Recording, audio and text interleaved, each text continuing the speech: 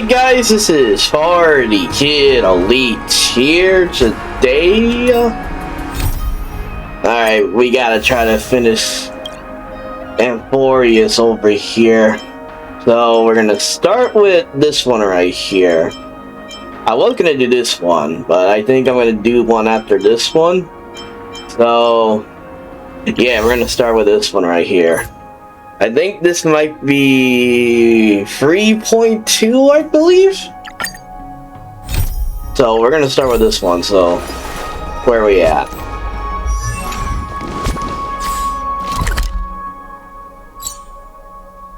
Wait, we're gonna go over here.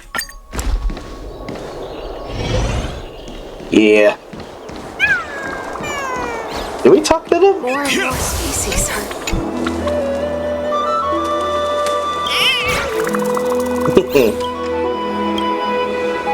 So that might be a story of a different one.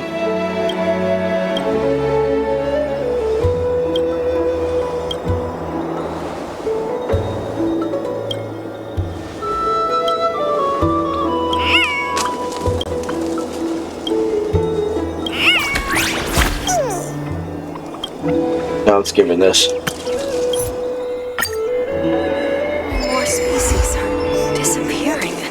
Maybe, but we gotta start this one right here. Yeah. Trebios's memory has unveiled the very first prophecy. All shall bid farewell to one, and that person alone will witness the miracle. Such if I take on Oronyx's trial, will the prophecy come to pass for me as well? Regardless, I must give Aglaea an answer. Alright, let's go talk to her then. Some time ago.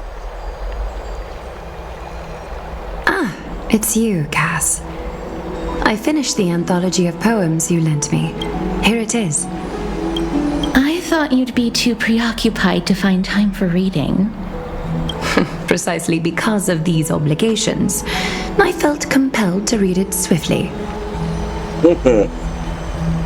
I just realized this is going to be a long time to even play Amphoreus. Yeah, it's going to be a long video, so we're going to try to finish this soon possible. Wouldn't all these preoccupations slow your pace? On the contrary. Knowing that time is limited can push one to overcome their limitations. The weight of these responsibilities seems to have enhanced my reading efficiency. I understand completely. During my time at the Grove, the closer exams drew, the more efficient I became at tackling everyday mundane tasks. Anything but my actual studies. Precisely. As I remember, you and Phainon were both disciples of the new sporists. I assume that Anaxa's exams were as unreasonable as the man himself, correct? The courses Professor Anaxa taught were Introduction to Alchemy and History of Mythology. And to be perfectly honest, those two courses were the students' greatest nightmares. Well, dang. That must have been a lot. The history of mythology, taught by the blasphemous great performer himself. I can imagine their fear. Wait, I need to do something real fast. Give me a second. Now that I think about it, students would often rush to the podium during class to challenge him on those blasphemous ideas. May I ask, Lady Aglaea, has your relationship with Professor Anaxa always been like this? He openly dismisses people's faith and questions the very justification of the Flame Chase journey. Our positions have been destined to be at odds. While you were studying there, I assume you must have heard of his nickname. Oh, what's his nickname? Droma Straight and Finery? What? That's a weird nickname. As I see it, this nickname is more of an insult to the Dromas. Insult.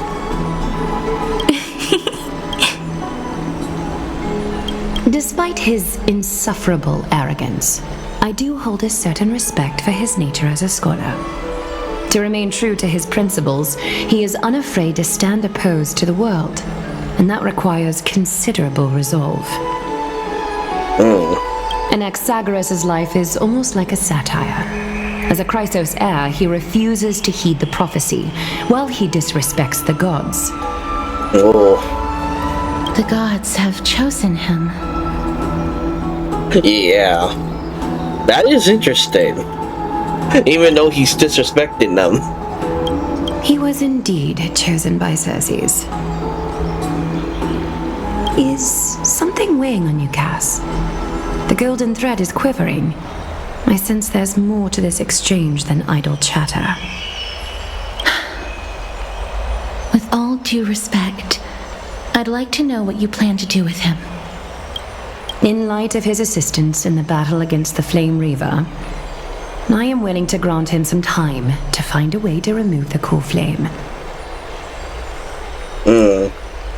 However, if Anaxa decides to make any move that places us in danger, I will not hesitate to take extreme measures. Just as I feared. The Flame Chase journey is the destined path for the Chrysos heirs. Yet he now seems more like an empty shell. Given his strong sense of self-respect, I trust that Anaxagoras will make the right decision. Still, I can't help but hope for another possibility. What do you mean? Perhaps Anaxa will also overcome his limitations, now that he knows time is limited. I understand your stance. Let's continue this discussion another time. But now, let's greet our guest. Ooh. We got guests. Here. Oh, it's us. Does this mean you're ready to take on Oronyx's trial? Oh yeah. Yep, we are ready. It seems that this sacred beast is just as indispensable, given their intricate ties to the Titan. Memmy mem, memmy mem mem mem mem, memmy mem memmy mem. Surrendering the Coreflame is a Chrysos heir's duty. Your selfless assistance is deeply appreciated. No problem. However, I urge you to carefully consider the risks of accepting the trial. Becoming a demigod means forsaking your humanity. You will inherit Oronyx's divinity and bear the time of Amphoreus, all on your own. From that point onward, your fate will be forever intertwined with ours, never to be separated again, until the end of Genesis. Are you trying to talk me out of this, or is there a plan B? Oh, I want to say this. It's exceedingly rare to find a capable Chrysos heir. If this path proves unattainable, I am willing to lower my expectations. There are still many priests of Yanissopolis and their descendants in the city. If I'm left with no other option, I'll try to find someone worthy among them. Alright. Well, I don't want to say that.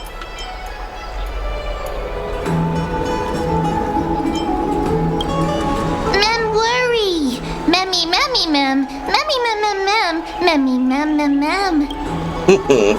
Mem memmy mem, mem memmy mem mem mem hero. Yeah. I keep pressing the wrong buttons here. Memmy mem mem, mem mem mem mem mem mem, memmy mem mem mem mem mem, mem mem memmy mem mem. Mem memmy mem mem mem mem mem mem, mem mem mem, memmy mem mem mem mem. It looks like you know that Titan rather well. Memmy mem mem, memmy mem mem mem, memmy mem mem mem mem, mem memmy mem mem mem, memmy mem mem mem. In your head. Memories that exist outside of your own experiences. I can't explain why, but I can vouch for Mem's words. When I was in the abyss, I heard the Titan's groans, full of pain and grievances, yet without any ill will. Since you've damn. made your decision, go back to the bath chamber and get some rest. Trianne will call for you when the ceremony is ready. It is difficult for me, as the guide, to absolve myself from blame for things to have progressed to this point. Time and again, you have risen to the occasion for Akima. Merely rewarding you with some honeydew is no longer able to express the extent of our gratitude. When the dust settles, I hope that we'll have the chance to have a long chat regarding your return journey and the curse of the sky. It's about time that we lift the taboo and discuss things openly. Alright. Before leaving, I should go and say hi to Castorice. Oh yeah, since he's right there. Wait, hold on. Alright, I'm gonna continue the story. Miss, may everything go well for you and Mem. Oh, it will. It's nothing. I only came to discuss some matters with Lady Aglaea. Yeah, skip that. Previously, I lent her an anthology of poems that Lady Trianne had gifted to me. Tracing back, this anthology was something left for Lady Trianne by a bard before their passing. Although personal properties should be cleared out once their owner has passed on, Lady Trianne gave this book to me since she knew how much I like to read. Can you tell me more about this book? It just contains an allegory.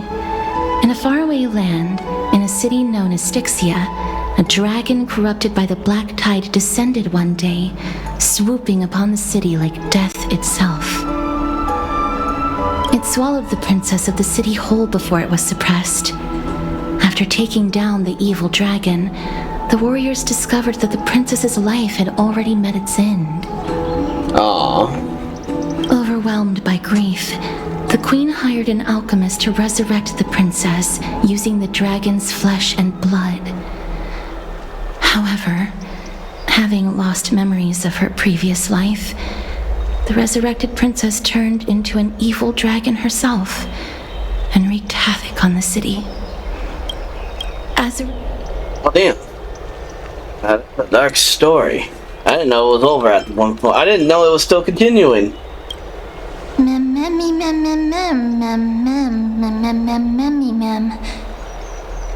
The author of this book is Archepia, a wandering bard who traveled to many cities.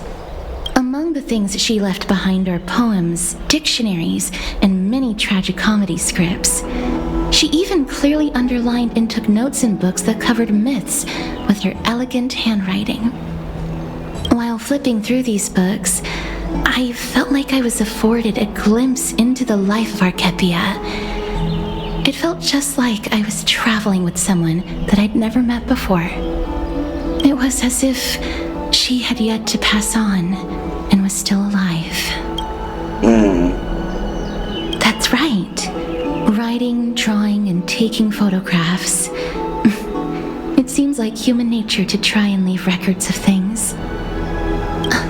Speaking of taking photographs, when I was helping you to take the photo previously, I did not look through the photos in your photo stone out of courtesy. But I'm also very curious about the story of the rosy celestial maiden. Despite having visited many cities in Amphoreus, I still understand nothing about the world beyond the sky. If there is an opportunity... Forget it. Let's talk about this in the future. For now, I only hope that you'll be able to complete the trial safely and obtain Oronyx's blessing. I don't think there's anything else to do here.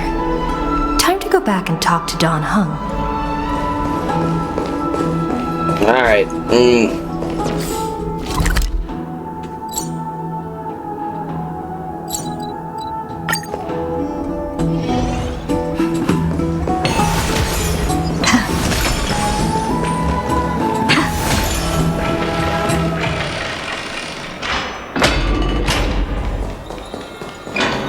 Oh, Phantom's here. Citizens Assembly? That's right. Oh, partner, you're back just in time. This is something that the both of you should probably know. What is it? News? I wouldn't call it that. Do you remember the Council of Elders that was on our heels previously? It seems like they've made their move. Some background information for you. The Council of Elders is an authoritative body in Amphoreus, made up of different city representatives. They hold legislative power over the Holy City, and are in charge of presiding over the Citizens' Assembly held once every few years. This is the most important social event of Akima. It is highly influential, and can even affect what happens to the Flame Chase journey. Yeah. I'll say this one. Whoa. Maybe this one. Despite her vision and wisdom that spans across thousands of years, even she cannot win over the hearts of everyone. Perhaps you should retake some exams next time we visit Paperfold University. Oh, I don't want to go there again. I mean, it wasn't fun.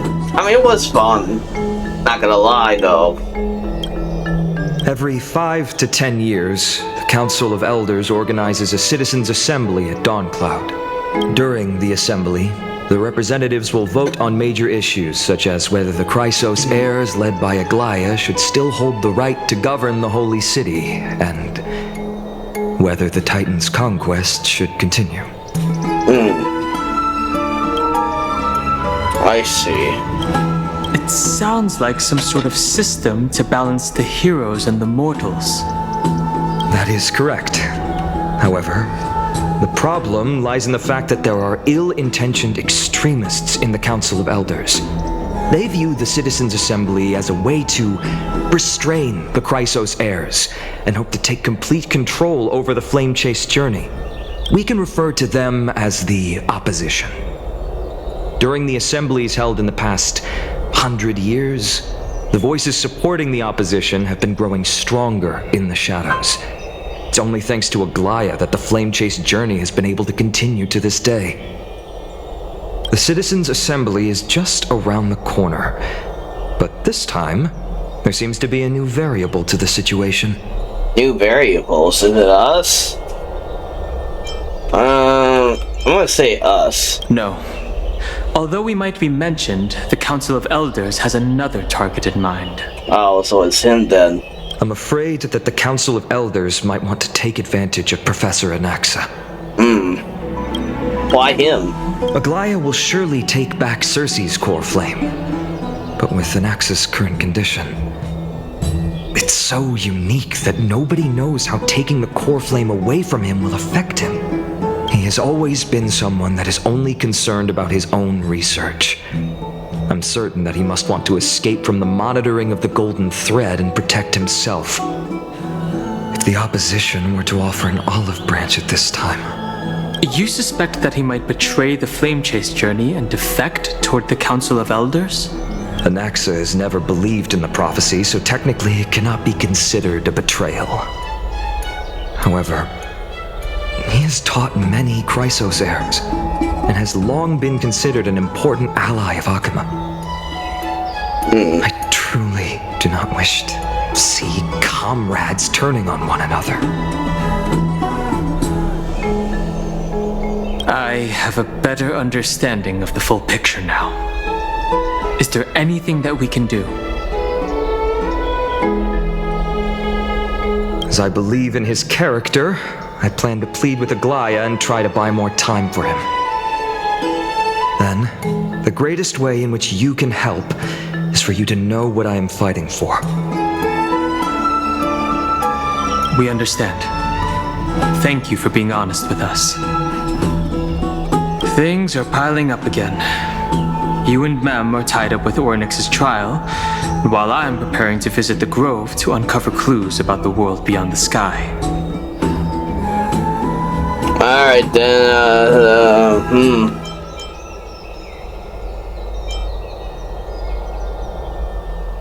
Yeah, I'll play this one. Allow me to apologize for the fact that we always seem to be troubling you.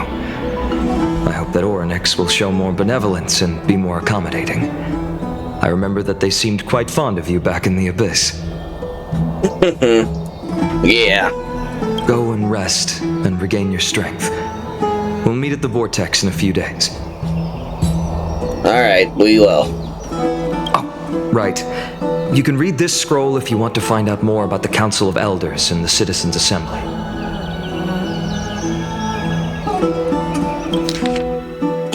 We gotta read this shit.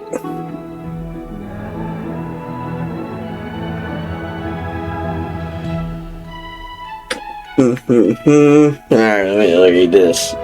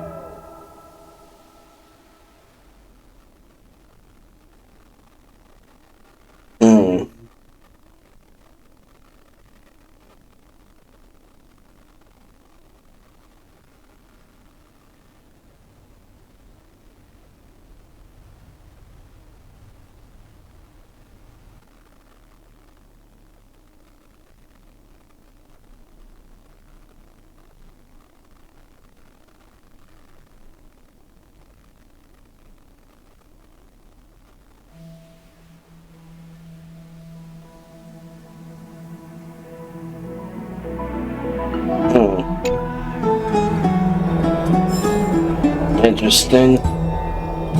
But I'm gonna rest.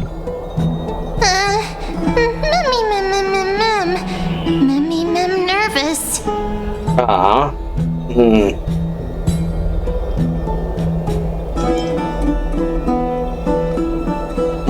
I'll say this one. Let's just hope that everything goes well. After all, as someone who has earned the gaze of an Eon, you should be able to overcome the trial of a regional god just fine. We've also unknowingly gotten used to sleeping with the midday sun shining brightly above our heads. Get some rest. Perhaps a new phase of our trailblazing expedition in Amphoreus is about to begin. Alright, let's get some rest. Yeah. I'm ready. Oh. Esteemed one, Oronyx's vacant totem awaits. If you have already made your preparations to become a pillar of Amphoreus, please, step forward. Alright. Alright, let me talk to you guys. Dang it. Miss, I'm sorry. I'm not sure what I should say to help calm your nerves. Right. Perhaps something like, as long as you can successfully complete this trial, the rest of the flame chase journey will be smooth sailing? No, that sounds a little strange. Don't worry, it won't take up too much of your time. Don't worry, you'll definitely make it back alive? Oh, she's trying though. Sorry, it seems like I've made the mood even heavier. In any case, may everything go your way. Alright. Accepting a Titan's trial is a very peculiar experience. I'm afraid that I'm not able to accurately describe it. You can only go and experience it for yourself. I believe that you'll be able to pull it off. Alright. I can still vividly recall when you entered the vortex of Genesis for the first time. At that time, I could never have imagined that a guest from beyond the sky would shoulder the fate of Amphoreus. Don't feel burdened. Just like during the trial of strife, Trianne and Phainon will be waiting for you outside. If something unforeseen were to occur, they will intervene in the trial and rescue you. May Kefali bless you. Little Grey and Mem, thank you. Your resolves cannot be questioned. We praise your pure selflessness and courage.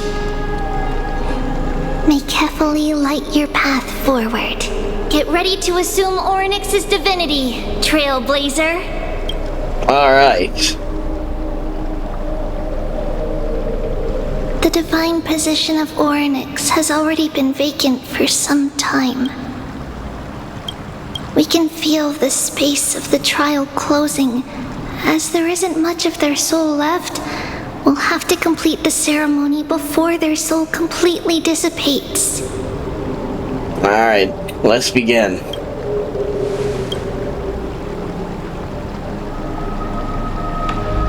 The 8th Coreflame coveted by the miracle that once belonged to the great Veil of Evernight, Oronyx. It shall now be returned by the 2 elected heroes of the Chrysosairs. A traveler who is upright and courageous, and a sacred beast that invokes miracles. Ooh, mem.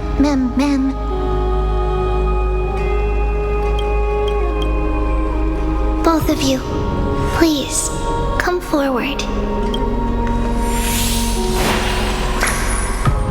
Recite along with us. O Majesty of the 12 Titans, Pillars of the world, we seek your divinity to mend the rifts of the world. Fill our bodies with blood of gold, till we wither in willing service to the prophecy. I don't think I have gold blood. These are just words meant to make the prayer seem more solemn. Please, focus. Okay. Just making sure. And surrender the core flame.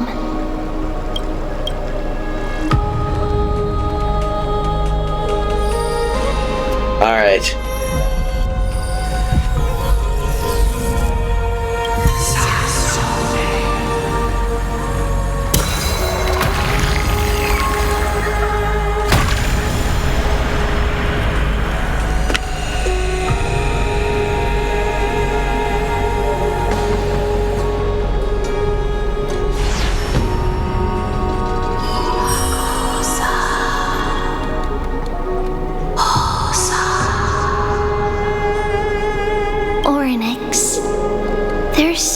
Has been waiting for a long time.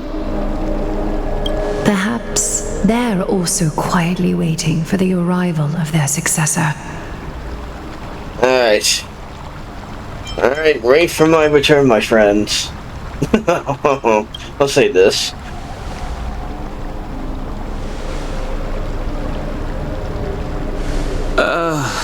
That doesn't seem appropriate for the current mood.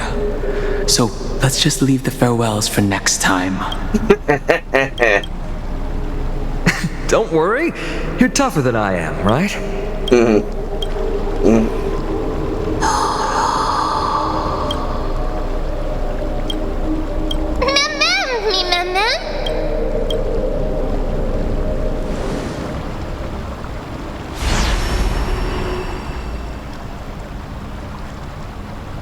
Traveler from beyond the sky, let us pray that the Titan acknowledges your worthiness.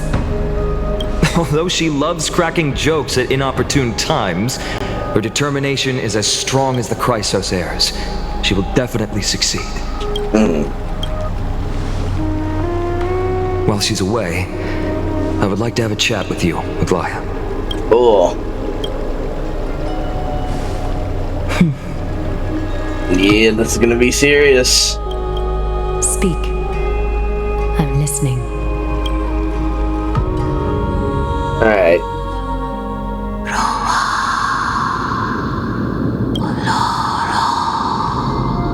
Slap, slap. Wake up.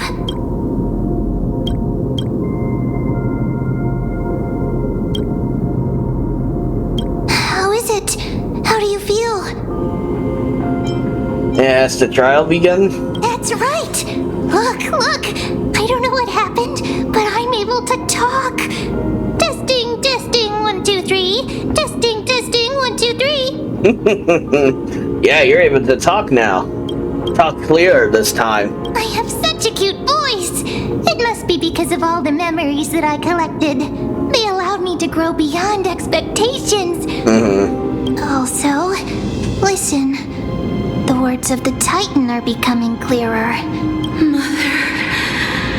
Mother, it hurts. Have I finally reached the end? Are the years of isolation coming to an end? Oronyx. Oh, how heartbreaking.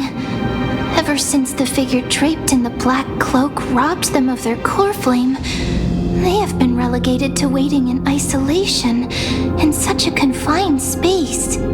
We are going to help alleviate their pain, right? We will. Memories broken. Mother, where? Mother? Who are they calling out for? Well, we just have to find out.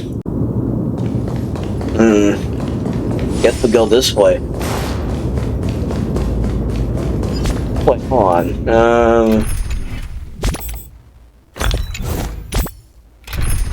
Oh, damn.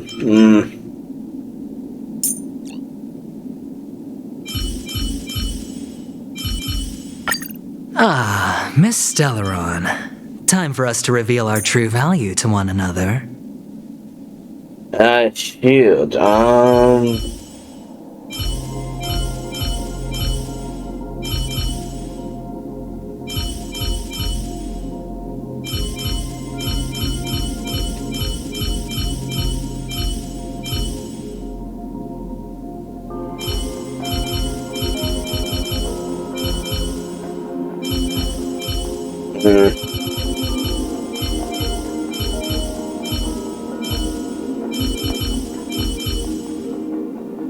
Alright, we'll just keep them.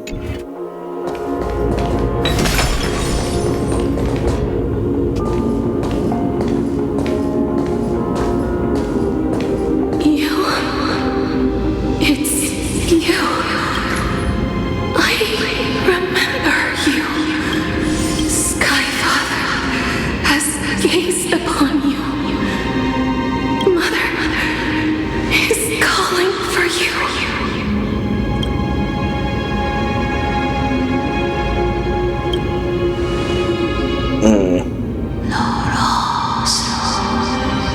Well, now I went back to that.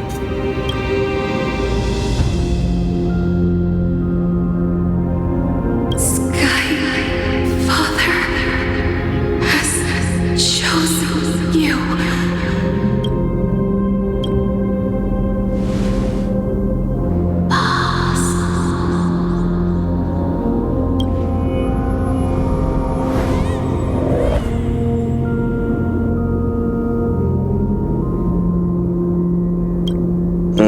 Mother is no longer responding.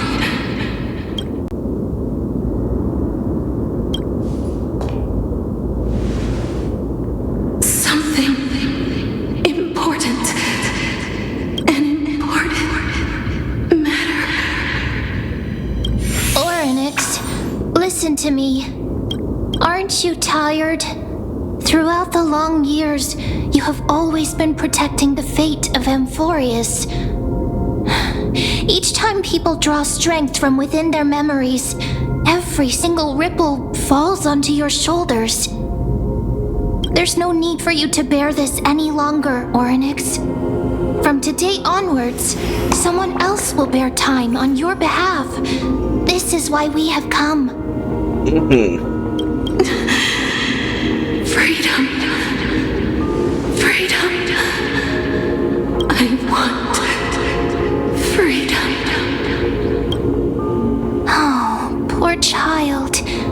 Everything will be fine. Let us help you. You can have a good rest now.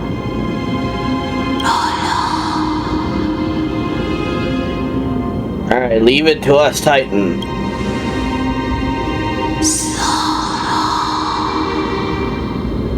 You have potential, strength, willpower, powerful, and tenacious. But you lack something. Lack what? Just one thing.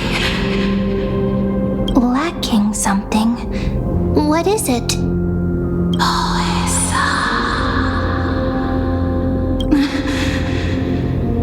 What you lack is a future. What?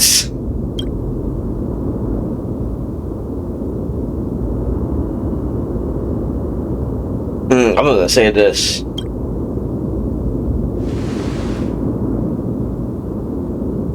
Future? Traveler from the sky. You should have dissipated already. The gaze from the Sky Father stabilized your form. Because from the moment you crossed the sky, your life was cast away. Right now, you are simply a collection of walking memories. What? What? How is that possible? Yeah. Oh, damn. Come on!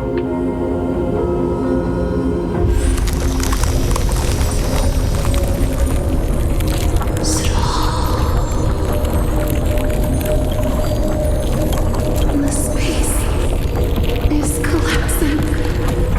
Someone must inherit the authority of time.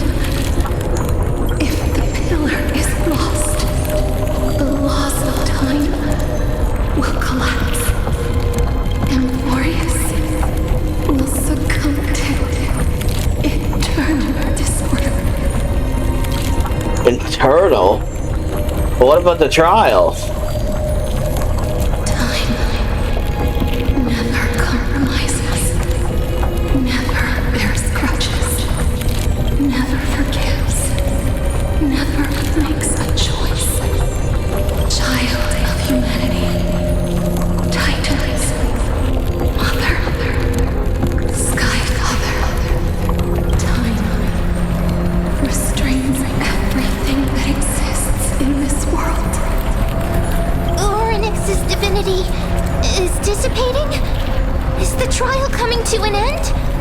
Pathstrider of remembrance, my strength, I shall entrust it to you. The fate of the world, if you wish to, save it. Go and find your future that has been stolen, even if that means you'll have to cheat death. I gotta cheat death. You'll have to challenge that. Hand of shadow, clasped with unyielding fingers.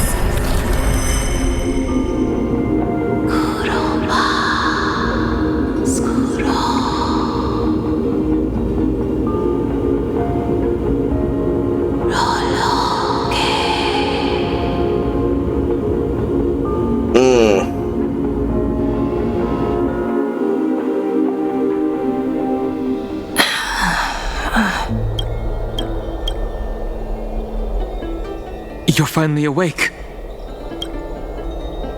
We're back already. I'll keep it simple. You succeeded. Oronyx has entrusted you with their divinity. Now you're no different from a demigod of Amphoreus. However, Mem has told me about what happened during the trial. They're still explaining things to the others and told me to bring you back to your room to rest first. Well, damn. There's something that I've never told you. When we landed on Amphoreus, our car was pierced by Nicodor's lance. Do you remember? Back in the ruins of the Abyss, this is what I said. You passed out when our car got hit. I blacked out too, but not before dragging you out. It's a good thing we were in the car, or we would have been crushed to pieces. Actually, my account kind of made light of the situation. What actually happened was much more complicated. You were severely injured back then, with several wounds still bleeding profusely. I struggled to carry you out and used the last of my strength to stem the bleeding. But then, I was also hit by a falling rock and lost consciousness. The last time I checked, you still weren't breathing. But when I regained consciousness, I saw that you were alive and full of energy. So, I never brought this up again. Oh. I'm not sure whether the gaze of Fuli has anything to do with this matter. But according to the Titan, you are living in the form of a memory right now. Just like those objects of the past and the miracles of Oronyx. Perhaps Mem is the anchor rope that ties you to the present. I had assumed they couldn't stray too far from you, but the truth might be the exact opposite. What should I do next? It's not time for us to despair yet. There must be a way to save you. Oronyx mentioned finding your stolen future and cheating death. Considering Mydei's indestructible body, it seems to suggest that there is some kind of miraculous power in Amphoreus that can even reverse death. The key seems to lie with the Hand of Shadow, whose whereabouts are unknown. Hey, are you all right? I heard you two talking about Thanatos. Cass is also very concerned about the warning. She has left the vortex and returned to the garden. Shall we go and look for her? Thanatos is the Titan that Cass has always been looking for. Regardless of whether there are any clues, there's probably no one else that understands death better than her. Let's do that then. Alright, let's go after her. Right. There's something that I have to tell you. The Chrysosairs already know everything that has happened to you. I was too worried, so I told them everything. Please don't hate me, okay? I'm not gonna hate you. Let's do that then.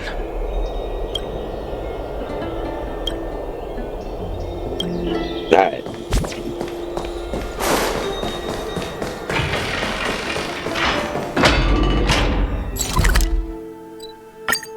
Alright.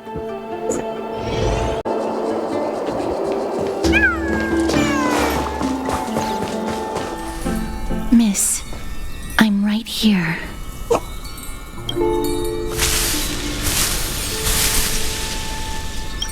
Please stay there and slowly turn around.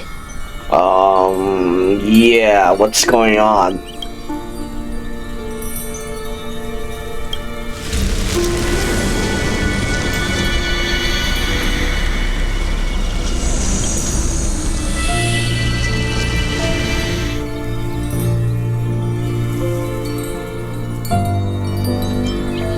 Yeah.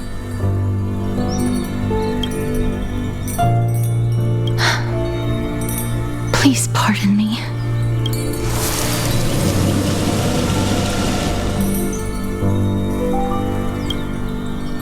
Oh, what's this?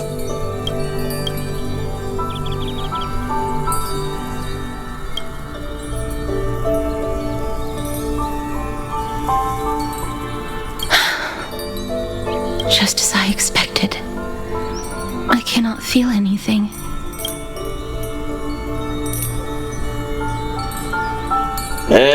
Am I really dead? Back at the Grove, I was puzzled as to why you were not affected by my curse. I thought that it might have been the special ability of a traveler from beyond the sky. Never did I expect that this would be the true reason. I'm sorry. I should have noticed that something was amiss earlier. Miss, if my abrupt behavior just now offended you, I hope that you can forgive me.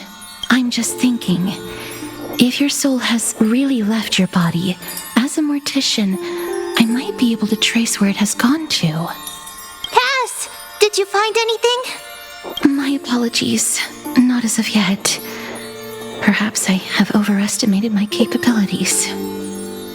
But, Miss, would you be willing to let me try again? This time, I'll increase the area of contact slightly. Perhaps the result might be different this time. I have never touched the living in this way before. If my actions are in any way disrespectful, I hope that you can forgive me.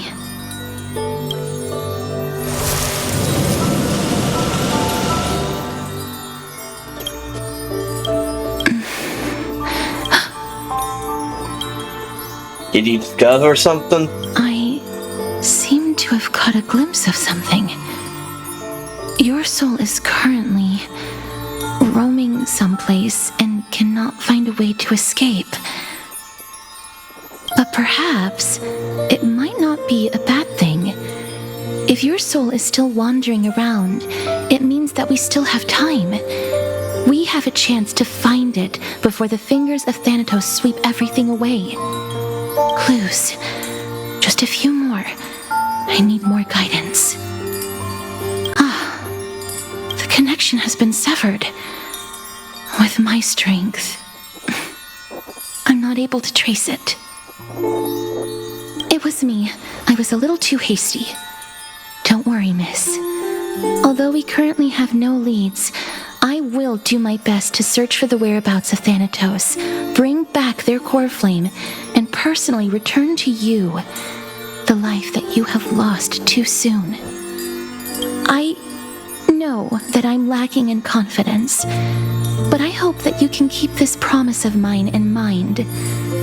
Before I manage to deliver on this promise, please do your best to hang on. Well, Amphoreus needs you. I'll do my best. Lady Aglaea and Lord Phainon are currently discussing some matters in the paths. They're worried about you too. If possible, please go there and let them know that you're well. Although, I don't actually know whether your current situation can be described as well. Alright. Also, please accept this Styxian fable. Reading can help one to focus and relax. I hope that reading this can help tide you through this difficult period.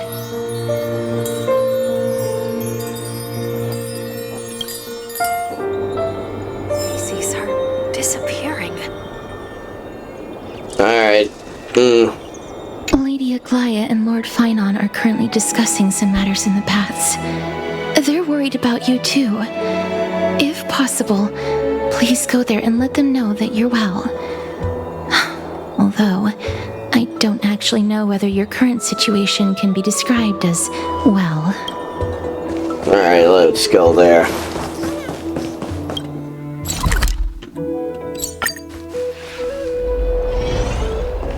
Alright, there they are. They're here. Partner! Hyacine said you definitely wake up. How do you feel?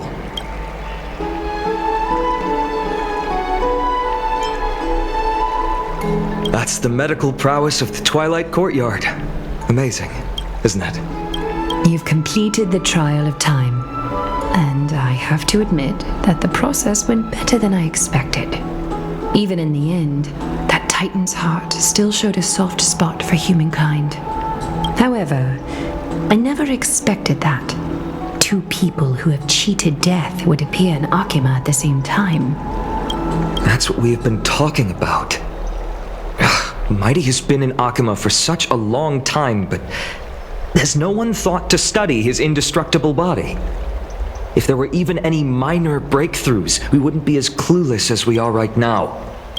Many have had this idea, but so far, there have been no results. If it were successful, Thanatos wouldn't have disappeared without a trace. Nevertheless, now is not the time for us to give up. At the very least, we can still see a glimmer of hope. Cipher. If anyone in this world knows the whereabouts of death, it would be her. Oh, you're gonna meet her? I'll try and get her to return to Akima, but do be prepared for a less than ideal outcome. Please understand that throughout the history of Amphoreus, no one has ever managed to escape the clutches of death. At the end of time, Thanatos silently awaits all. Alright, thank you for the help. It is my duty. We too require you to bear the divine position of time. But before that, just... What's wrong, Aglaea? Omens always come in pairs. A tiny air current will eventually brew into a storm that tears the sky apart. It's Anaxagoras. He has initiated contact with the Council of Elders. Really? In the end, it has still come down to this. I earnestly hope that your assessment of him is accurate, Phainon. Otherwise, the efforts of my teacher and I over the past millennium might be reduced to dust because of that great performer. Uh-oh, we're switching to him? Not long ago.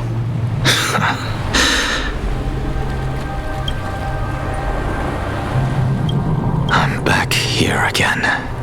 I remember this dream. This realm is covered in a silk-like fog, and the land is barren and harsh. Hey! Excuse me! What is this place? Where in Amphoreus are we?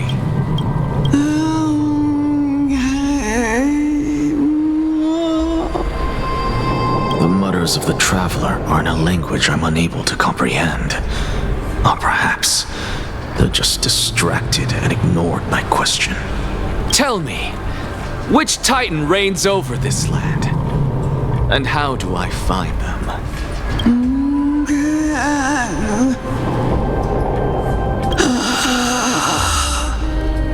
Hand of Shadow.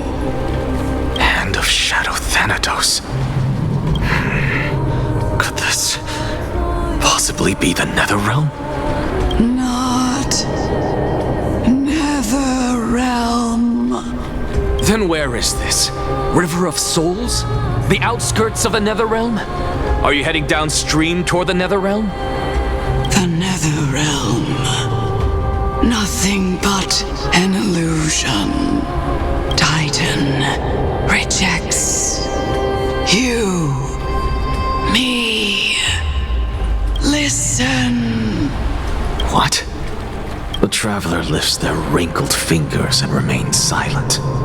I look in the direction they are pointing and listen closely. There. A massive shadow brought the sound of rushing tides. The sound of tides. I can hear it. I hear it deep within the tides.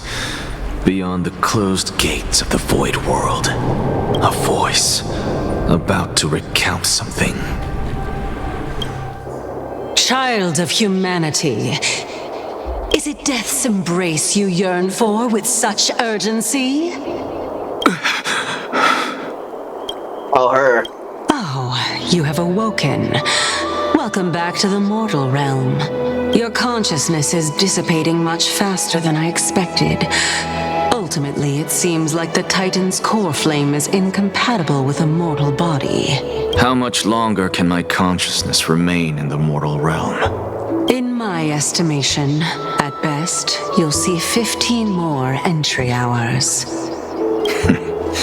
15 days and nights. What is it? Are you finally starting to become attached to the mortal world now? On the contrary, 15 days feels a little too long for solving a singular problem. Stop giggling. It's time for us to go. The messenger from the Council of Elders is almost here. Let me ask you one more question. Are you really planning to betray Aglaea's will? What betrayal is there to speak of when I was never loyal to her to begin with? What about that white-haired student of yours? Acting so recklessly, do you not care about what might happen to him?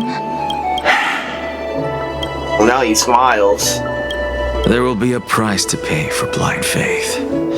This is also a lesson for Phainon.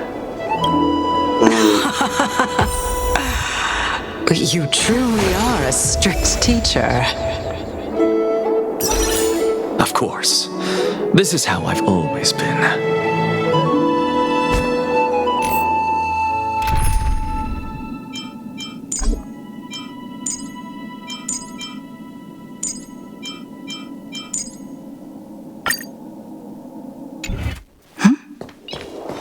Alright, there.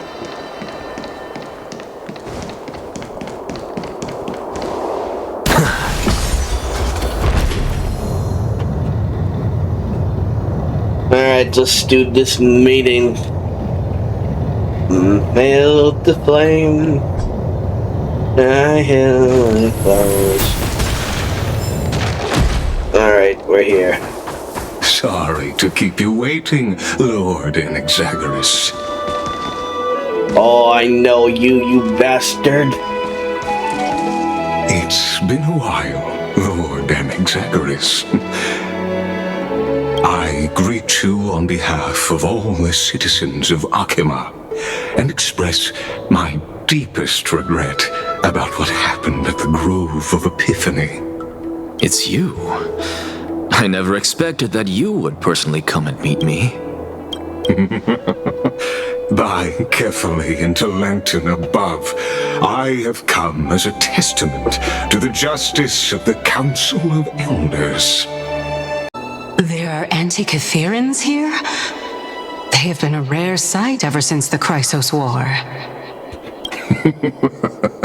I extend to you my utmost respect, revered Titan. I am Lycurgus, though you may call me Lygus, holding an honorary position within the Council of Elders in Akima, and as the Theoros, I stand to protect the right of all upright citizens to express themselves freely. You can see them too? You know about us. We anti-Catherians perceive the world through the amplitude and frequency of souls. Just as I am conscious that Lady Aglaea is secretly listening in on our private meeting from afar, if necessary, Lord Anaxagoras, I can sever the golden thread to protect your fundamental rights. The demigod should know better, for such is her station. Spare those poor threats, and just let her listen to my words. They shall serve only to unveil her own folly. May I interpret this as you having a countermeasure? I need not any plan, because she can do nothing other than petty espionage. As the Citizens' Assembly approaches, and with Oronyx's fall, any attempt to capture the Coreflame within me will only usher chaos and calamity. A truth she undoubtedly comprehends. While I, Anaxagoras, serving as the Grove's special envoy to Akima's Citizens' Assembly, have long known the extent of your abilities. Let's forego the formality of asserting authority, Lord Lygus. Lead the way. Very well. Surely Lady Kindness would appreciate such assertiveness in an ally. She's been waiting. Follow me, please. Okay.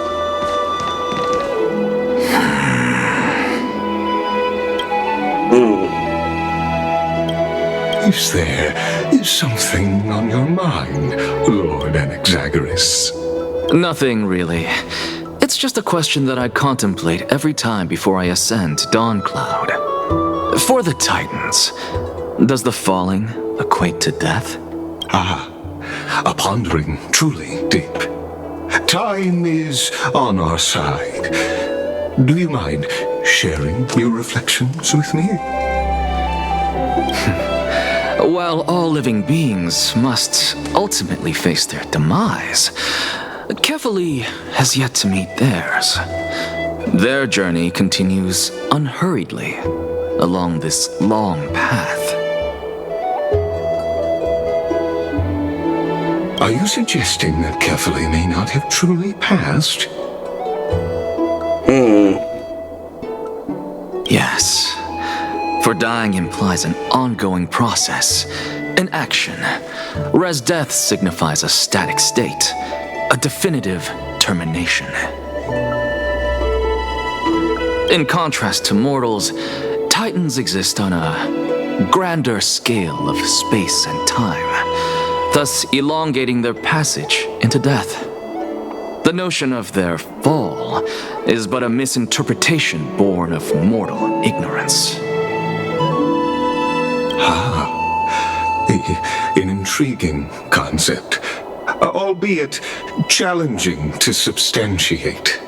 After all, Kefali has maintained a profound silence ever since the era Arasa, while scholars and priests alike have conveyed the message of the gods' imminent fall. Perhaps the gods in their arrogance deemed it beneath them to reveal their perspectives to mortals. Could you elaborate on your statement? Circes, the kin of the Sky Father as recounted in myths, now resides within my brain. Were I to inquire, Kefali would have no cause to refuse. Oh. That very well could be true. But what if the world-bearing Titan still chooses to remain silent?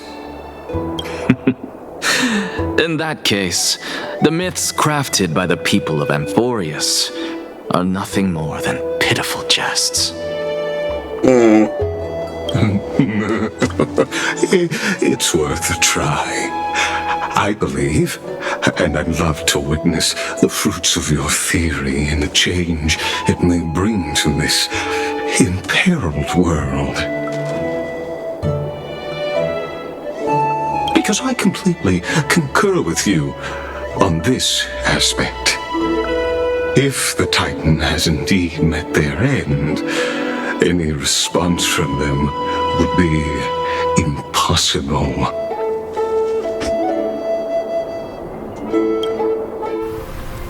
Ooh, a cutscene.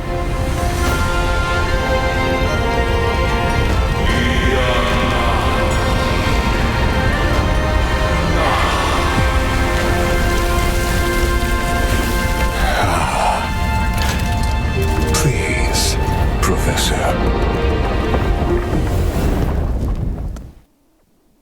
Oh, dang. Getting deep. The children of humanity have indeed created a spectacle. Welcome to Dawn Cloud. The atmosphere here carries a greater sense of solemnity than the mundane clamor of the Marmorial Palace, with entry permitted only to the invited. Only esteemed beings grace this place, and among them I've received priests, scholars, warriors, and now we even have the honor to be in the presence of a Titan. Oh, what a joyous occasion. Once deemed a blasphemer, now a surrogate for revered divinity. The honor should rightfully be mine, shouldn't it? I'll notify Kindness and the others of your arrival. Kindly wait for a moment. A soldier will be here to guide you shortly.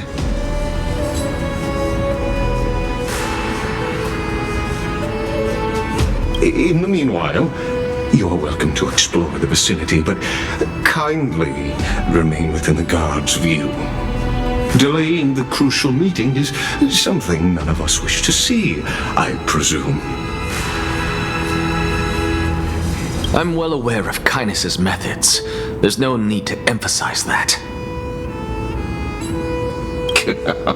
As you wish. Your cooperation is much appreciated.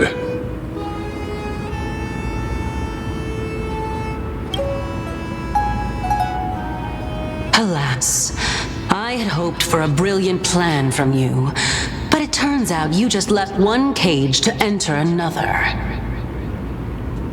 Save your concerns. I know very well what I'm doing. I shall depart to explore the surroundings then. Now that I look around, I wonder if there are any murals bearing my portrait around here. I'm quite intrigued to see how the children of humanity beyond the grove perceive another Titan.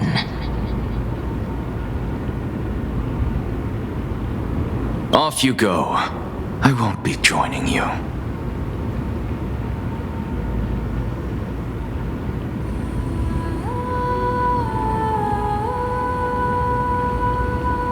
This Titan appears to be quite at ease. I should investigate the Council of Elders' recent activities first. Be aware, I can hear you perfectly well from here.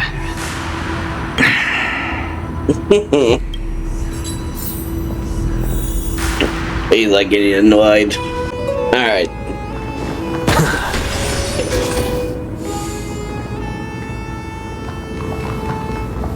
Where to go? Seems like there's two paths.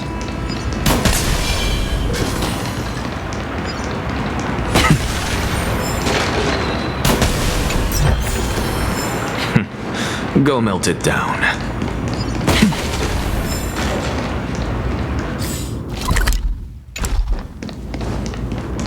Guess I'll go this way. Next I'll go right.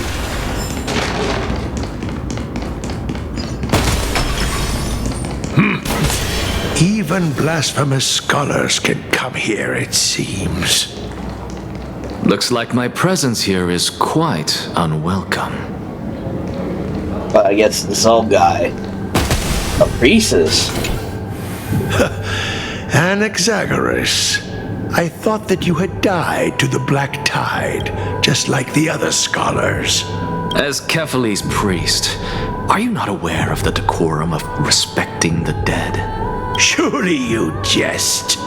You blasphemous heretics are not worthy of respect from the Supreme Being. Let me remind you that you're currently in Dawn Cloud, so you'd better keep your deranged language to yourself. I am no longer that altar servant from years ago, who could only acquiesce to the commands of others. Now, I have plenty of ways to deal with people like you. Man, that sounds like a threat. I'm not sure whether I should laugh or cry right now. I can't believe that a follower such as you could have been made by a creation titan. As I see it, a dead Titan can't provide you with this level of confidence, right? Then who is it exactly? Could it be kindness? You. Seeing how fond of you Elder Kindness is, I shall let that slide for now. Leave immediately, and don't impede us from receiving the Supreme Being's blessings. Seeing as we were able to hear of this matter from the mouths of others, it seems that kindness is indeed quite sincere toward us. Perhaps this affair will proceed smoother than I had anticipated. Oh my, what a thrilling confrontation. As expected of one of Kefali's followers. Are you praising or insulting him? Praising him, of course. As a believer of the God of Deliverance, it is only natural that he detests evil. Didn't you hear me? I asked you to leave. Go as far away from here as possible. Don't mutter to yourself like some sort of madman and disturb my meditation. Okay.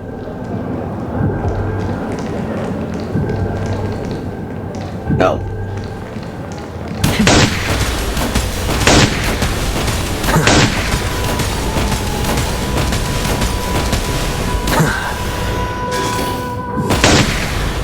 You're dead.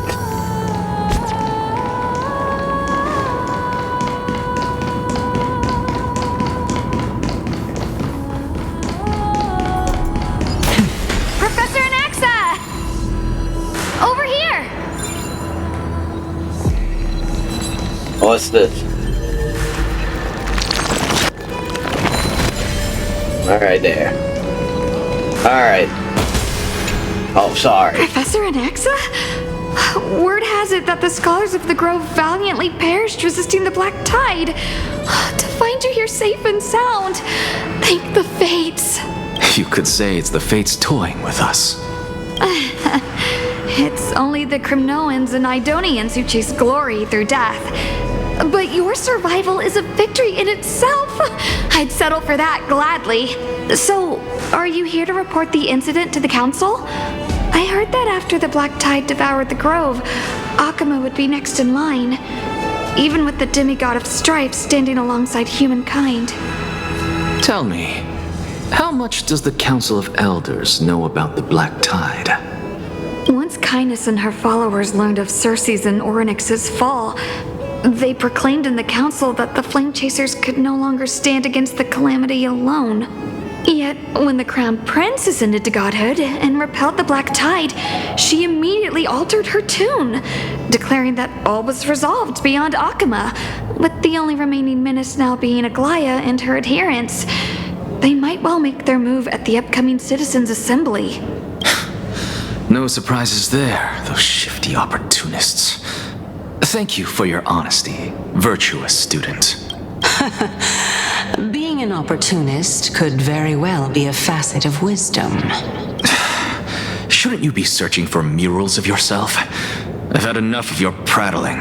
I was really curious to see how you would find the middle ground between both factions, so I came to listen in. But it seems as though this Kindness is much more ruthless than Aglaea.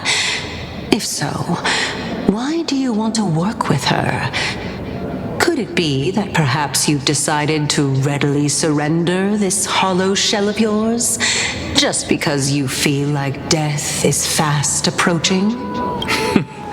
I'm afraid you'll be sorely disappointed if that's what you truly think. I've had enough of this. Could the 15th entry hour arrive any faster? Oh, he really wants to die fast.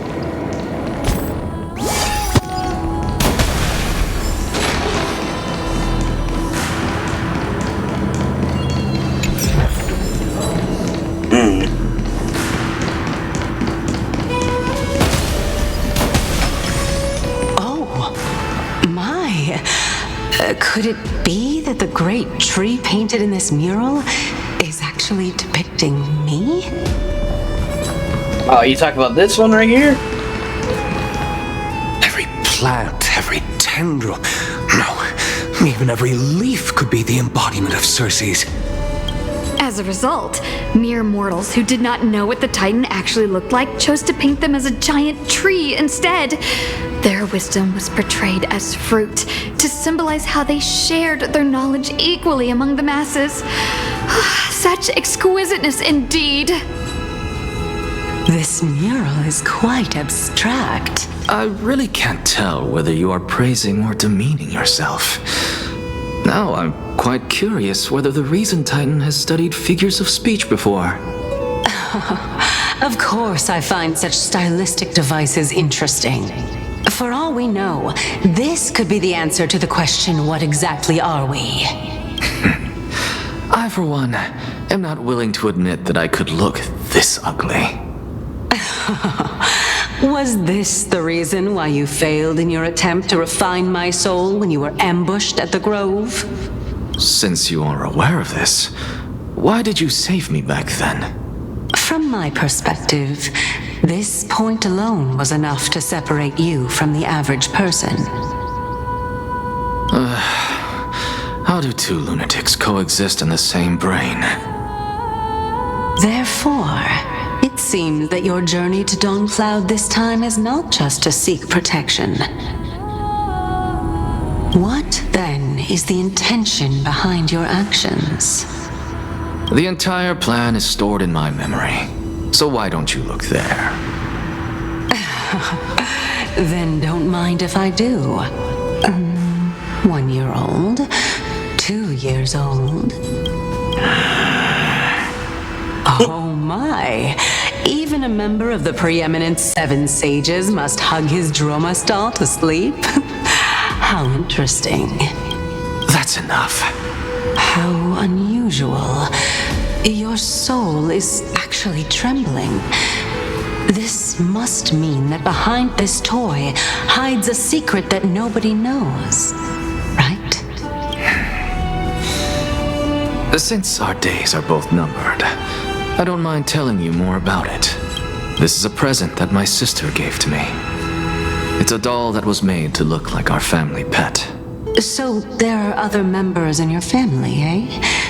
Are they also living in Akama? Don't you just love to pick through my brain? Go on, continue flipping through my memories. It won't take long. You'll discover the answer when you reach the memories of when I was 5. Oh, the black tide is everywhere. I can't bear to look.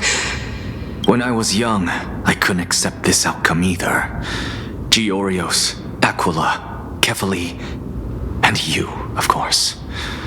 Although I prayed to every titan that I could think of for help, my efforts were ultimately futile. This...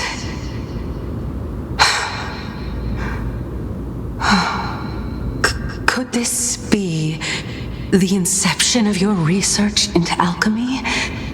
Indeed it was. Everything started from that verdant courtyard of yours. When I was pursuing my education there, I naturally also came to learn of Thalesis' theory as well. Oh, I remember that person. He was the one to come up with the concept of souls, right? Not only that, he also believed that life, as well as the composition, movement, and transformation of matter, all stem from souls themselves. This is why I thought that, since all living things stemmed from the same origin, why could I not sacrifice myself in order to resurrect my nearest and dearest? Anaxa, you... I did it, teacher! But this is absolute blasphemy. Regardless of how much freedom the Grove provides, such an act could cause you to be burned at the pyre. Your beloved, where is she now? Send her away from the Grove at once, to a place where nobody will ever be able to find her. Otherwise, the both of us will be judged by the Council of the 7 Sages. Calm down, teacher.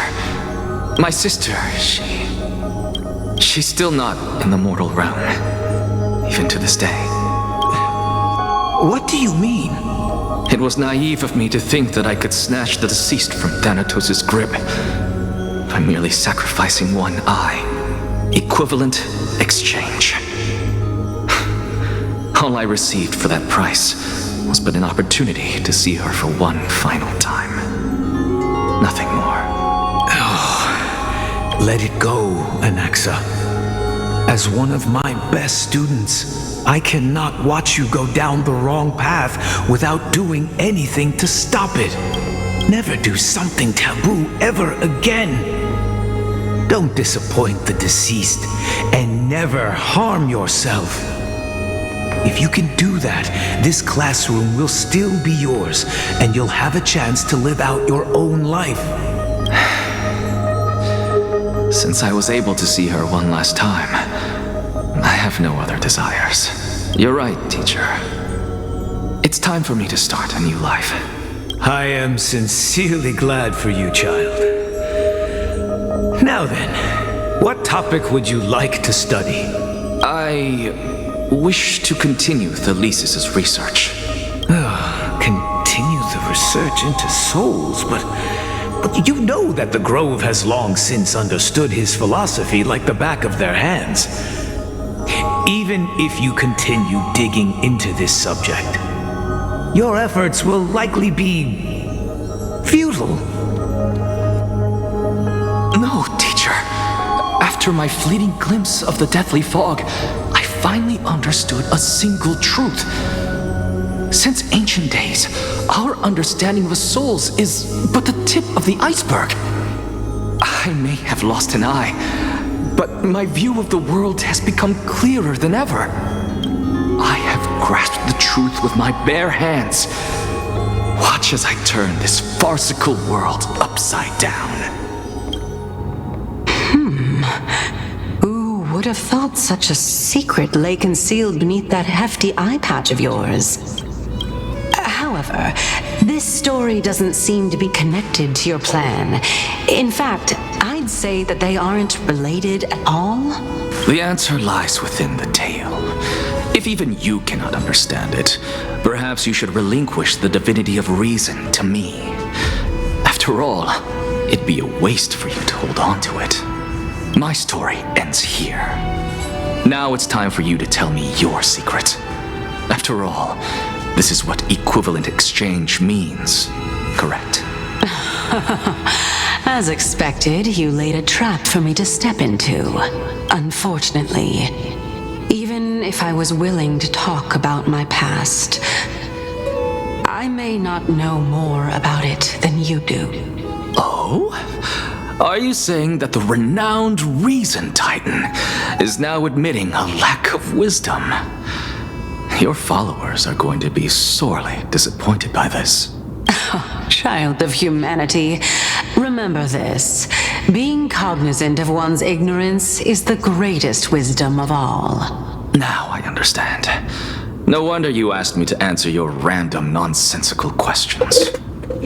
Not only that, you're the only one who can shed light on my query. As the saying goes, onlookers see most clearly. Is that so? Lord Anaxa. I saw you muttering to yourself and was wondering whether you were caught in a delirium of reflective thought. I'm sorry to interrupt you, but time is of the essence.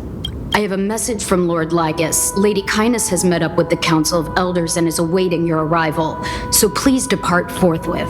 Oh no, it's that time. It's finally time. Carefully. The one who created the world, and the one who bears the world. If you truly have not met your end, how will you answer the challenges of those who defy you? I didn't expect you to agree to Lady Kindness's invitation. What a wonderful turn of events. To tell you the truth, there are many people who hold grudges against that Lady Goldweaver.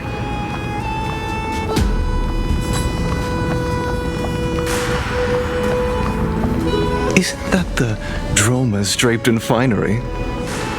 Avoid his gaze. I don't acquaint myself with blasphemers. Don't worry.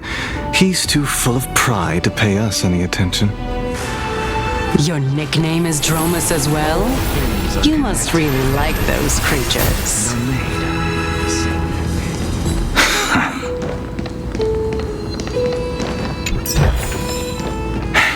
I suppose I can just ignore this.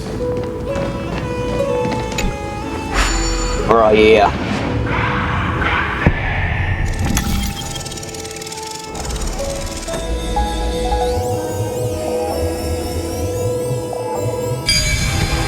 It's been a while since I did that.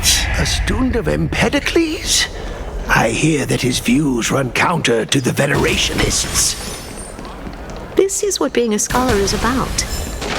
A collision of ideas only occurs when there are differences in beliefs, and it is such collisions that lead to progress. Yet Lord Lygus and Lady Kindness are just ahead. I didn't hear that part. I'll take my leave for now.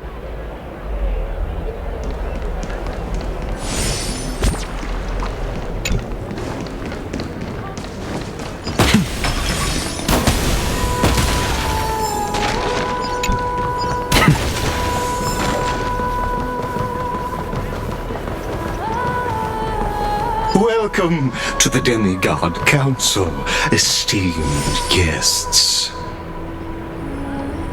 Yeah. Lord Anaxagoras, I've heard so much about you. Head of the Nusporists of the Grove of Epiphany, notorious blasphemer, a Chrysos heir who bears Circe's Coreflame, a survivor of the Grove calamity. Did I miss anything? Well, if so, please be so kind as to enlighten me. Since Lady Kindness is already well acquainted with me, I won't waste any effort introducing myself again. But then again, perhaps the customs are different here. Back in my hometown, there is a form of etiquette known as honoring guests. The host will welcome their guest with warm hospitality by treating them to fine wine and a cozy bed. And yet, ever since I arrived, I have not been welcomed with warm courtesy or ceremonial gifts. Instead, I am met with intense scrutiny. Even more absurd, the host has sharpened their blade and instructed their servants to lie in wait in the shadows. Oh, they've been watching you. Perhaps you intend to cut open my heart, retrieve the Coreflame, and then hold a grand feast for all of the guests. Everyone, stand down. Thank you for understanding. I am but a feeble scholar who is not used to the stench of avarice and blood. No need to be humble, my lord. From my perspective, your courage and gumption are worthy of the reputation of the Seven Sages. Your bravery is more than adequate to accomplish our perilous endeavor. So, you wish to start a war?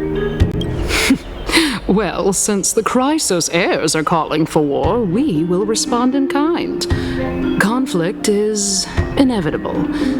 Since Aglaea endeavors to suppress the virtuous commoners with blood of gold, we will not hesitate to display the rights and mettle the citizens of Akama are so entitled to. As to your question of whether peace is still a viable option, well, to that I can only say this. Everything hinges on the next citizens' assembly and whether they have a sudden epiphany amid the clamor of the masses. And since you, as a Chrysos heir, accepted our invitation, you have indeed given us a glimmer of hope. What brazen arrogance.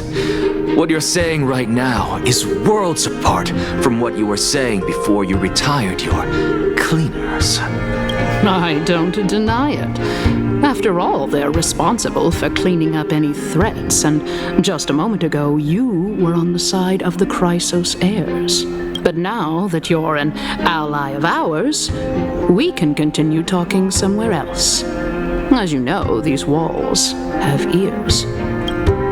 I was fortunate enough to have the opportunity to discuss a treatise about the Venerationists with your teacher, Empedocles. Yet, it seems you subscribe to the Nusporists instead, Lord Anaxa. I've heard that this school of thought is one with many detractors.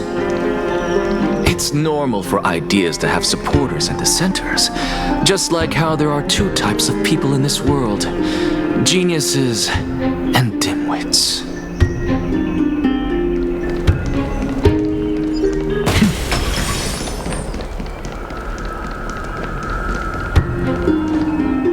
Welcome back to the hub of the Demigod Council, Lord Anaxagoras.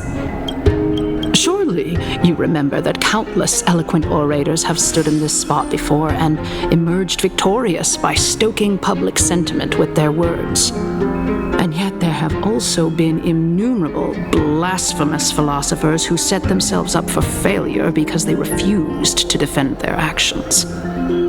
This tiny stage is the most profound embodiment of Akama in centuries. In 15 days, this site shall also become the most important, as well as the final turning point in Akama's history.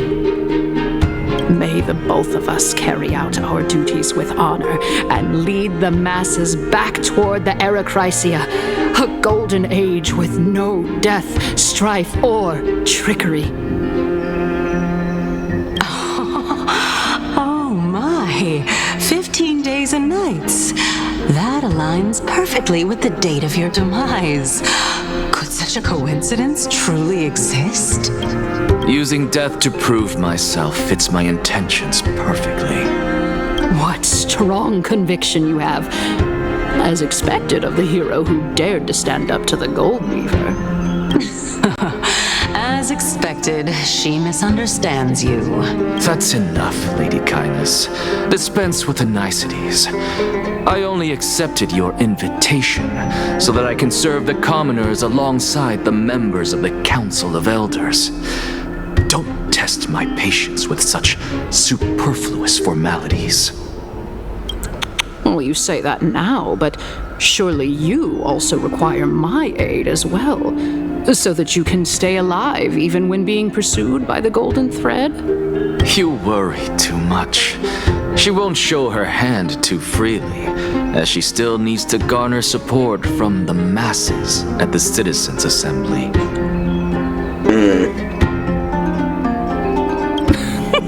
Even someone like me can tell that only a sliver of her humanity remains. Surely you're not asserting that she will definitely act in a rational manner. As you're no doubt aware, Aglaea covets the Coreflame that I possess, which makes it the bargaining chip that allows me and the rest of you to negotiate with her. However, in return, I'll need the Council of Elders to support me as much as possible. Naturally, this includes the guards as well. You're well aware how valuable Circe's Coreflame will be in the Erechrysia that you are desperately pursuing. Talk is cheap, so you'd better act prudently as well. I understand. After all, this battle of wits is just a means for each party to acquire what they need. As long as your request is reasonable, the Council of Elders never shortchanges its allies. Let us decide how much we can secure for ourselves and how much we're willing to sacrifice, like true philosophers. Alright, let's begin.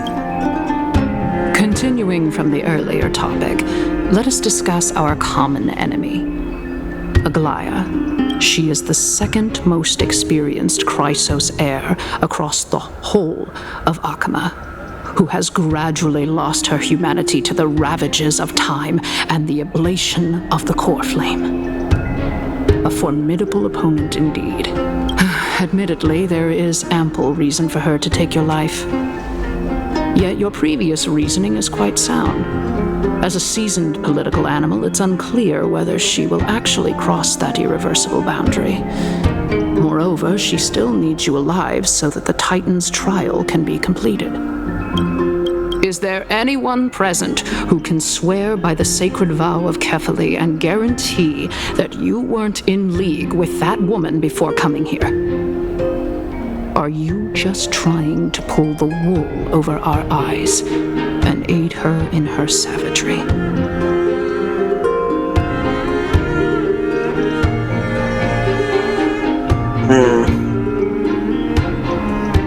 I believe you're aware of Castorice the Executioner. Long before I returned to Akama, Aglaea had already dispatched her to monitor me. If I weren't able to reach this place in time, I would have been forced to meet Thanatos first.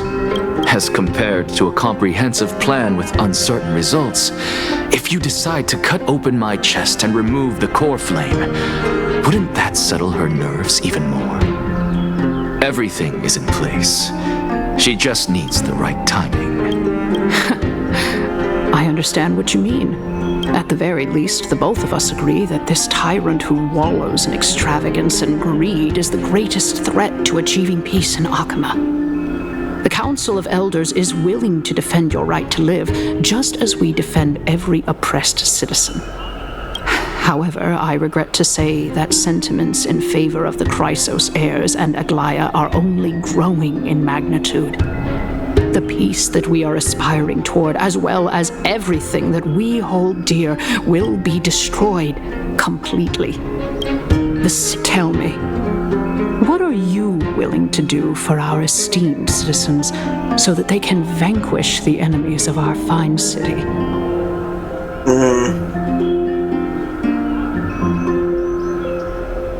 Although the circumstances are rather unfortunate from an objective point of view, it is an undeniable fact that ever since the Grove was attacked, I have become the de facto leader of the Grove.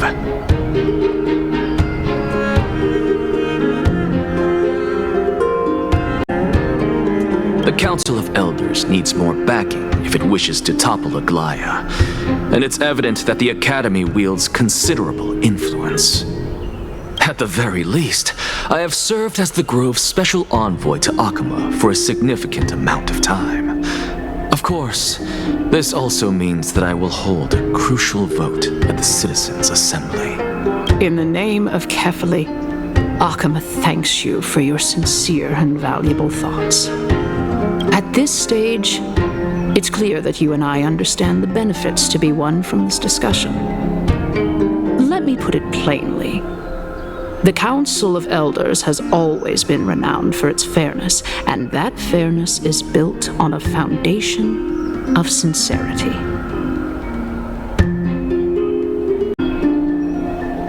The Council of Elders has vowed to all citizens of Akaba that it will always remain loyal to them. As for you, my lord, how will you guarantee that you will be able to live up to such earnestness and will not betray Akama's indomitable citizens when the opportunity presents itself? Just as you now betray Aglaea when it suits you. Surely you jest. My loyalty does not need to be proven. The fact that the Council of Elders is asking for proof of my loyalty is itself akin to a form of betrayal. I am incredibly honored to have witnessed the both of you bury the hatchet in a civilized manner. However, I am afraid that I must interrupt for a brief moment. As the Theoros, I have observed the following. Lady Aglaea, the Goldweaver, is currently on her way to Dawncloud. Oh. Well, I do believe that we might have a slight overabundance of guests today. Feeling dissatisfied, Lady Kindness? Despite the Council of Elders' lofty residence on Dawncloud, it must still tolerate the whims of the Chrysos heirs. So you were holding back just now. Seems like you are better at playing this game than I. In any case, I'm glad that she's arriving here. So tell me, Anaxagoras, now that you're an ally of mine, if Aglaea were to demand that I hand you over, what should I do? You can do as she says. Tell her that the Council of Elders merely wished to chat with me and had no intention of offending her. However, by doing so, the authority of the Council of Elders will be as thin as papyrus that has been soaked in blood. Not only can it be destroyed at the slightest touch, but the Council will also lose possession of a valuable Coreflame. No, more like 2 Coreflames. After all, At the next Citizens' Assembly, that young lady who is synonymous with death will also be standing on our side. Oh? How can you be sure of that? Is that of importance to you? All you need to know is that I have a plan. In my opinion, you should be more worried about the impending threat.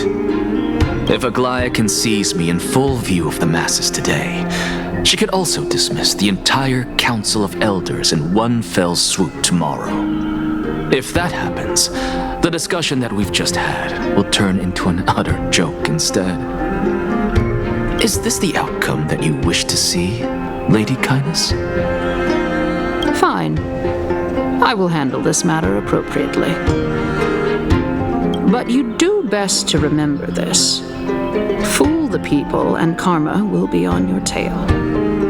I'll overlook it this time, but don't count on there being a next time. Unless, of course, you crave cruel punishment and consider suffering the perfect state to ponder the true nature of souls. Well, what do you know? That happens to be one of my rare talents. We shall see, then. I've got to say that you've managed to really impress me again. But shouldn't you be going after more? What do you mean? Dying to know what I'm after. I mean, I'm the reason Titan after all. It is in me to ask and seek answers. Easy there. You'll learn the answer soon enough. I didn't bring it up with her purely because she doesn't have the means to give me what I truly want. It's as they say, onlookers see most clearly. The true masters of Dawncloud have always been the Theoros, who watches over everything.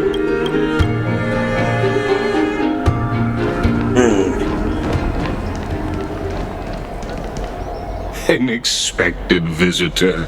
Welcome once again. You know, you could actually skip all the pointless debate and come straight to me to seek an audience with Kefali. I have no reason to refuse you, do I? You may not, but Kindness has. Whoever gets hold of Kefali's Coreflame will get to rule over Akama. She's wary of me, so naturally I had to gain her trust. I would say that debate was not at all pointless. Very true. In my view, this individual has gone to great lengths to get close to Kefali.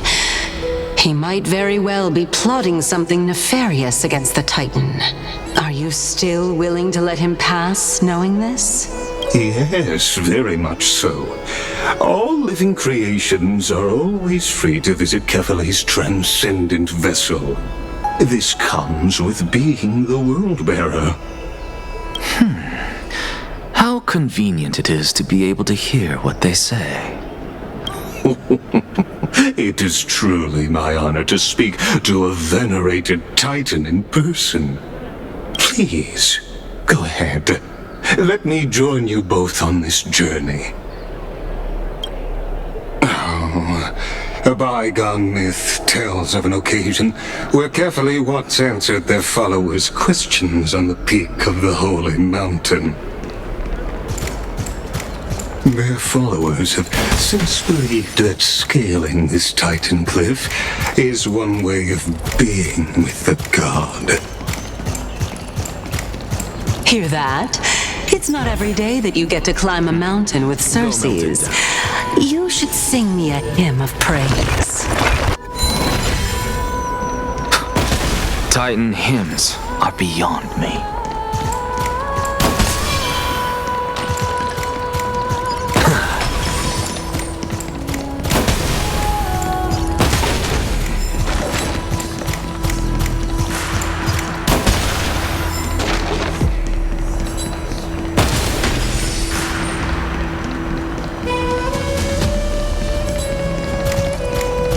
Oh. Really? You just stopped for that?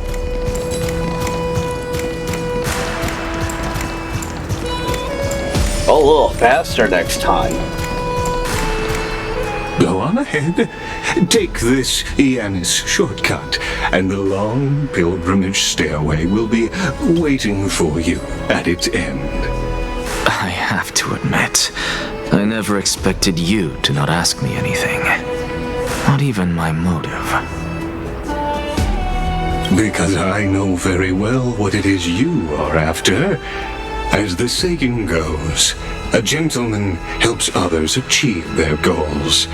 I have a feeling that your theory will be validated at the end of this journey. I believe Kefali will not deprive you of your right to ask your question, especially now that you're on the brink of death. You must be closer to Kefali than anyone else. Wouldn't you agree?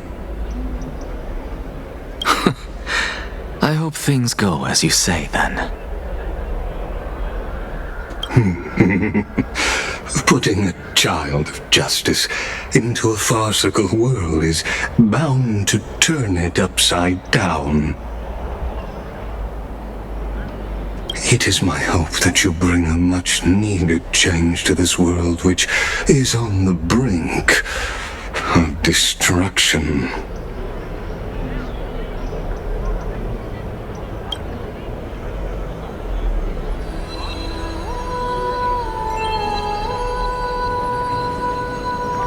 Alright,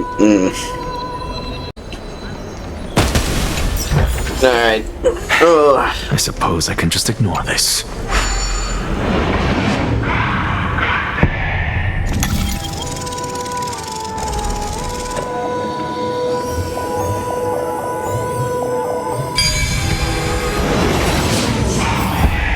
Honestly, this is my first time going up to Dawn Cloud's peak.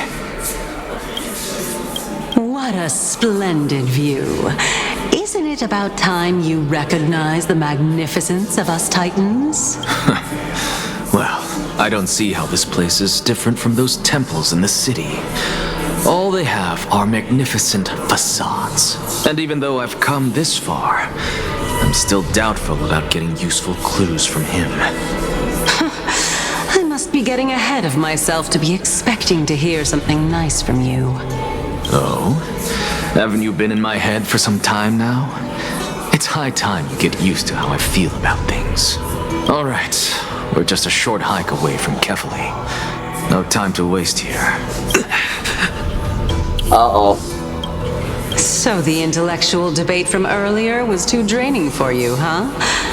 If Amphoreus gets a new lease on life, you should focus on strengthening your body and stop shirking social interactions. Save your concern. The Titan is in sight. Can you make it? Why? Are you going to carry me up if I were to fall now? I know how far I can go, so just hold your tongue and come along. Fine then. I guess I won't say any more.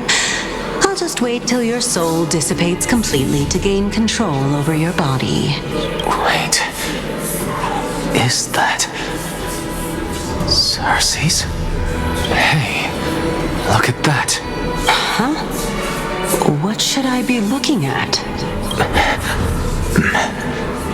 Am I hallucinating?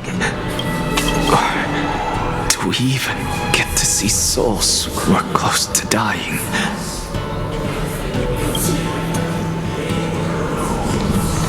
Oh, it's not there.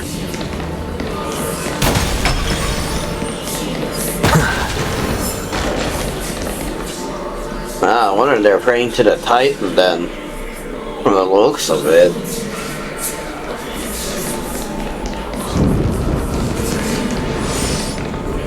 Oh? Why didn't you bring your favorite spear with you on this trip, Nias? Oh, there they are. Well, with a new person there.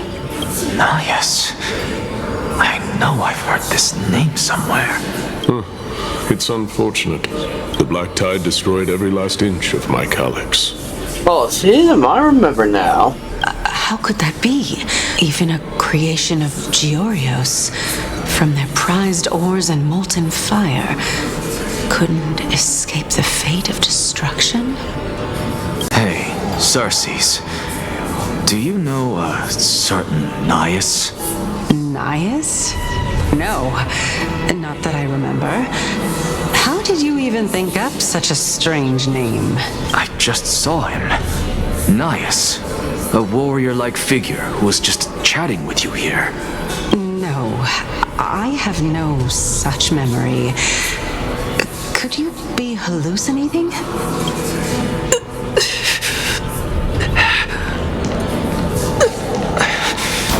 This is a departed spirit.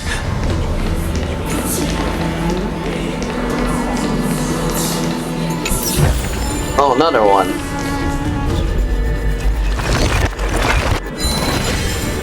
But I don't know if I can talk to it.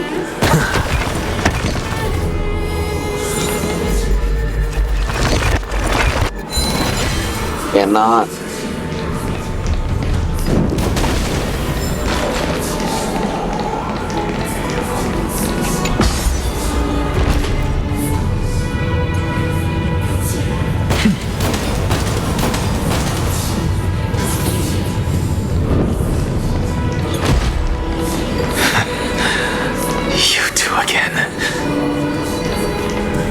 Enough about me. Did Kaos ever reply to you? Well, regrettably. Seems like the price of becoming a demigod is a lot heftier than we thought. Kaos. Demigod. I've never heard of this person. Which Titan's authority did he inherit? Look on the bright side, Nias. Since we've come all this way, I doubt he'd snub his old friends, would he? Let's just hope we mean as much as the world to him. Hey! Are you seeing that same hallucination again? Yes. It's still you and Nias, but you're now talking about a certain Kaos. I'm guessing he's one of your companions? Kaos? This name sounds just as strange to me. Never mind. I think I know what this is about. If things are as I thought, then they aren't hallucinations, but the souls of people. What? But if those are the souls of the dead, then what am I? That is a good question. Beats me. For all I know, you're just an illusion I conjured up in my dying moments. Let's just keep going. As long as I take in more sights and hear more stories. Know your limits. Wander too far among the dead, and even I might not be able to save you.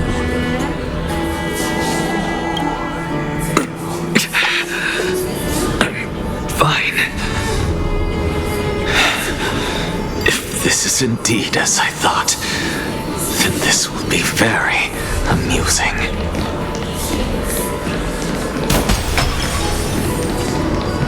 Alright.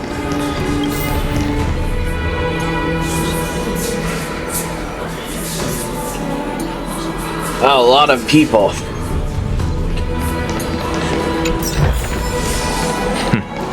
Go melt it down.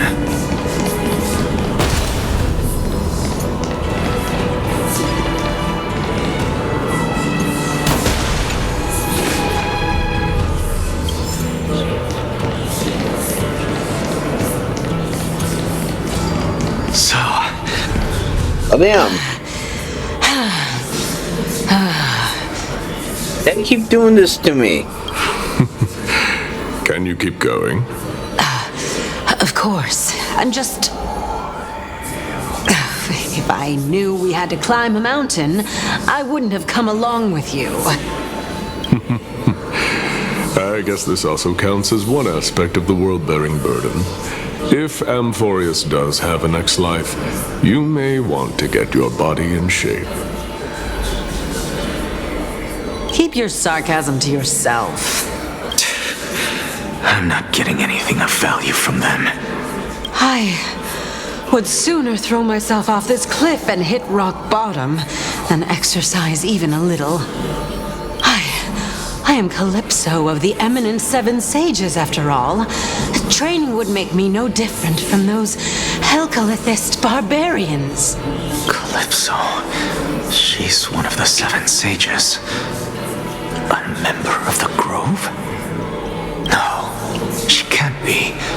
I would know her name if she really were one of the Seven Sages. Hey, Circes. Does the name Calypso ring a bell? Where is she now? Where'd she go? They're gone.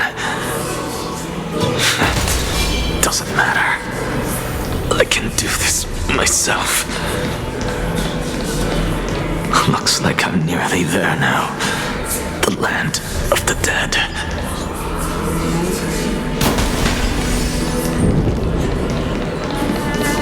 Beautiful old world, where are you now? Oh, legendary era Chrysia, return to the mortal realm. Splendid gods once walked the paths we walk. Alas, all that's left of that warmth is a hazy mirage. Why are you chanting that too?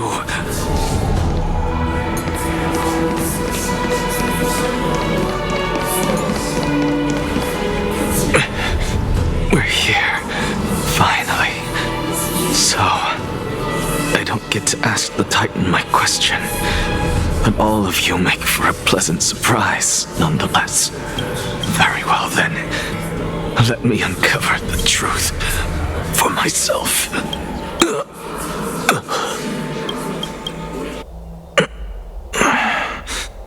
Did I still fail to make it in time? So, I'm back here again. This is... I can hear it. I hear it from the depths of the tides, behind the closed doors of the void world. A voice ready to tell me something.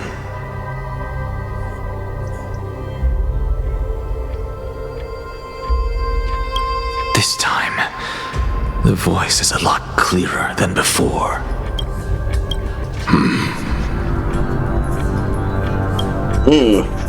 Since we've come this far, let's just wait.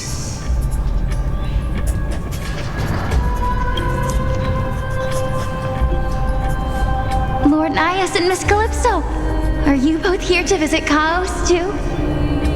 Oh, that looks like her. Yes, and we've been waiting for quite some time now. Regrettably, he hasn't answered us. The worst-case scenario is that he's already been overwhelmed and crushed by the world-bearing burden. You're overthinking, Lord Nias. I can still sense Chaos' soul in the area. And besides, we both know Chaos' nature. A deliverer like him wouldn't fall so readily, much less give up on all that he holds dear. Isn't that so? Oh, dang. That does sound like Phaeton. Yes, I have faith in him. That reminds me. Why are you making this trip alone, Polixia? Oh, my sister needs more time to make sure the flowers are fine. Such a pity. Both of you have hearts kinder than anyone else. Yet you are born only to take over Thanatos' divinity. Everything that I see and hear this time has left me shaken to the core. What may seem like a mundane conversation is in truth a once-in-a-lifetime exchange that has revealed the ultimate answer to Circe's question. The conjecture has taken shape and must now be solidified into a theorem. Next, I only need to seek verification from Kefali. By doing so, I can answer Circe's question and reclaim my body. But no, I will not do that. That isn't important. Because another one of my conjectures, one that I have always dreamed of proving, has been proved right this very instant. Fusing a mortal soul with that of a titan to replace said titan is not a ludicrous idea after all. Oh, Dong Hong. Oh, we're playing as him. Oh, heck yes. What are you thinking about? Just amazed at how this towering tree is Circe's divine body. It's a majestic sight. Is that so? You don't look the slightest bit amazed, though. Plus, you seem to be strangely familiar with the city around the great tree. Merely something from the past that I won't go into. Yeah. Events of the past, huh? I was also a child when I looked up at Circe's. Their leaves and branches reflected the sparkling stars, and their trunk was like a pillar that supported the sky and ground. I stood at this very spot back then, imagining the day when I could climb to the top of this tree, because I would be the closest I can be to the sky at that spot. You're a sky priest, yet you study at a place that is home to the Reason Titan. That's rather counterintuitive. Don't read too much into it. I mean, can mortals even hope to reach Aquila's realm? They're a strict and draconian god. Nothing like Circe's. Reason is willing to share what is theirs with others, but Sky only expects people to revere them. You get what I'm saying, right, Denny? After all, the titan that imprisoned you and Grey here in Amphoreus is none other than Aquila themselves. Yes, I didn't count on provoking the ire of a local god. But there will always be people who dream of soaring towards the sky. The Grove has a wealth of research on Aquila, and that is exactly what we are here for. It's just... I never thought Grey would meet with something like that before we set off. As a physician, I should have been there by her side. Bad luck tends to come in streaks, so don't beat yourself up over it. Besides, Aglaea needs you here to uncover the truth behind what happened to the Grove. Let's just make the most out of this trip and keep a lookout for any documents related to the Death Titan. They could be useful to her. Yeah, there is no rest for the weary, huh? In any case, what we're looking for could be anywhere in this enormous grove. Let's split up to cover more ground. Danny, with your skills, I'm sure those monsters born of the Black Tide will pose no threat to you anyway. What about you? Will you be alright on your own? Have you forgotten that you're talking to the chief physician of the Twilight Courtyard? Have more faith in me. I'll be just fine. The silence in here is near deafening. With the vast amount of knowledge it holds, this academy is akin to a labyrinth of information. Even the cleverest of scholars would easily lose their way in here. I should gather my thoughts before heading in.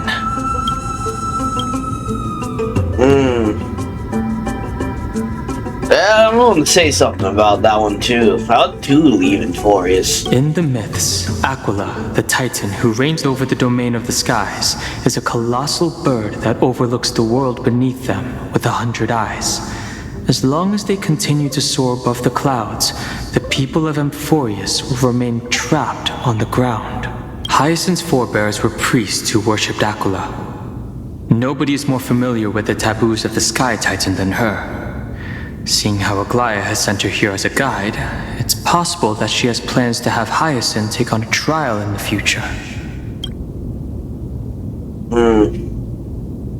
In Amphoreus, Titans are a common topic of discussion. People create myths that in turn conceive Titans.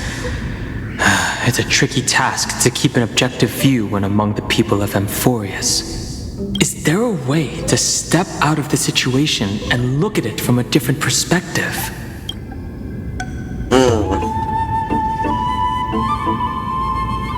Well, I would say this one. Titans and Eons are two distinct classes of beings. Titans can communicate with us humans, and it is not impossible for us to overpower them. Upon their demise, we can even take over their divinity.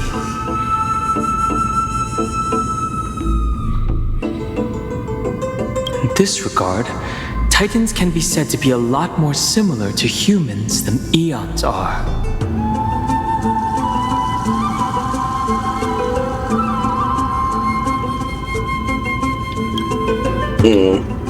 Chrysos heirs are humans who possess heroic qualities, with most of them demonstrating extraordinary combat prowess and strength. Upon clearing a Coreflame trial, a Chrysos heir can even ascend to a demigod and inherit a Titan's divinity.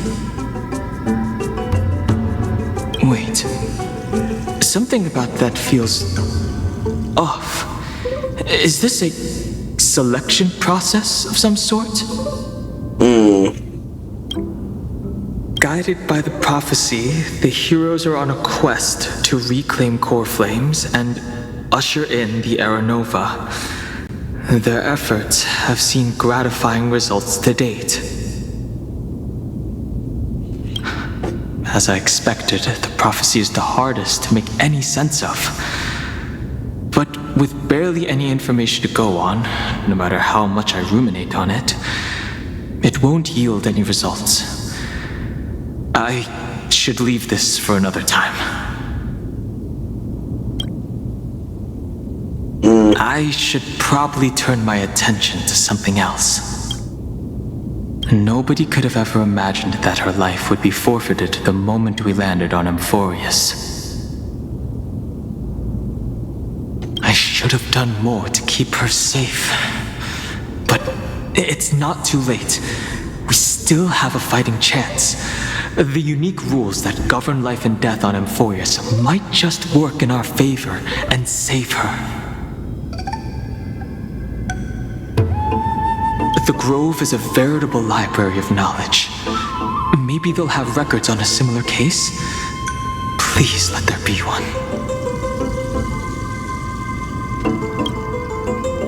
The clock is ticking.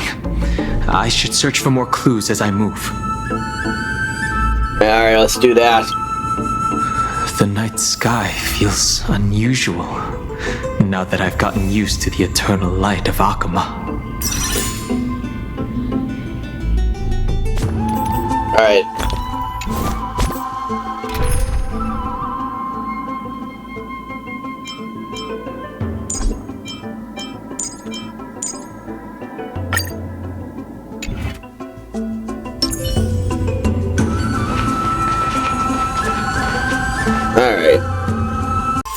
Alright, but let's focus. Do I go this way? Oh.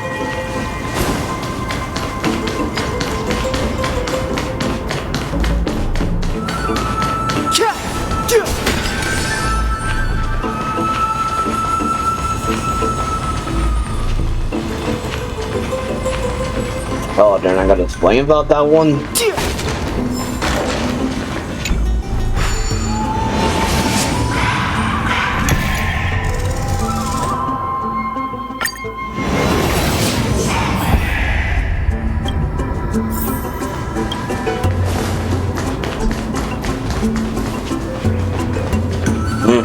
Alright, we're here. These are the remains of a black tide monster. It does look different from the Titankin from up close. What's that underneath it?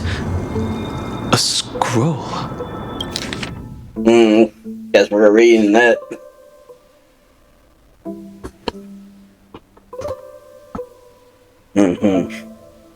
Alright, let's see.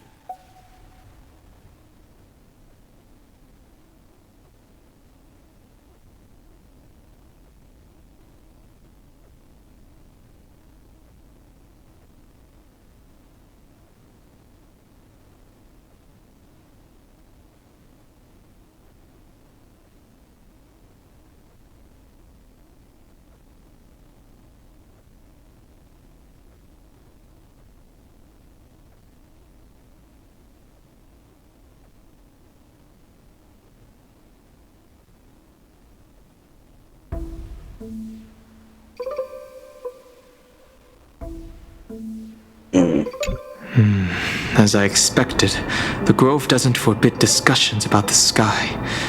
It's a debate between two scholars about the sky ships. Aglaea also made mention of the ships when she interrogated us. A memory I'd rather forget. I'll hold on to this for now. With any luck, this journey won't leave us empty-handed. Alright. Huh?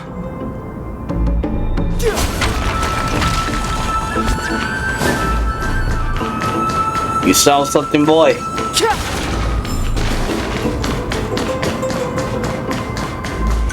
Oh. She getting attacked? That's Hyacine.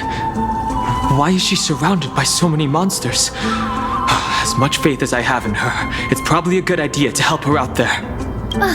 Really now? This is way more trouble than I could have asked for. Need a hand? Or you could sit back and watch.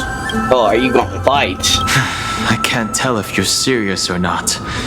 But being hard to read isn't without its perks, I suppose. I'm kidding, Danny.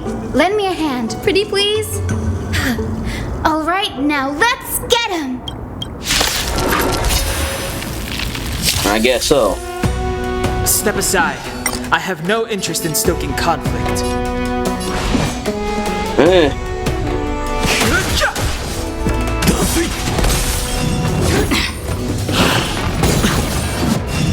You just don't learn.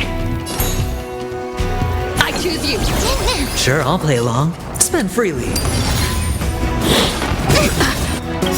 All in. Trust me. We can do anything.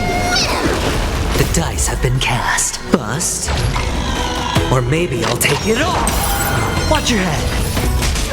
Mimi. Mimi. Cycle to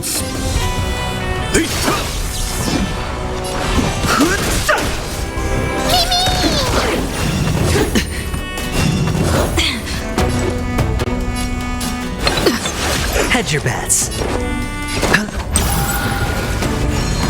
Yes. All in.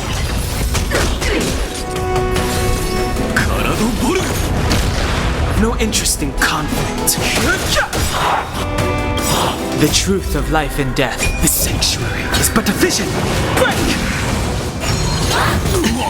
Watch your head.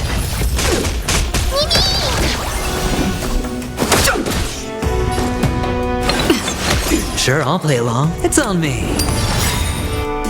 The dice have been bust.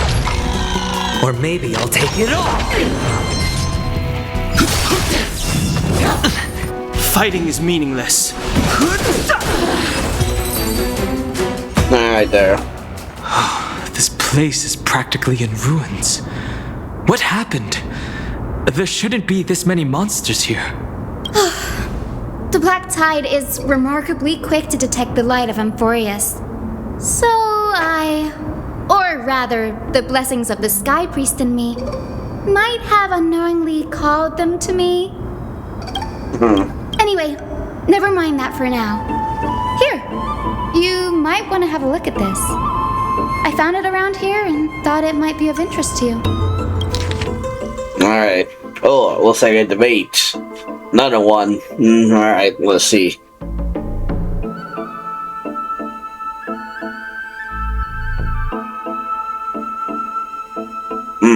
That one's got no name.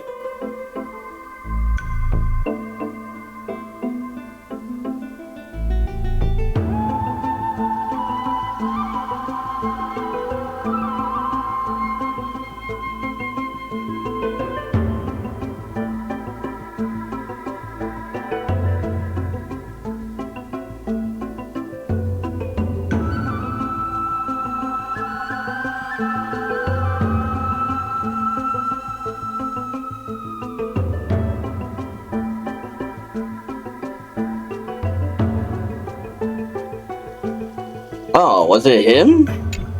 Anaxagoras. He's the scholar who fused himself with the Coreflame of Reason. This is new. I didn't know Professor Anaxa was researching the sky. He's never mentioned anything about it. Phainon said Anaxa might be opposed to the flame chase journey. Might is an understatement. Anaxa has never been one to venerate the gods, nor has he ever found it within himself to put any faith in the prophecy. People have come to think of him as a heretic, even in a place as liberal as the Grove. Yet, it is also this very blasphemer that Circe's favors. Fate sure works in mysterious ways. Yep. I picked up a scroll on my way here too. It looks like it may be related to the one you're holding. Oh? Let me have a look. Alright, she took a look at that.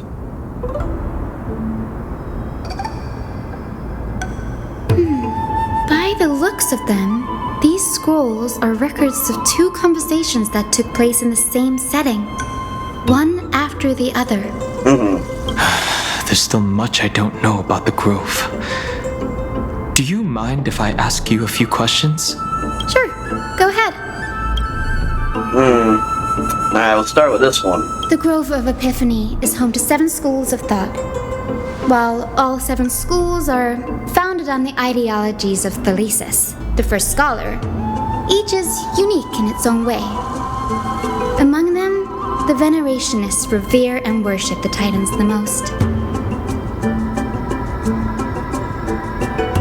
As the sage of the Venerationists, Euthyphro has always been at loggerheads with Anaxa.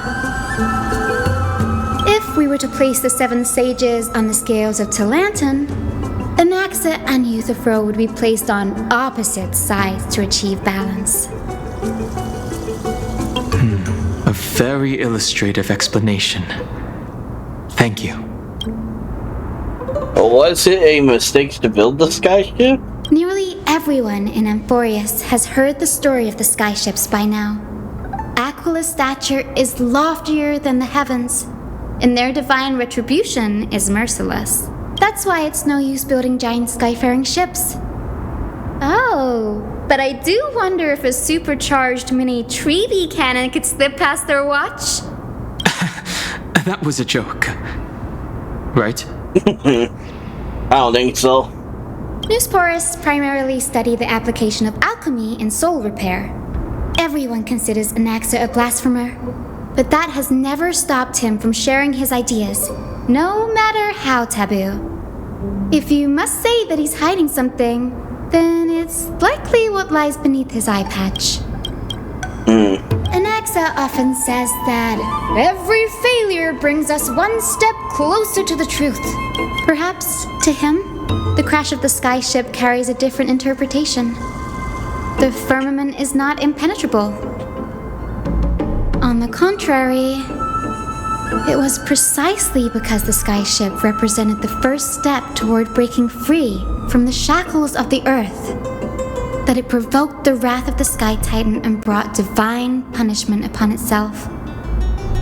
It's a shame that the majority of the Grove's research on Aquila was headed by the Venerationists, with sacrificial rituals making up a predominant part of their findings.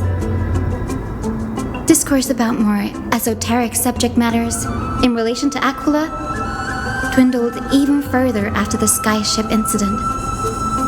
So much so that even this scroll is completely new to me. Don't worry about it. We'll just collect everything we can find on the Titans for now. There's something else that's caught my attention, though. This says that Anaxa is conducting secret experiments of some sort. That's what I'd like to know. What are these experiments he's involved in? Even I, the assistant lecturer, know next to nothing about them. I have a bad feeling about this. Could there be more to what happened at the Grove? Well, we don't know until we see.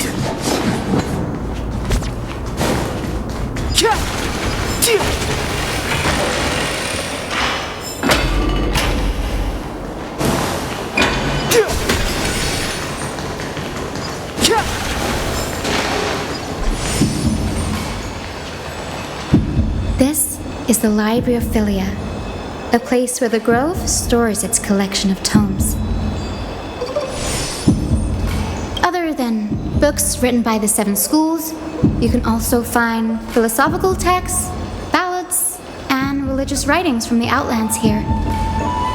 Cities, we've had more than our fair share of hilarious episodes over the years. For instance, it's said that the Erythrocheramists once borrowed a manuscript from a certain author, but ended up returning a copy instead of the original. What's more, the original manuscript was supposedly then hidden here. That doesn't seem like a nice thing to do. Nice? No need to hold yourself back, Danny. You can just tell it like it is. Their behavior was no different from bandits. Well, if you don't mind, did the Grove ever rob Castrum Kremnos? You've got me there. Some said you couldn't even find a dictionary in Castrum Kremnos, so I guess they were spared. There are too many books in the Library of Philia. Flipping through them all will take too long. Why don't we use the Biblioslate to search for the texts we need? We can bring them back to Akama for reading after that. Agreed. This place isn't safe. We should leave as soon as we're done. There are still several more scrolls strewn all over the place. I'll gather them while you pull up those texts. This way, nothing will be overlooked. Alright.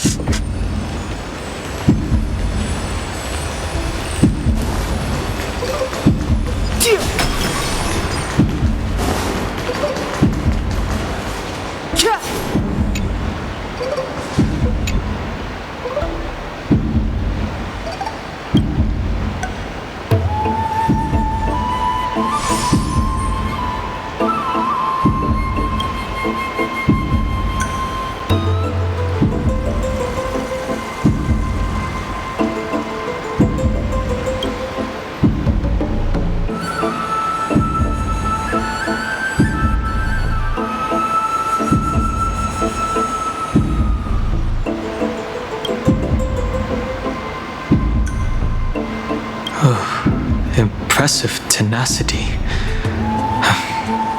Hopefully it helped him survive the Black Tide.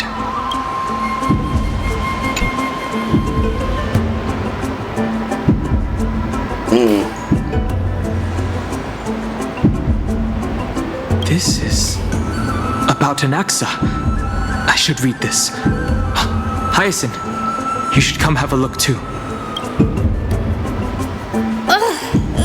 It's so dusty in here.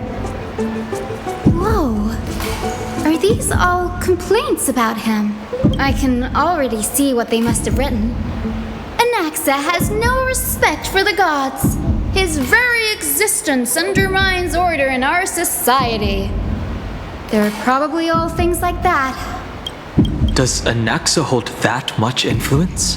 Why else would they call him the Great Performer?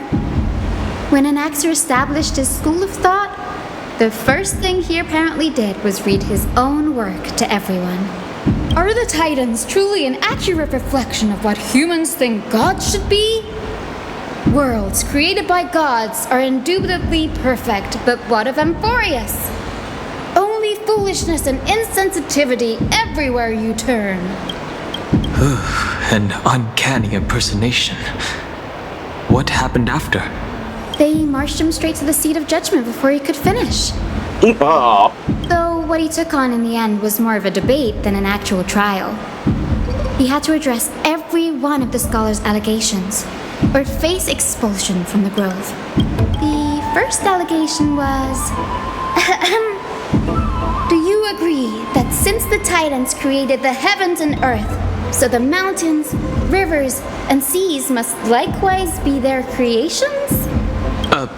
Am I supposed to put myself in Anaxa's shoes and answer that? Well, I guess. As told in the myths, the seas, the skies, and the earth are all, beyond the shadow of a doubt, creations of the Titans. Anaxa would have probably been spared a lot of trouble if he had answered this way. Instead, He quoted past instances of the flame chase journey and posited that humans had the potential to take over the divinity of Titans. Needless to say, his critics didn't take kindly to his answer, so they followed up with a second allegation. You claim to be studying souls, yet you are, in fact, defiling them and committing acts condemned by the gods. Do you admit it? That's a serious allegation. Did he really do that? Anaxa always wears an eye patch, never removing it, even when alone. Some say he used one of his eyes as an alchemical ingredient. Every being in the world owes their safekeeping to Kifili, and this is even more so for the Chrysos heirs who have divine blood coursing through them. If he has really done something of that nature, then it'd indeed be sacrilegious. Thankfully, they had no way to prove it, so it amounted to nothing more than an allegation in the end. One by one, Anaxa engaged in wars of words against those who would challenge him. Toward the end, a scholar asked him, "Anaxagoras, have you any respect for the gods?" It was only after a brief silence that he answered, "I have never denied that Titans are meant to be noble constructs." Oh, what he didn't say, that the Titans are not noble, rings louder in this case. Yes, I'm not sure how that controversy was eventually resolved, but what's for certain at least is that Anaxa was allowed to stay in the grove where he continued his research, despite being regarded as a heretic. By the way, this stack of complaint letters has reminded me of a place in the grove. We may find clues there that aren't on the teleslate. I'm talking about Anaxa's alchemy lab, hidden between the cornerstones. Given the Grove's meticulous approach to archiving, could there really be such an oversight right under their noses? It's a well-kept secret. Among the 7 sages, excluding the nominal chief sage, each has a private sanctuary where they can conduct research undisturbed in their free time. Even the administrators of the Library of Philia are restricted from accessing those places and documenting the sage's research. But what? With the grove in this state, I'm sure Anaxa won't be mad even if we sneak into the lab for a short while. Right? Why not? These trees, they're like a maze.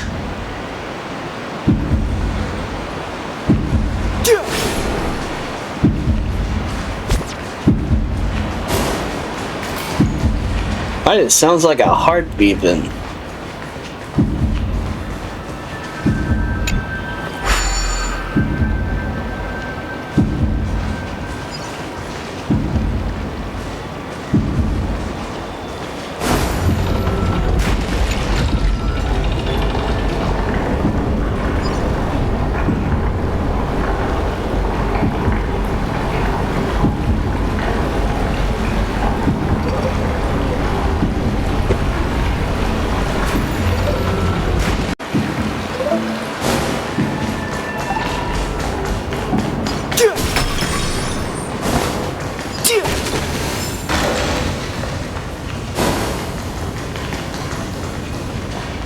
This is the place, but where is everything? Materials for alchemical experiments, matrix diagrams, and even the seal to the lab. They're all gone. Did the Black Tide destroy it all? No wonder we didn't see any defense mechanisms along the way. Have you ever been here before? No, not even close. Not only are alchemy experiments high-risk activities, but Professor Anaxa also has a penchant for using bizarre materials. Students often saw him walk in looking right as rain, but come out covered in soot with his hair singed. Naturally, no one dared to come near this place. Huh? That bookshelf over there seems to be the only thing still intact.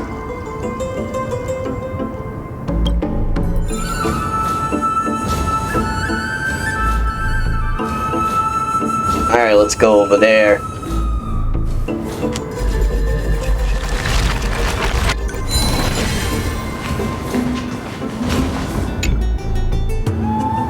Ah, another scroll.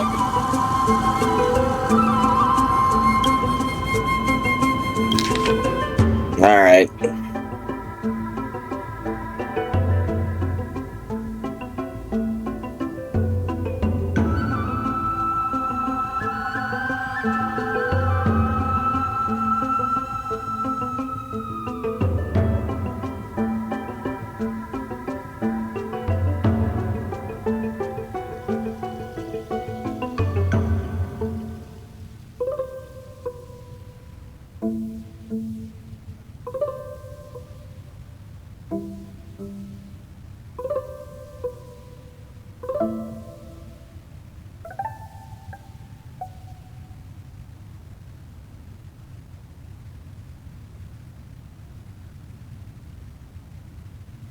Yeah, let's talk about them, the Crysairs.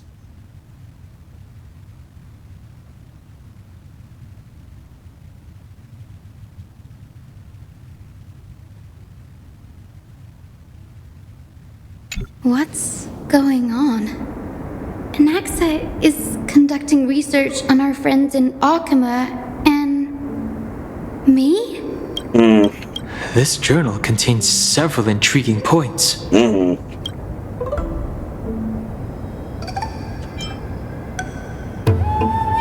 From the Abyss of Fate to Castrum Krumnos, I've seen many a Titan creation during my time in Amphoreus. Life forms created by Circes can also be found in the Grove. But fusing them with human souls through alchemical means? I can't even begin to imagine. Anaxa seems to hold special interest in the divinity coursing through the Chrysos Heir's veins, and has even conducted a thorough investigation into the hero's backgrounds. It wouldn't have been so strange if he had focused only on Cassie, given her own curiosity about her origins. Plus, considering that the new sporists have crafted omnipotent medicines capable of curing diseases, it also makes sense that he would conduct research on immortal Chrysos heirs. But now, it seems Anaxa's objective was never to create medicine, but to identify the origin of the golden blood and figure out its inner workings. Through alchemy, Anaxa aims to refine the golden blood in the Chrysos heirs to a degree of purity equal to divinity. This must be what he means by close to true purity. But treating both Titan creations and the human body as materials to be used in alchemy experiments? That's rather extreme. Danny, look at this. I have a bad feeling about this. Oh, alright. What's this one then?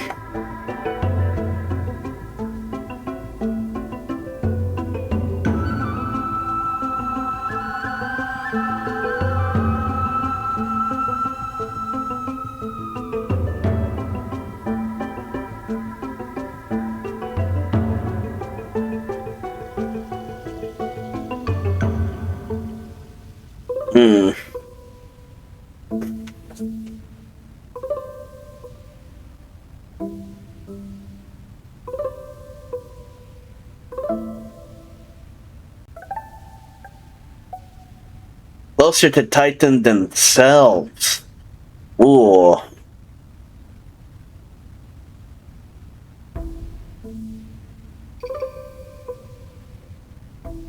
Okay. Oh, there's still more.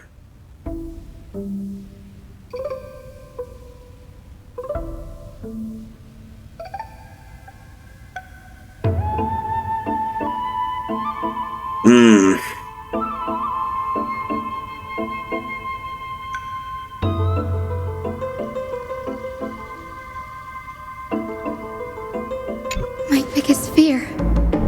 It's come true. After going through his notes, I think I can piece it all together now. Alright, tell us. Anaxa was carrying out experiments on soul transmutation. Do you mean he's trying to reconstruct human souls alchemically? Yes, this is what he was secretly conducting research on. Something he had to keep hidden from others. Compared to his public speeches, this is the real blasphemy. Oh, I just thought of something. What's wrong? Yeah, tell us. Do you remember when the black tide was approaching? The Grove had planned to send Circe's Coreflame to a safe place. But an accident happened along the way, and Anaxa lost his life in the process? Yeah. But Circe took over his body and resurrected him, which led us to the situation we're in now. That's right. But what if Professor Anaxa's fusion with the Coreflame of Reason wasn't an accident? Oh, you mean he planned this? What do you mean? Put yourself in his shoes. Knowing that the black tide was closing in and your time was running out, what would you have done? I'd put my theories to the test, no matter the cost. Exactly. When the black tide came, the true reason Anaxa headed to the luminary throne was to transmute and fuse himself with the Titan's core flame. Oh. Did he succeed? No. Judging from how he reacted after the event, the results came as a surprise. Maybe he failed to consider the possibility that Circe would make a similar decision. The manuscripts detailing all the alchemical formulae have been taken away. His research is still ongoing. Could he have taken them for other purposes? Like what? There's only one Titan left in the world now. No. No way. To conceive an entity of perfection, one must first understand the principles of creation. If Anaxa is in Akama now, then that means he's after Kefali. We're screwed. Well, I don't know if we're screwed. This sky above us, it's not real, is it? Of course not. This is just an image from a projection device used for educational purposes. A simple trick. The day-night cycle has been lost to this world, so that students like you may still learn about the night sky. Astronomers have harnessed the Titan's miraculous power to manipulate the light, projecting the nights of the past here for you. Much like how the sky above the holy city is also illuminated by Kefali's dawn device. So, the skies of Akama are fake too. You mustn't conclude that, Anaxa. You should know that only a child would expose a trick and be proud of it. Often people know more than they let on. They simply choose to feign ignorance because they have no other choice. Then they're just deluding themselves. People believe in Kefali's tale of Genesis, accepting wholesale whatever the priests preach. But we're different. We've already walked out of the firelit cave of ignorance. We have already realized that we live in a world where Titans make the rules.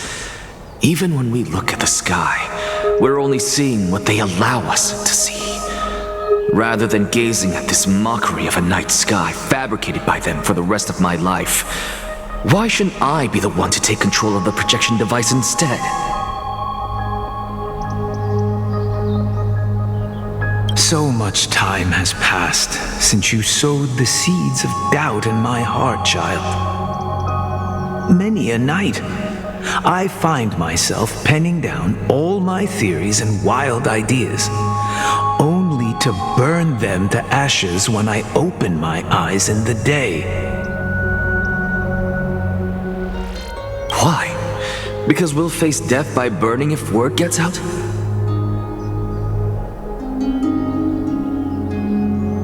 As a sage of the Venerationists, my soul has already become inextricably linked to the great tree. Every word I say and every move I make is certain to influence every leaf, every branch, even the tree itself. But above all else, my days are numbered. Instinctively, I have my doubts about the golden blood and the human soul, yet I have no means of verifying them. The golden blood in my veins is woefully thin, and I am loath to waste what little time I have left obsessing over a hypothesis that cannot even be proven in the first place. But I can, sir. I can do it for us. The time is right. Give me all that I need, and I shall accomplish this grand feat on your behalf.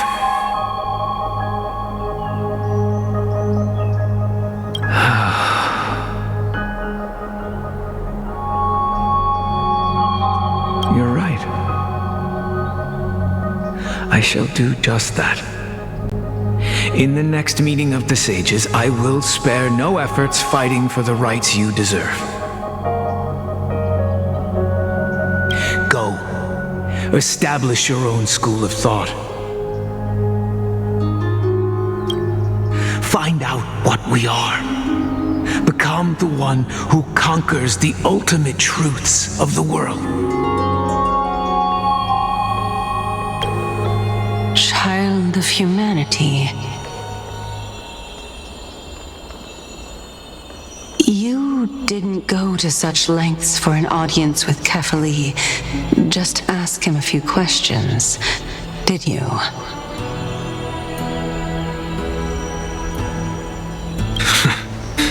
So, you figured it out. If I were as foolish as a Dromus, perhaps I'd throw myself down and prostrate before their greatness, begging for the gods' prophetic wisdom. Well, sorry to disappoint, but I'm no Dromus. Alas, I am a human, standing tall on 2 feet, possessing both intellect and pride. Before such power, does it make any difference whether you're a human or a Dromus? I'm sure you're familiar with the story of the Styxians. When the raging waves threatened to swallow them, they didn't just give up and become sitting ducks. No. They constructed a dam that kept the roaring tide at bay, chaining down the mad Fagusa. They call me a blasphemer, Circes, but that doesn't mean I deny the existence of gods. It's just, as I see it, Titans are simply a force that mankind has yet to find a way to tame. Oh? If power that rivals the Titans is what you crave, why not conform to the prophecy and brave the trial? Why stop at harnessing the power of the Titans when I can do so much more? The source of life is what I wish to grasp, to understand what makes up the soul, and to learn what we really are. Thanks to you, I've had the chance to personally verify, in more ways than one, that the soul indeed ceases to exist in death. But where there is death, there is life. And where there is an end, there must also be a beginning. How then is a soul born? That was the only unknown variable left in my calculations. And by the sound of it, you have already formed a conjecture. No, I have already drawn a conclusion. In my journey unto death just now, I finally saw the answer with my own eyes. Professor Anaxa. Oh, she's there. Her life hangs by a thread. I I must ask you to refrain from taking any unnecessary steps. Of course. I'll bring this to a conclusive end and give you the answer you so desire. However, in accordance with the principle of equivalent exchange, I must also demand from you what I need. As you wish. Don't you care to know what the price might be? It's a matter of uncovering the truth about the Death Titan and her survival. This may be the only time I can ever save someone's life. There is no need for me to think twice. I see. In that case, let the show begin. Indulge me. Am I correct to say that you intend to prove Thanatos' whereabouts and prove the nature of our existence now? Before I begin, I must confess I had been stuck in a cognitive trap all this time. As unrelated as these two propositions may seem at first glance, they are in fact logical equivalents. They are merely two different ways of telling us about what the soul is at its core. The reason I say this is, as I've mentioned earlier, the answer was hidden in my journey unto death. Professor, you were in the Netherrealm? Yes, I am but a living dead man now, but that's not important. What truly matters is, I overheard a conversation between heroes. That's not all. Remember how I said you were a part of that conversation too, Circes? And I've told you that I have no recollection of such an event. That was likely just an illusion conjured up by the mind of a dying man.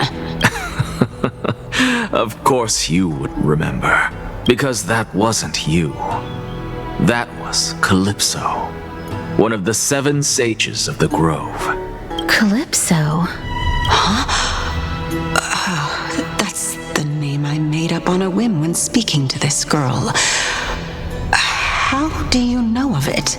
And surely you jest. Don't you think I, of all people, would know if that were the name of one of the 7 sages under the shade of my tree? Don't you claim to know the Grove's past like the back of your hand? It seems you've lost even the memories seared into your soul. Use your head, Circes. Since all of this took place in the realm of the dead, it stands to reason their likenesses are of souls from the past. The living cannot step foot into that world. So who could they be? Think about Calypso. Why does she share your likeness? Yet you have no idea who she is. The answer is evident, is it not? Those fallen heroes are the mortal incarnations of the Titans before their ascensions to godhood. The gods aren't master creators born out of thin air, and they are no different from humans, because they all evolved from one. Does this answer disappoint you?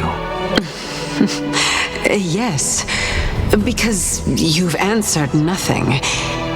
If I truly was once human, as you claim, then where do the children of humanity come from? Even on the off chance that you speak the truth, this brings us no closer to grasping Thanatos' whereabouts. How are we to find them? I knew you would say that, but it matters not. I know what I'm doing. Actually, why don't we have this supreme being standing before us tell us everything? You can revive a Titan? Humans cannot return from the dead. Neither can gods. But all we need to do is look at this from a different perspective, and the problem will resolve itself. The solution is simple. Just like what you did to me. Uh-oh, he's gonna do it. If I'm reborn as Kefali, I can rebuild the world and all within it as they once did. Simple, is it not? Uh-oh, he's gonna do it.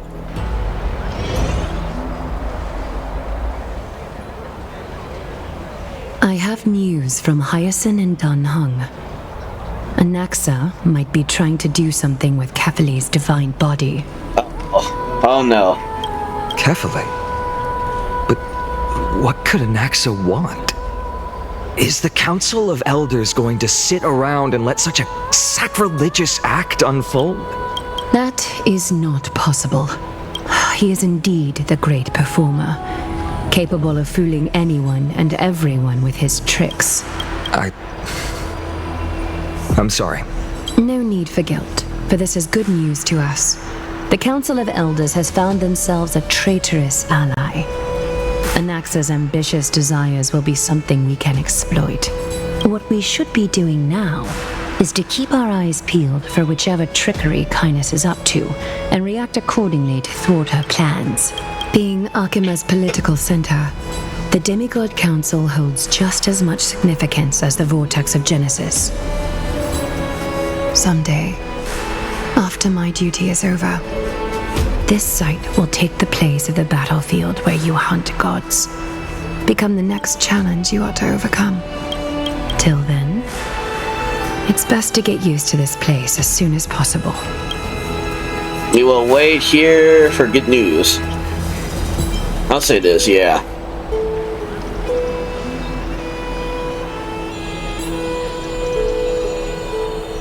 Preposterous! The Christos heirs only have their standing because of the Council of Elders. How dare they trample over it? Oh, wow. These people are shooting daggers with their eyes. It's been a while. Oh, hey. What is that supposed to mean? Is this really the sort of person that the young lord praised as a ferocious warrior? It has indeed been some time, Lord Gradaros. What brings you here in such haste? Shh. Keep it down. Be more vigilant. See those duplicitous dogs over there? They do the dirty work for Cainus. I've already ordered my people to hold them back, but we should still lay low.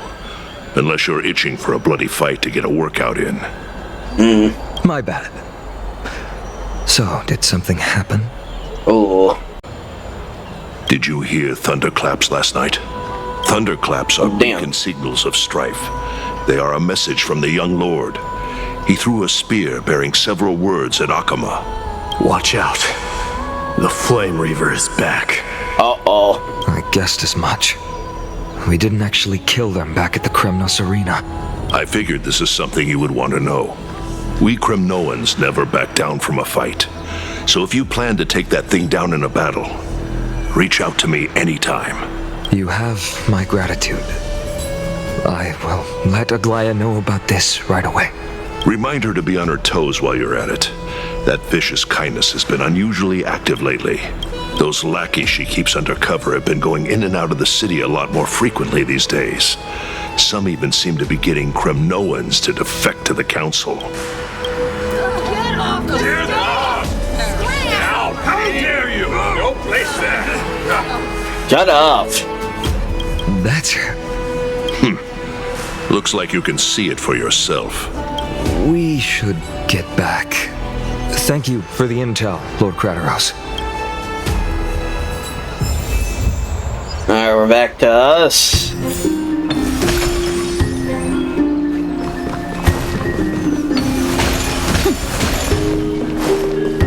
By Kephale into Lenten above, as the Theoros I have observed.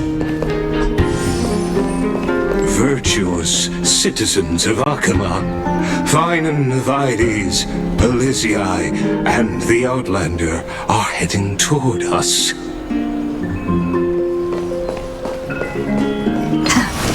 Looks like they know. Aglaea, what happened here?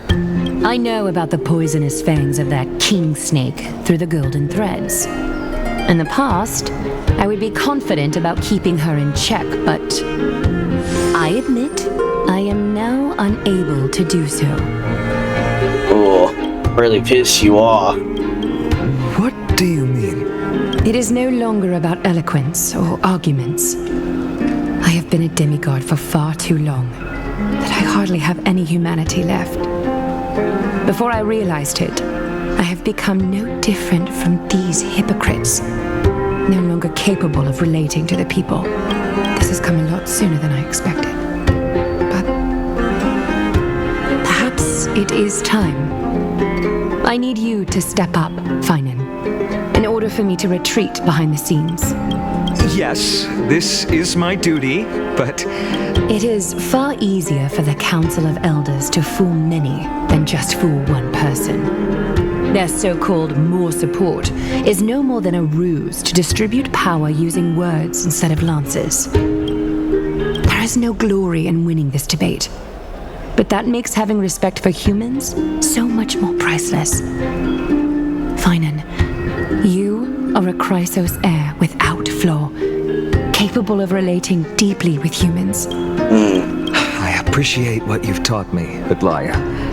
I hope we'll live up to your expectations and win this debate. Hell yes. Alright.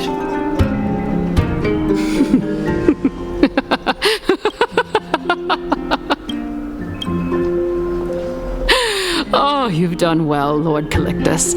Let me take over and personally close this debate for today. Oh, damn. Dearest counselors, let it be known that I sorely miss the blissful times portrayed in lyrical poems.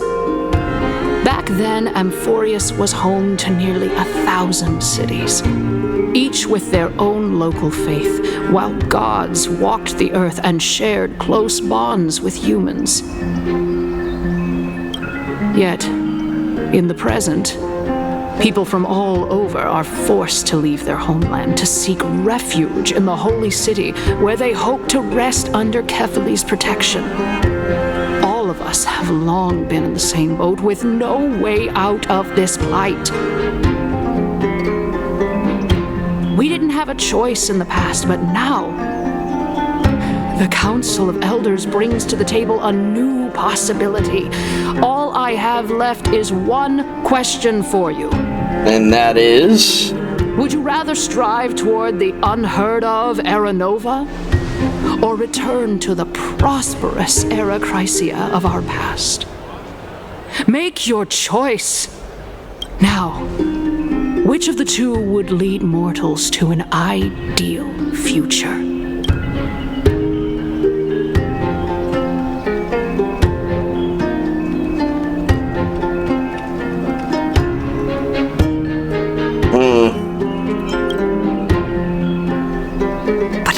Supposed to send Amphoreus back to Era Chrysia. We all know that Era Chrysia is a thing of the past, Lady Cainus. Please, enlighten me. How does the Council of Elders plan to turn back time? Let the three titans of calamity be born, and Era Chrysia is nevermore. But bring demise to those titans, and Era Chrysia will descend upon us again. Know that the Council of Elders is never one to make empty promises. Look at who we have on our side. Anaxagoras, one of the Grove's 7 sages, and Castorice, Idonia's goddess of death. With the help of these 2 heroes, I can promise all of you that Era Chrysia will exist once more.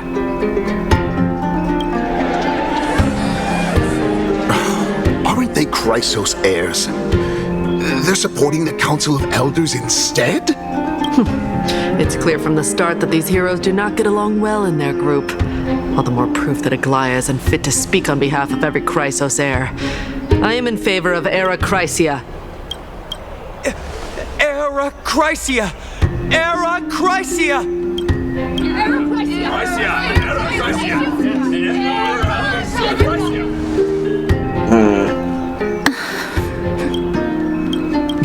Castorice? Why are you standing over there? You finally arrived, Anaxa. So have you, Cas. Don't worry, Aglaea. Well, I know that you have many queries. Could you continue to converse like how the citizens normally do? Tell me, Dear citizens, if we successfully retrieve and return Thanatos' Coreflame without anyone passing the Death Titan's trial, what would happen next? The answer is simple. We will have a chance to rid the world of death and bring Amphoreus back to an era when all beings live forever. We'll usher in a new future that will be entirely different from the flame chase journey. He's one of the 7 sages. That's impossible.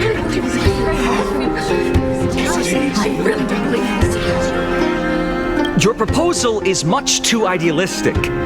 As long as the Black Tide still exists, how can we go back to the old days?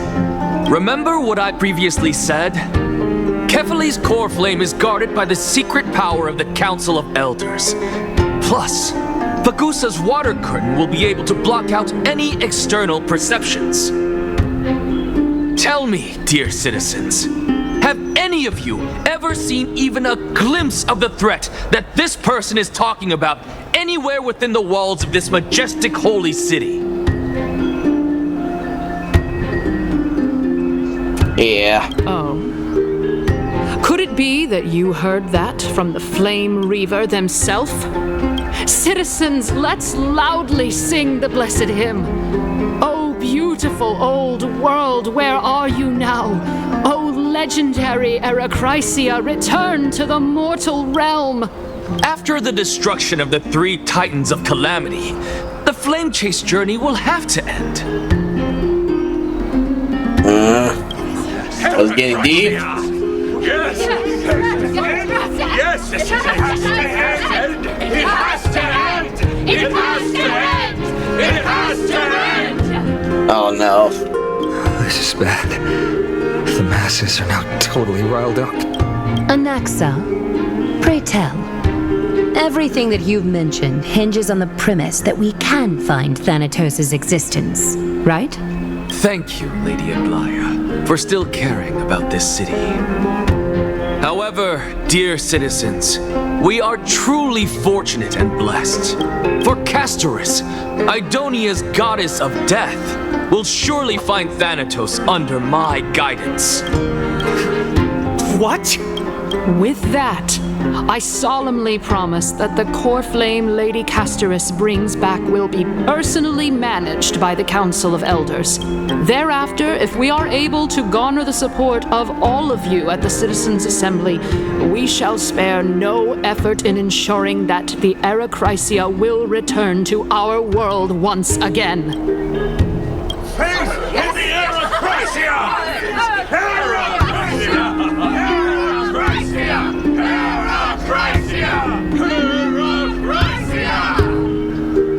With the balance shattered, the result is clear. By carefully into Lent and above, as the Theoros I have observed. Akama has chosen her destiny. The issue up for discussion at this Citizens' Assembly shall be modified to the suspension of the Flame Chase journey. This resolution shall be put up on the Wall of Heroes, such that all citizens are aware of the city's way forward.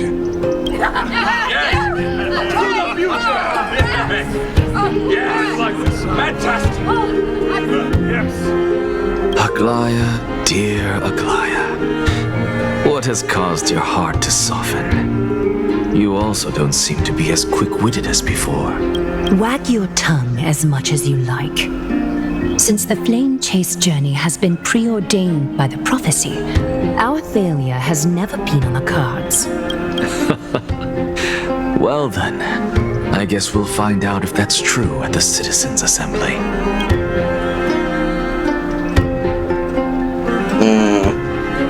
No. Castorice? What's going on? Wonder what they're planning.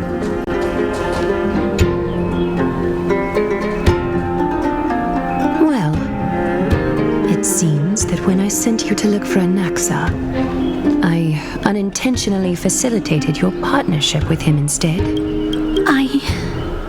My My apologies, everyone. I know that you have many questions to ask me.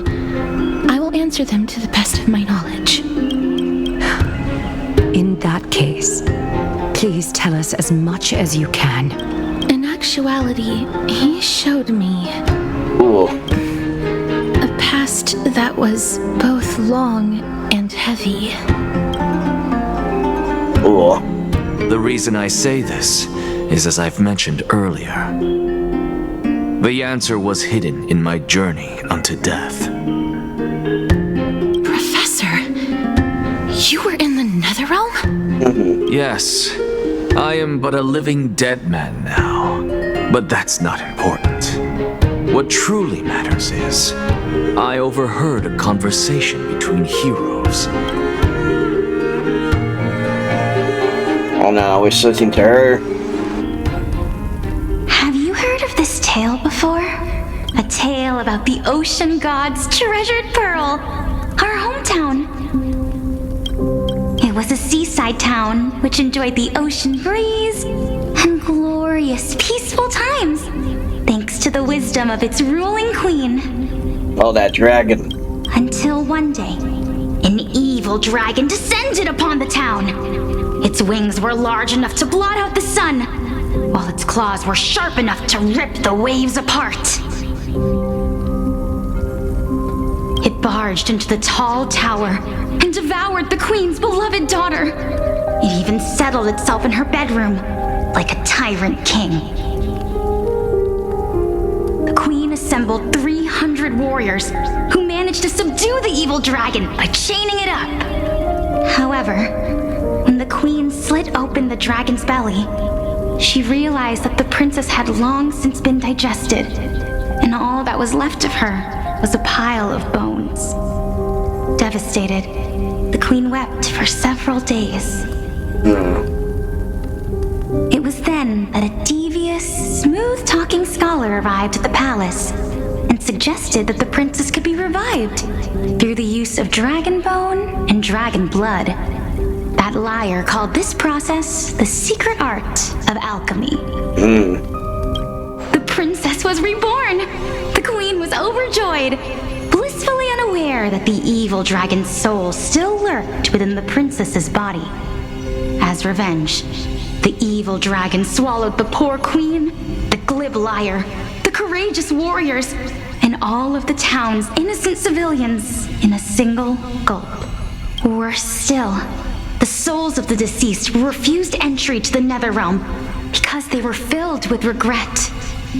Forced to roam the mortal realm, these resentful souls ultimately converged into a river of souls that would not retreat for a long time. The terrifying death had consumed all. Thereafter, our hometown fell into ruin as well. Until? Actually, I don't know what happened next either. Oh my. It seems that you still like to whet people's appetites even after all this time, Pelixia. So, according to your story, this is how I used to look? It's practically a mirror image. And yet, what exactly is this? A miracle that I created with alchemy. As for what it is and how I was able to accomplish it, I'll keep the answers to myself for now. Oh, my goodness. Is this cliffhanger really necessary? Guess so.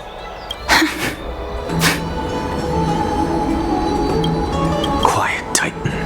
Continue to enjoy this splendid play, and the truth will naturally reveal itself. Dragon, huh? I've heard this legend before. In that case, what do you think of it?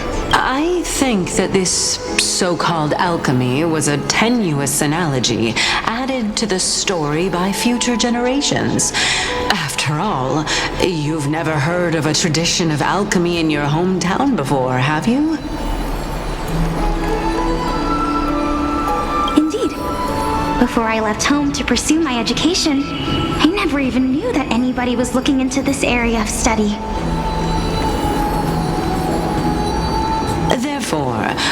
just treat this tale as a fable told to young children. A fable, you say?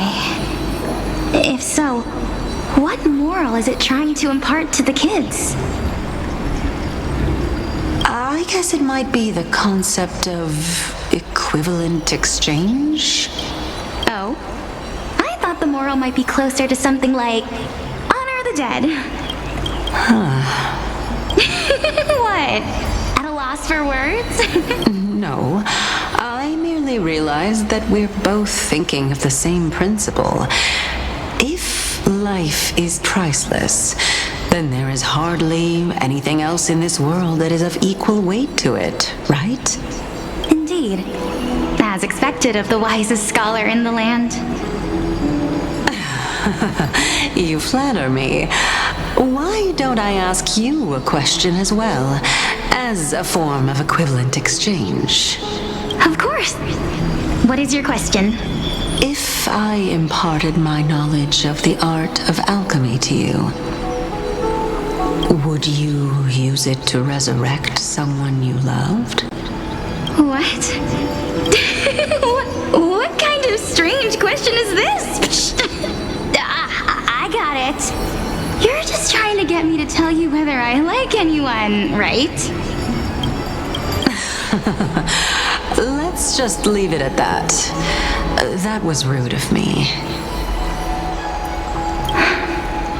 Yes, I would.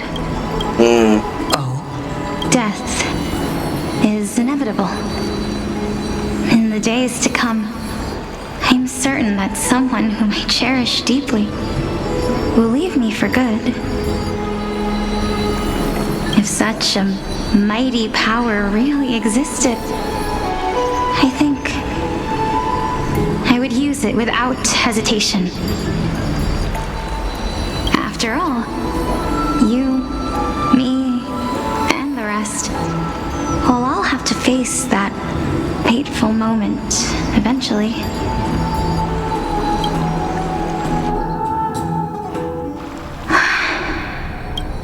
My time is finally here. However, perhaps because of my firm belief in the immeasurable value of life,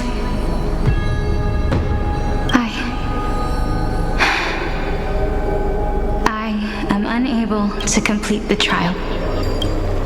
You shall wither, and through that, the dead will sprout again from the remains and be reborn with the dead flame. It is a pity that fate is such a cruel mistress. Is there no other way of interpreting those words? I'm afraid that the meaning is clear. Between my sister and me, one must pay the price. Our trial can only be completed when the one chosen sacrifices her life.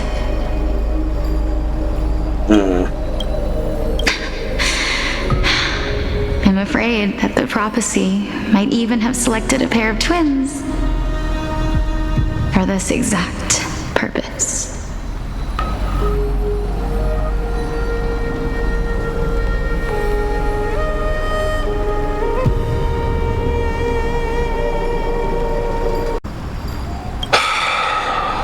Fortune makes fools of us all. My sister is prepared to sacrifice herself. And yet, I can't do the same. How absurd. My time is almost up, but I'm still afraid to welcome death. What should we do? If I'm ultimately not able to make up my mind... Since Chaos is willing to guide all of us and leave this trial to the end, there is still plenty of time for you to ponder. That's right. Don't allow the fog of an uncertain future to cloud your mind. Trial, prophecy, the topics that they're discussing seem familiar. But these three people must not have left their names in the epics. Otherwise, I would have some recollection of this. Amphoreus' history before the Titans were born was complete chaos. Is that not strange by itself? I have long held 3 hypotheses about this. However, let's continue watching for now. Calypso, Polixia, and this warrior. I seem to have met him somewhere before. Regarding this matter, Nias, are you confident that you'll complete your trial? Of course.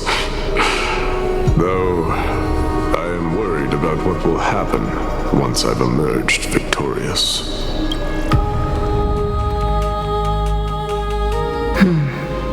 Looks like you have made up your mind. Yes, this is the safest course of action. Completely separating courage, honor, tenacity, sacrifice, and reason. You really know how to make things difficult.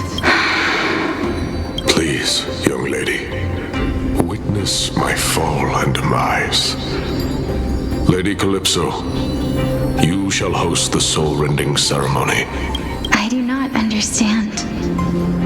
Why would you dare to sacrifice yourself for a future that you won't get to witness?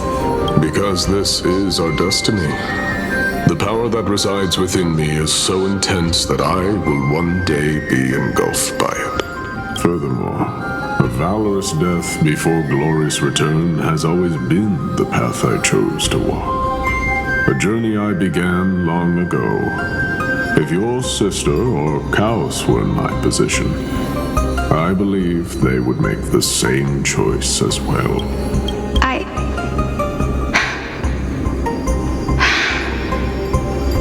I'm not that brave. I don't know how I'm supposed to face such a serious affair. Despite being Death's chosen one, it seems you still don't know how to face it. Let's chat, young lady. Perhaps I shouldn't end my journey so hastily. Since there's still time, I'm not worried about letting fate wait a little longer. Of course. This warrior is Lord Nias. As the embodiment of Nikador's divinity, he entrusted his life to us and allowed humankind to end his madness. That means that what I'm currently seeing before my eyes is, in fact... Looks like one hypothesis of mine has already been proven true. These heroes are the true forms of the Titans, before they attain their divinity. If so, the chosen one of death that he speaks of is actually... Polixia! Is the previous form of Thanatos? But her appearance... If this is true, as long as we can find out where she went, we'll naturally be able to figure out the location of the Death Titan. But before that, we first need to witness what ultimately happened to Lord Nias.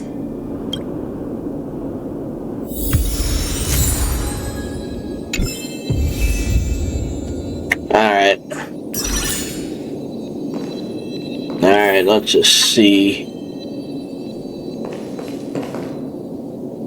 Alright, I'm gonna switch to her.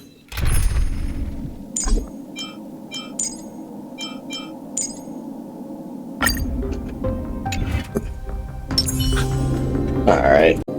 Okay. What's this? Nikador's courage is a testament that they have never once retreated from a battle. I've heard that these words are still engraved in Castrum Kremnos even today. It didn't occur to me that they were actually part of an alchemical formula.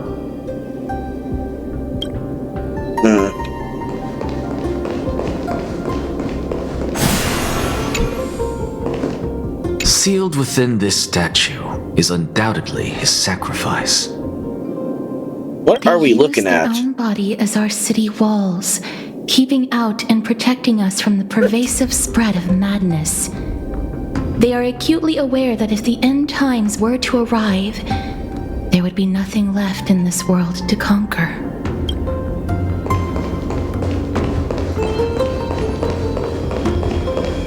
I believe that his tenacity is sealed within this statue. Where are we looking at? We're talking about over here, maybe? Before we fought Nikador, we also released it from the stone statue.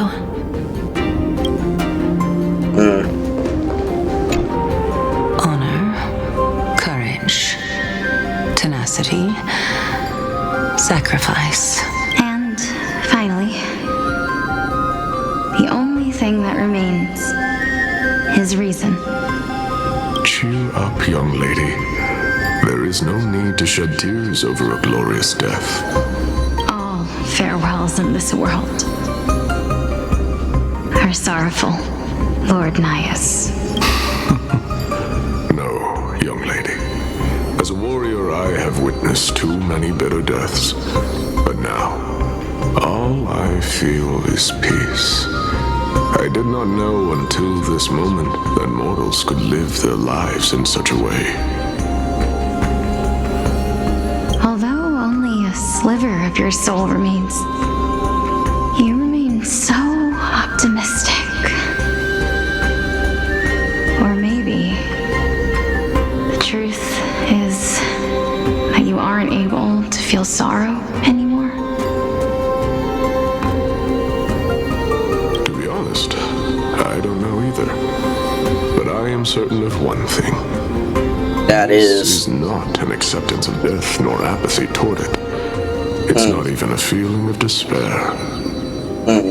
I am just enjoying what remains of my life to the fullest.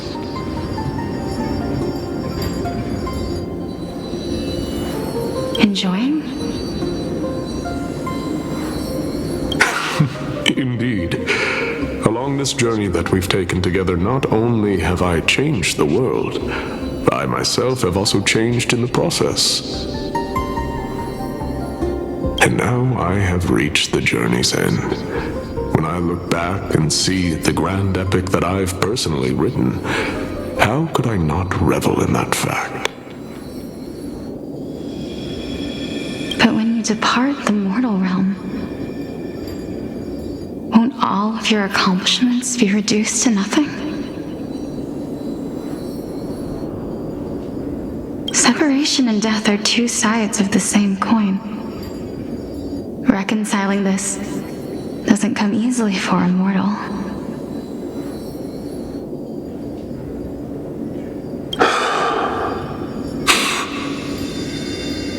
Finally, let me recount to you a story of mine, young lady.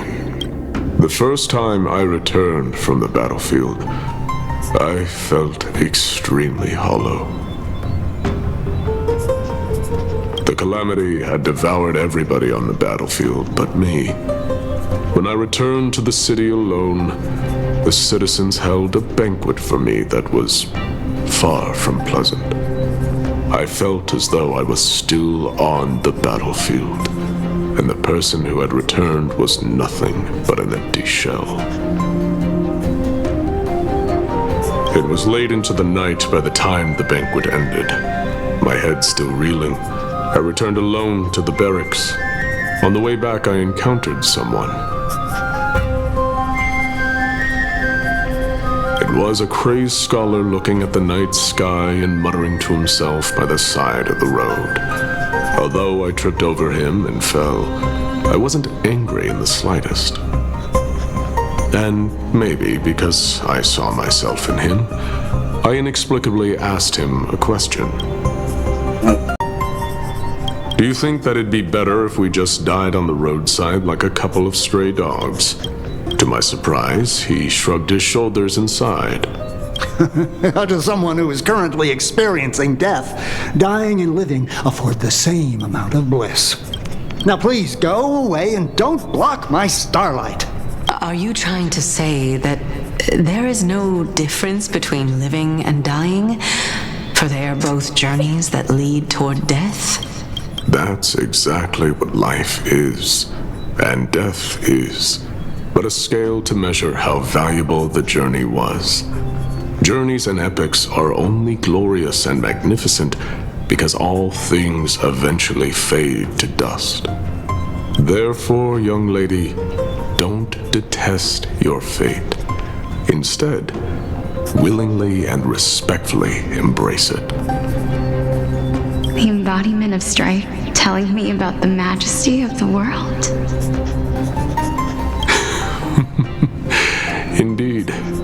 I believe that when the fated moment eventually arrives, you will be able to understand my words.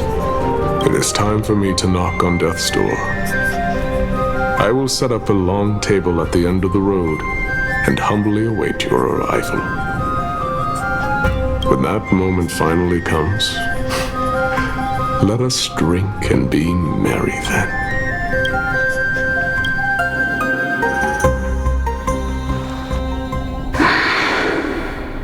I knew this day would eventually come.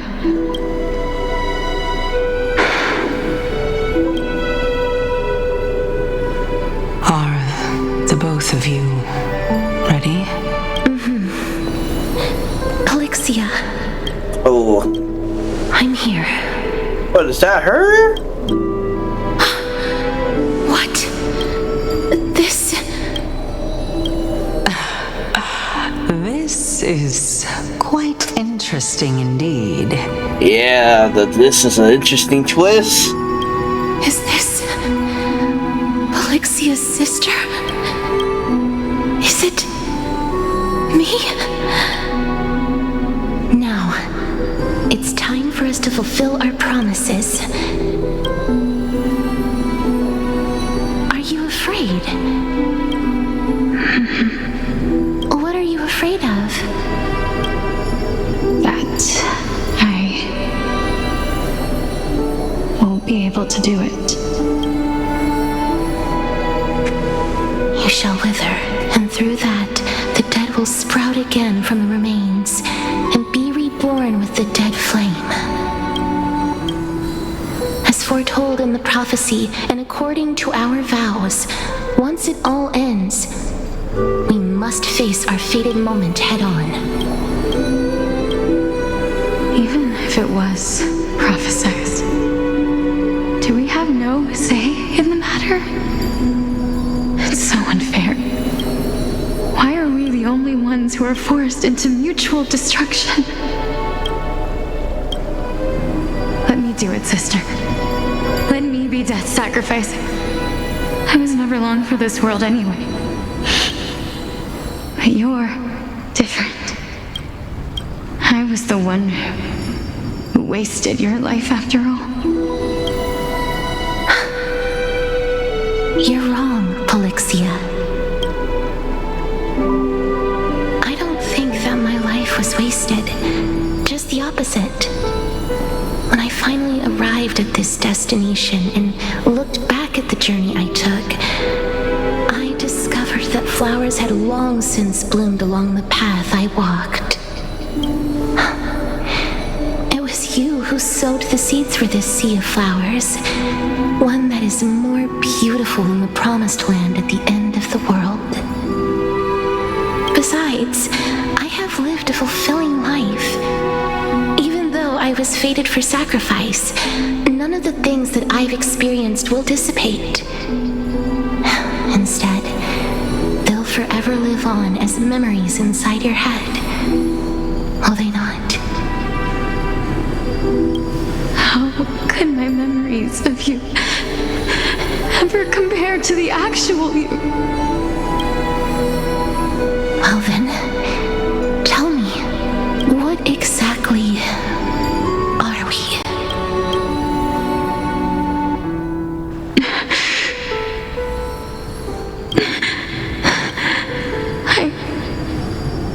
I don't know. I don't know either. But regardless of what the answer is, regardless of how we're shaped by others, or even by this world, ever since we were born, the fact that we existed was predestined, and nothing could erase it. This is why I will always, always be by your side. We're twins, after all.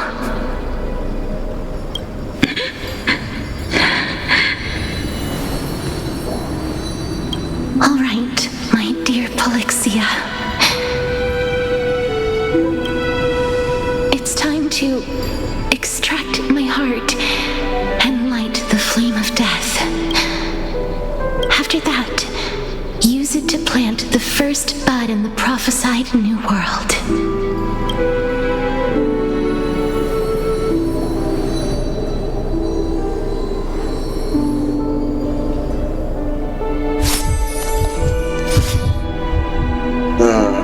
If I imparted my knowledge of the art of alchemy to you, would you use it to resurrect someone you loved?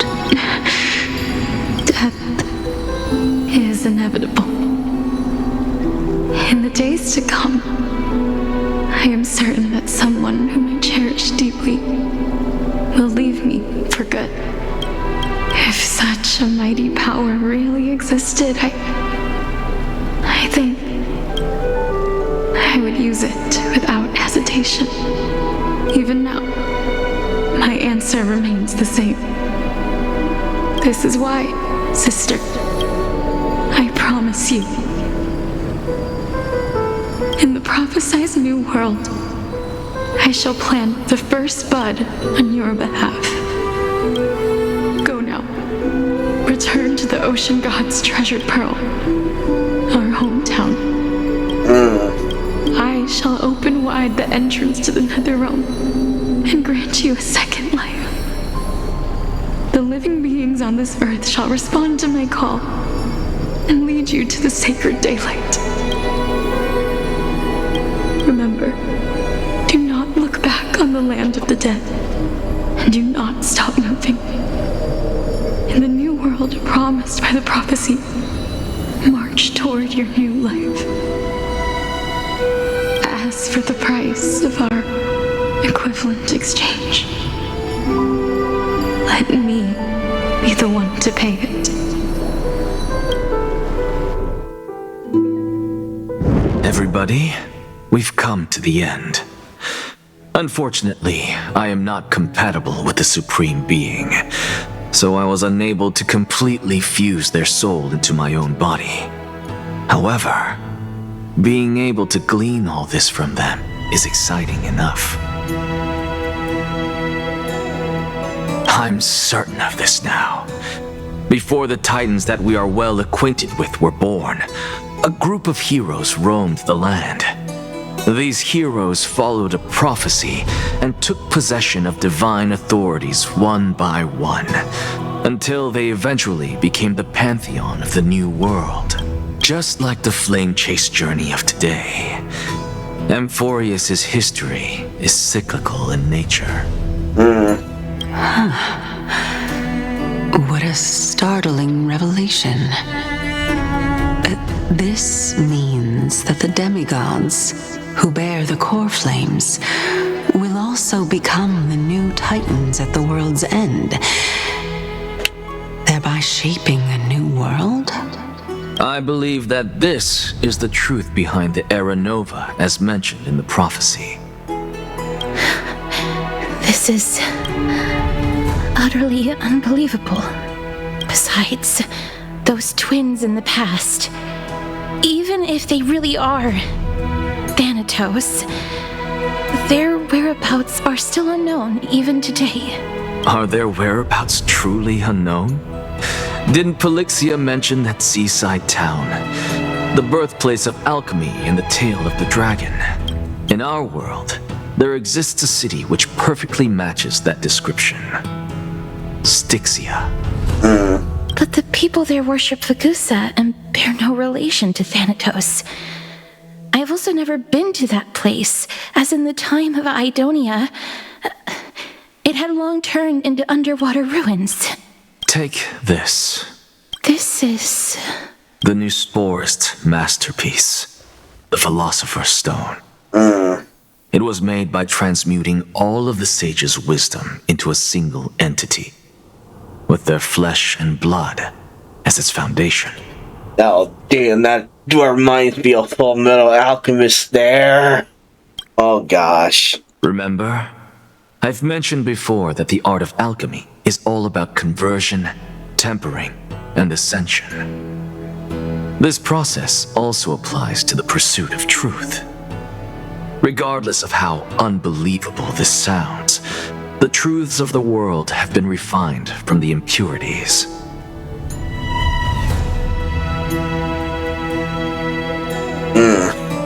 Think about the story of the dragon. This stone will lead you to your real hometown, allowing you to reform the door to the Netherrealm and discover Thanatos' fate.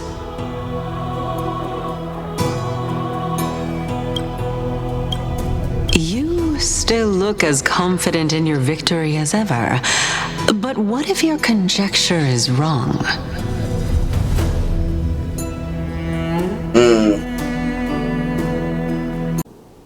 Simple. I shall merely admit to the entire world that my experiment was a failure. However, my line of thinking will not fail because I have already planted the seeds of doubt into the hearts of the masses. Actions speak louder than words, Castorice. With the assembly about to begin, don't forget the promise you've made. I've already searched for so long. I'm willing to try one more time. While we converse, her life is also slowly slipping away. But before I leave, I have another question. What exactly did we witness just now? That was the world imprinted in Kefali's soul. If we are to prove its existence, you must take the final step. Go. Do not disappoint me. I understand. Hey, child of humanity. Don't get antsy. I still remember the question you posed to me. As a scholar, I do not wish to offer up ambiguous conclusions. Let's discuss this topic again when she manages to find the evidence. I merely wanted to ask, was that stone transmuted from your heart? If so, rebirth is no longer an option for you. Why not? When I was a child, I lost someone dear to me. When I was a teenager, I lost my faith. A while back, although you saved my life, I also lost my soul in the process. Now I'm merely forsaking my body. What's the big deal? Why are you always finding ways to die? Isn't it good to be alive? This is but a necessary sacrifice on my path to transform into the purest of them all. Can someone who's dead even claim to be the purest of them all? Furthermore, if your hypothesis is proven correct, does it not just confirm that the myths are true, and thereby invalidate all your theories? No, it's just the opposite. If my hypothesis is correct, it means that I can actually ascend to godhood and reshape this absurd world that you all have created. Well, that's kind of true. That's a lot to take in at once. Yeah. Lady Aglaea, please, let me explain. Go on. You know that the Coreflame of Death has always been the greatest unknown regarding the Era Nova, which is why both you and Cainus desire to gain the power to control that Coreflame in the approaching Citizens' Assembly. Professor Anaxa has come to a consensus with Cainus. They want to suspend the trial once Thanatos' Coreflame is reclaimed, hoping thus to eradicate death from this world. If they're successful, then the flame chase journey will cease, and Akama can enjoy everlasting peace. But I know this runs counter to your wishes. So long as we do not usher in Era Nova, the Black Tide will never be eradicated. Even with Lord Mighty on the front line, and the Black Tide not posing an immediate risk, the danger nevertheless remains. Honestly, it's difficult for me to assess the pros and cons in this decision. But someone must bring the Coreflame before we can begin negotiations over it. The Titan could be very near. I cannot let this chance slip by.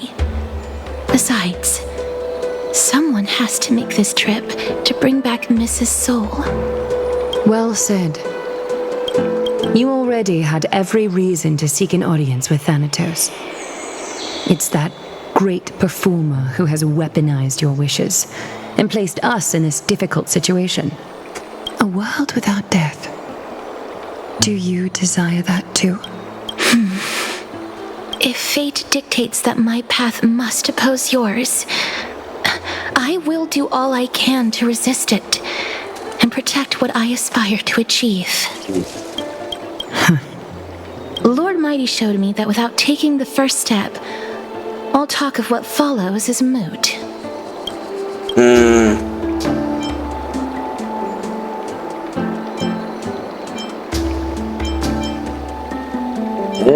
I'll say this. I have always hoped to hear you speak your mind, Cass. And I am glad to have heard your true thoughts. Styxia. I visited that place in the past. Though it is now an island surrounded by the river of Soul's torrents, it's not hard to see its former splendor. Go. I will not stand in your way. As for you, you are someone who has cheated death. I believe you have more than enough reason to make the trip with Castorice and meet the god of death himself. Castorice, I too look forward to your journey. I wonder what kinds of new interpretations your completed story will bring to the flame chase journey. Thank you, Lady Aglaea.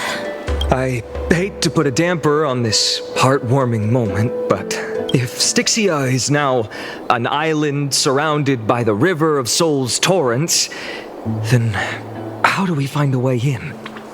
Lady Tribbie is probably... The answer is quite simple.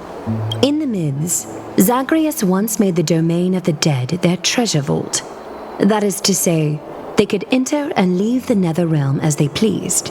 And if they could do that, then it follows that the demigod who inherited their divinity must be capable of the same.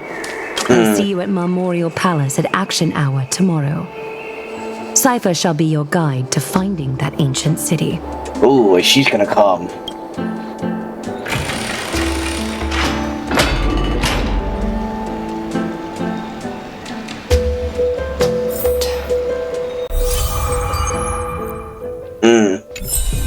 Downhung isn't back yet, huh? Yeah, I think we should rest for this one.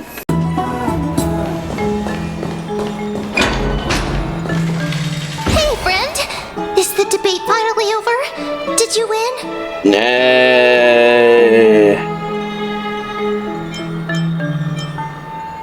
Nah.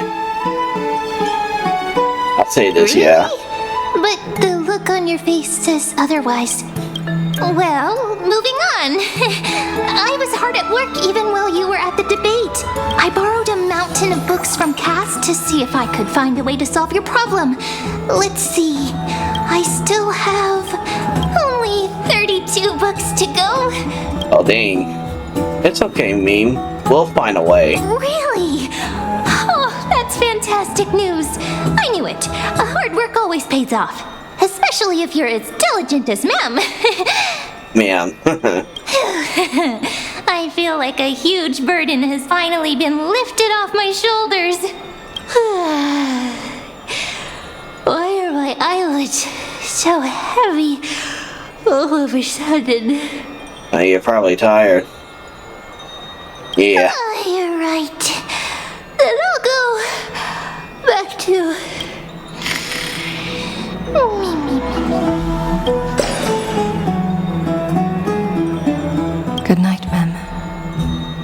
right, Hakama. It is nighttime now, right?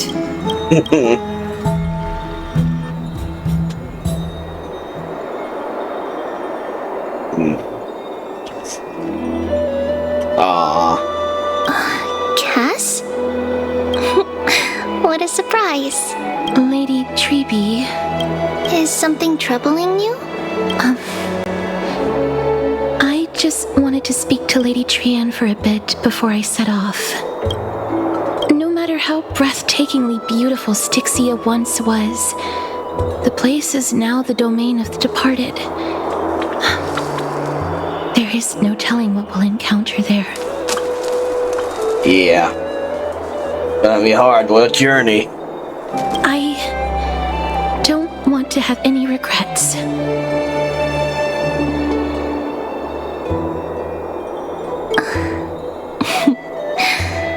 Has anyone told you that your eyes are sparkling today? Is that a figure of speech?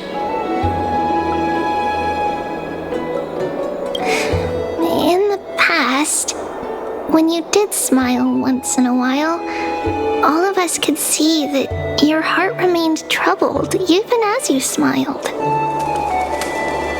Lady Tribbie, you know perfectly well that see you tomorrow is nothing but a white lie. I hope your toughness is not a mask hiding a lonely heart. Cass, you hardly ever talked of your past. None of us knows what you went through, apart from Maggie. But we know it must have been filled with pain and hardships, as it is the fate every Chrysosaur is destined to live out. We are just happy for you that the Coreflame you're meant to inherit has finally surfaced. Isn't it a little too soon to say that? But you already know where tomorrow is, don't you? There is no need to rely on anyone else. Just give it your all and leave no regrets. We have always believed that your embrace is just as warm as everyone else's. Because we embrace others to comfort them. And Cass, you're the kindest Chrysosaur we know. Thank you, Lady Tribbie. This feeling, it's hard to put into words. I suddenly found myself with so many wishes, so much I want to accomplish before setting off. Then go do it, Cass. Trianne was actually working on a surprise gift for you. It's a pity she didn't get to finish it. But now Trianne and I are working on it, and we'll make sure to give it to you. Aww. That's sad. So, let's meet back here when you return from Stixia. Safe travels. See you tomorrow. Alright, see you tomorrow.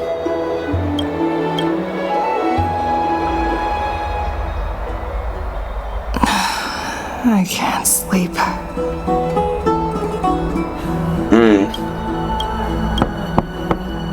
Ooh. Who could it be? Well, let's check it out. It's me. Oh, Cassius. What's up? I hope I didn't wake you. Oh no, you didn't. Huh? No.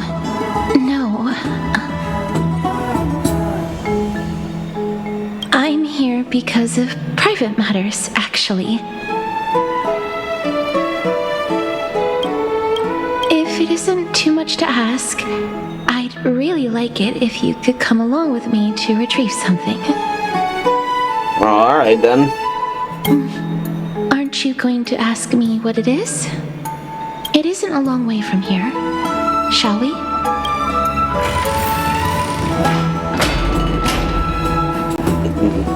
I'd love to go in and take a look. Have you heard?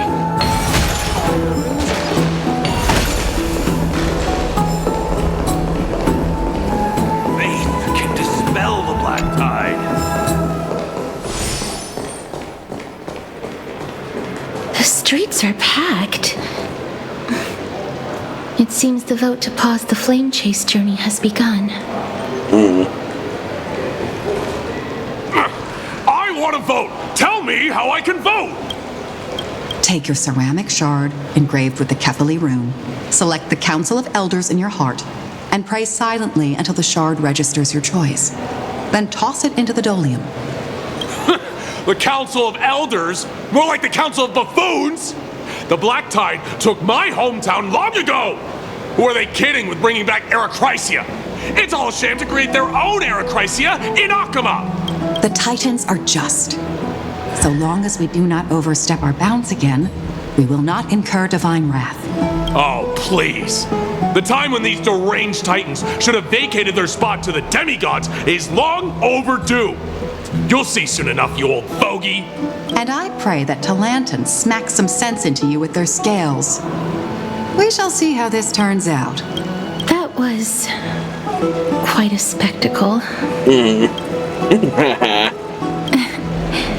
I suppose peaceful is technically correct if no actual violence happened. To this day, I still find it almost unreal that Akama is the only place illuminated by light amidst the crumbling ruins of Amphoreus. And its people are even holding votes to reconcile differing opinions. This peaceful sight is making me forget that this is the end times.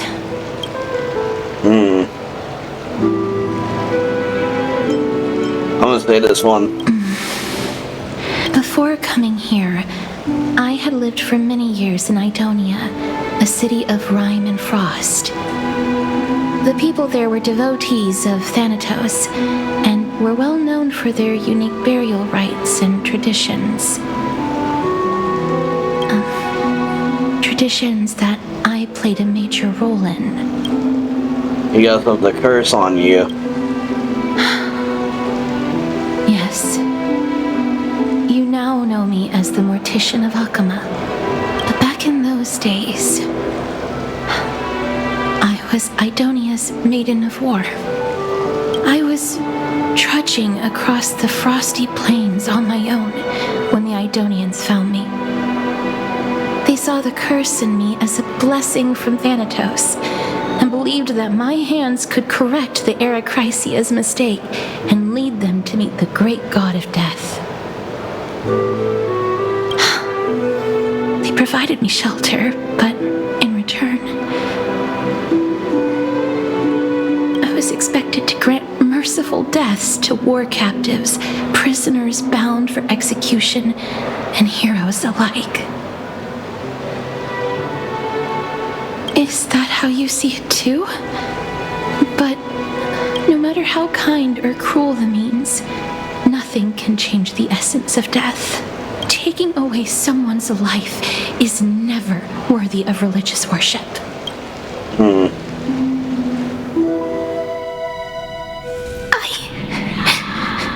I can't do it. Their voices, they pierce my ears. The pleading. The thanks.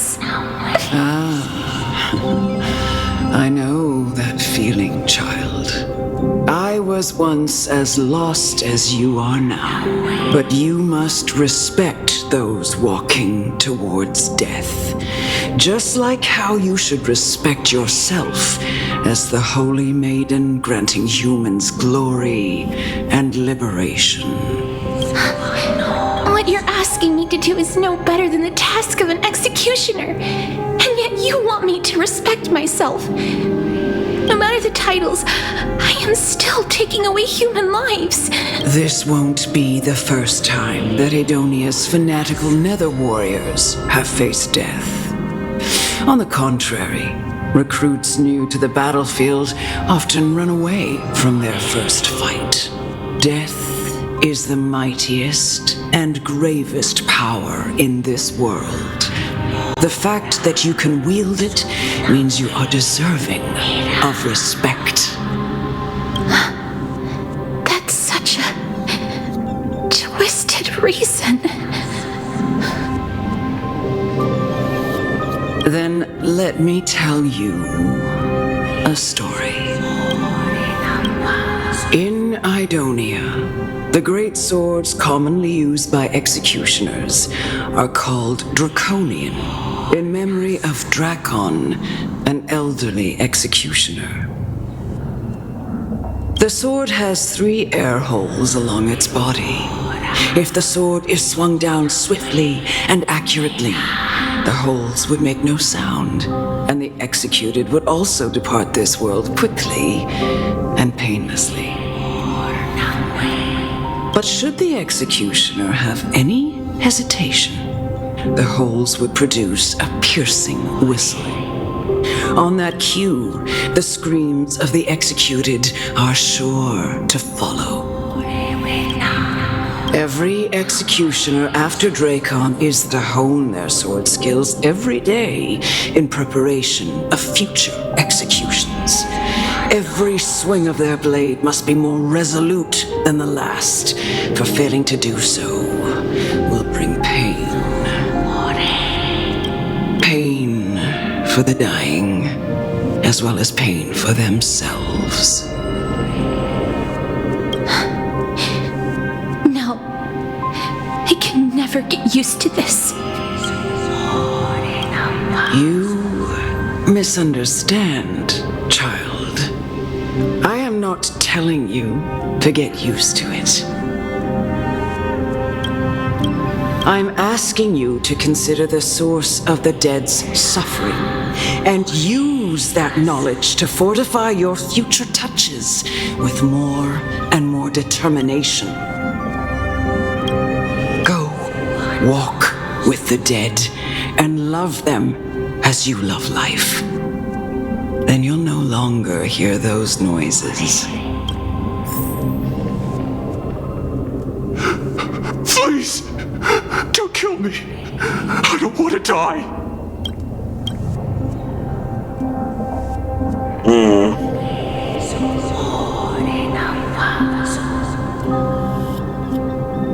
I don't even know. Why would they make me do this? This is your duty. Remember, consider the source of the dead's suffering, then give them the respect they deserve. Thank you. I beg you, don't listen to her.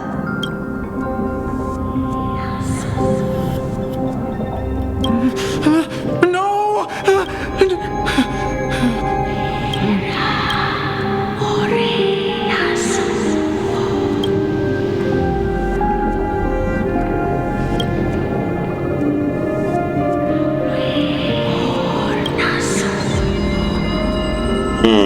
May you gain some insights through his sacrifice.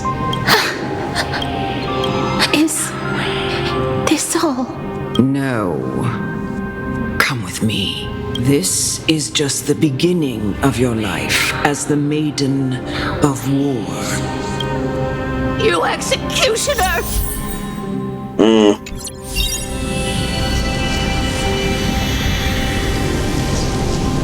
Dang it.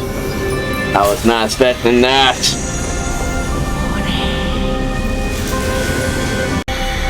I want to look around though. Anything over here maybe?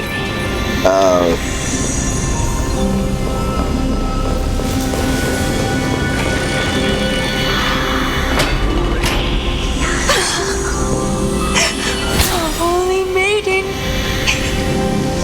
Go, grant her glorious death.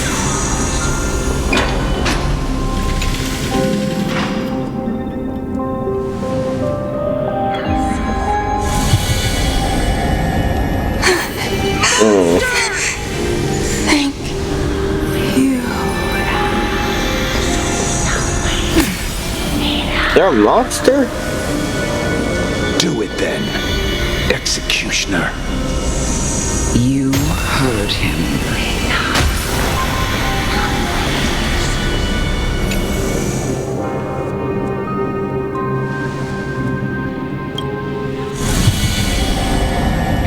I curse you to live in eternal pain.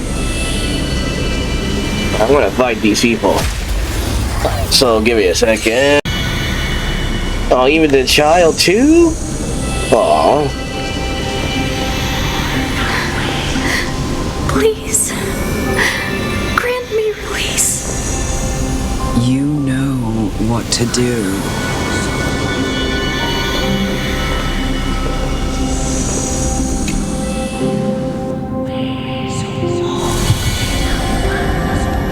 When will this ever end?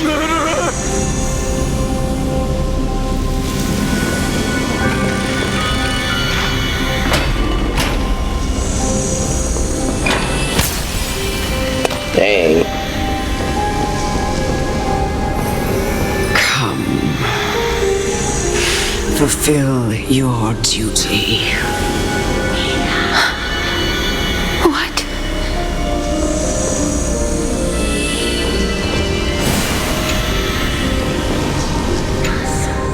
What are you trying to do with me?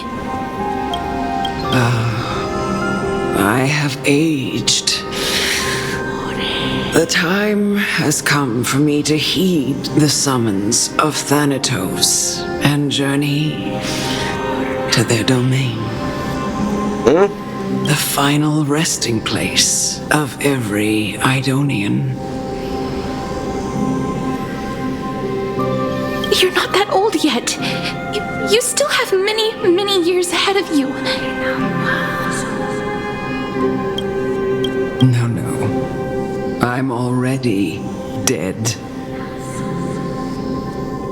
For I have come to fear my declining health and impending death.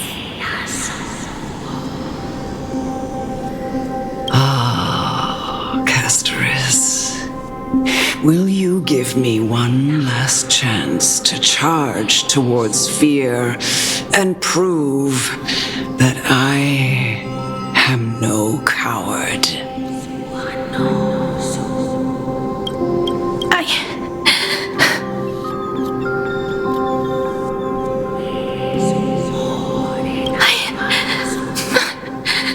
I can't take this anymore!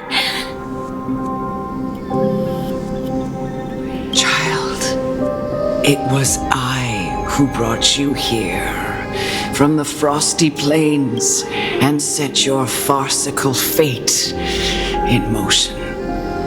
It was also I, Chief Executioner of Idonia, who forced the heavy duty of executing others onto you.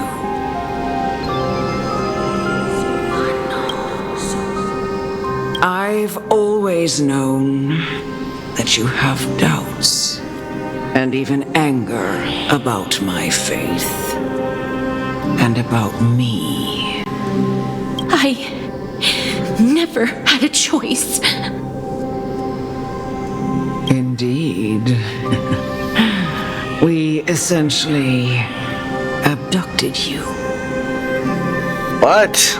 Yet you can end any sinful life with just a touch of your fingers.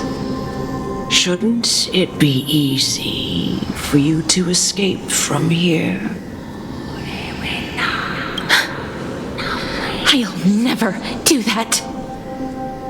It doesn't matter how lightly the Idonians take death, or how readily they accept it. I simply can't do it.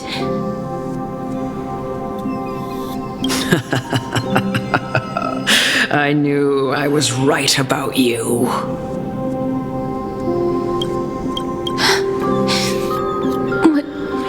What do you mean?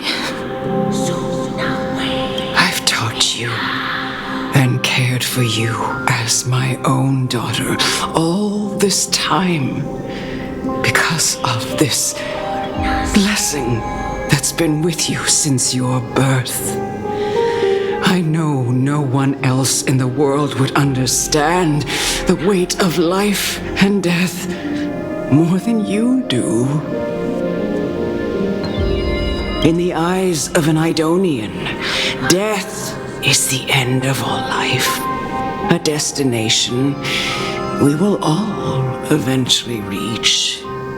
Humans should not resist it, but learn how to face it. You can only live your life to the fullest after understanding this principle. And when you do, even if you eventually leave Idonia's protection, even if you must carry the curse forever, you can live with your head held high like everyone else. No! How can I? Come now. It's time. I've already taught you all that I know. Show me that you are a fitting holy maiden. Or at least that you possess the resolve to become one. Come now. It's time. I've already taught you all that I know. Show me that you are a fitting holy maiden. Or at least that you possess the resolve to become one. Once I run a fight. Emerge from your cocoon.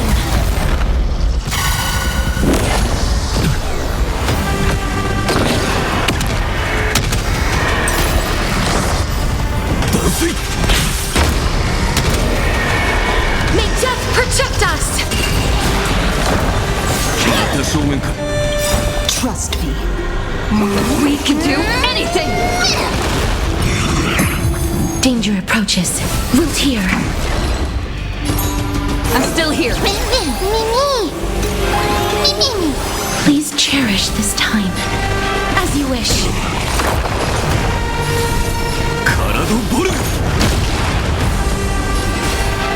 Strike there! That hurts a bit.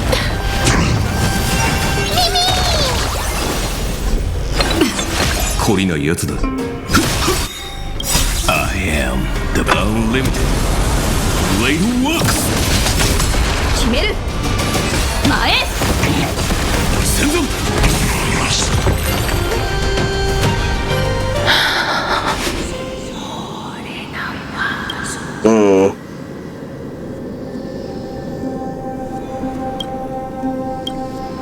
This was the last time I followed her command. I gently touched the elderly woman before me.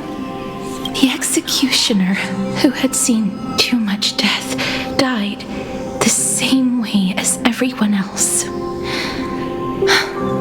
A gasp for air, a wistful look in her eyes, and a barely perceptible tremor in her fingertips.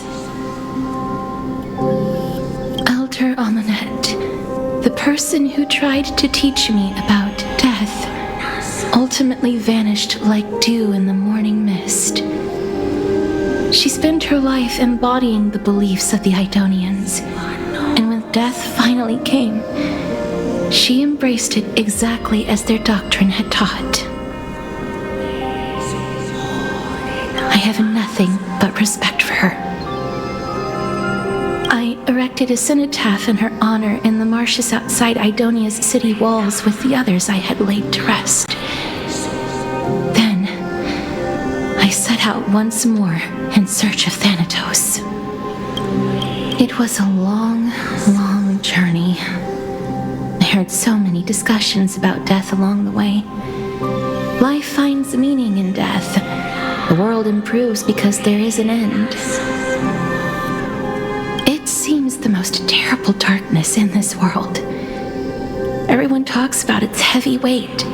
Some resist it, some worship it, and some even revere it. How did a disappeared titan become the deepest fear of humankind? And why do they haunt my dreams? I continued my travels to seek an answer. Initially, I was running away.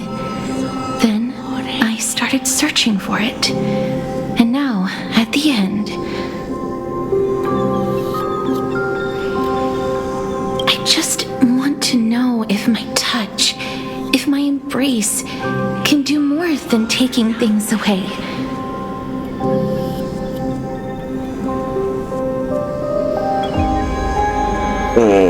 Can I make anything? Can I leave anything behind? I don't want to die. Please, I fucking you just let me go. I don't want to die, please. I don't want mercy like this. Just let me go. I need him. I don't.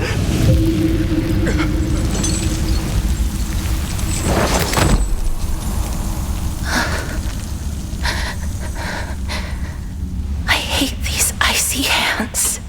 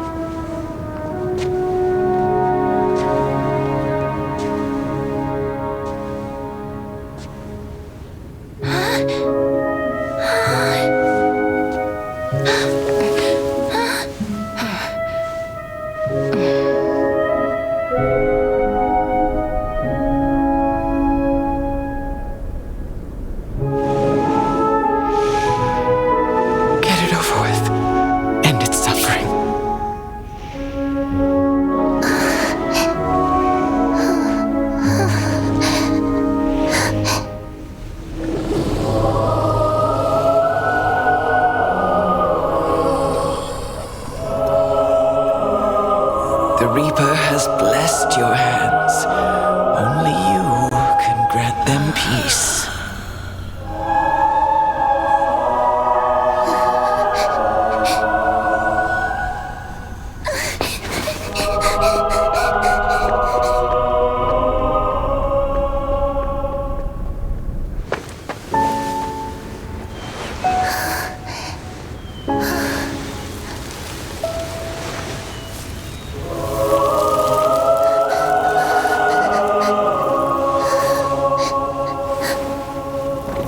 Embrace death.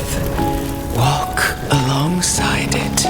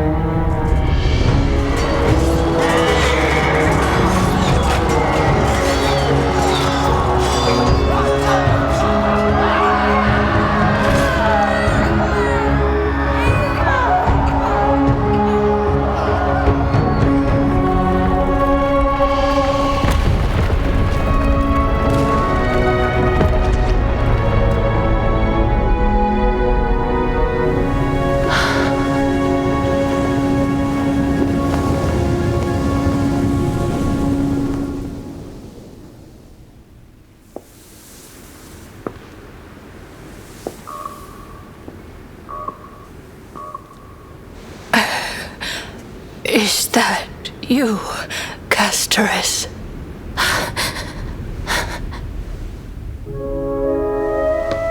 All of them have gone, heeding death's summon, crossing into their domain.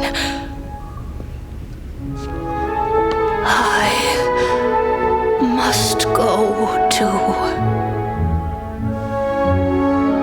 I don't fear it, just I have some regrets. Watching people leave this world again and again, it must be lonely for you. You must want to desperately embrace them before they go. I can't. These hands, they're too cold.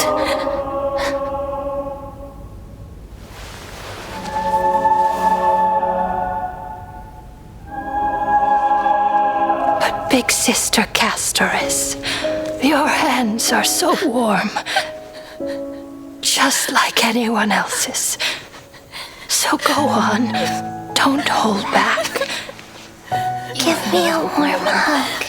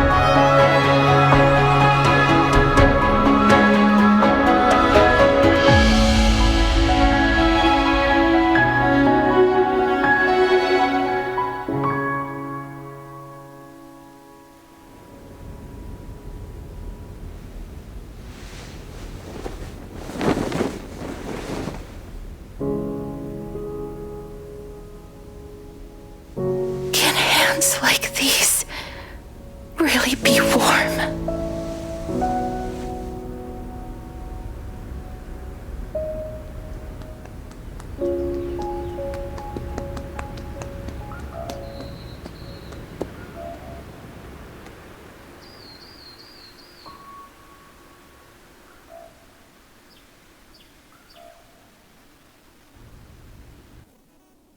On the day that Oronyx's trial ended, you must have had many questions. I felt just as confused. Why, as someone from beyond the sky, were you so cruelly dragged into Amphoreus' fate? I wished I could take action, but no matter how hard I try, I cannot simply interact with the living as ordinary people do. Brushed against each other unintentionally in the grove. And it was obvious that nothing had happened.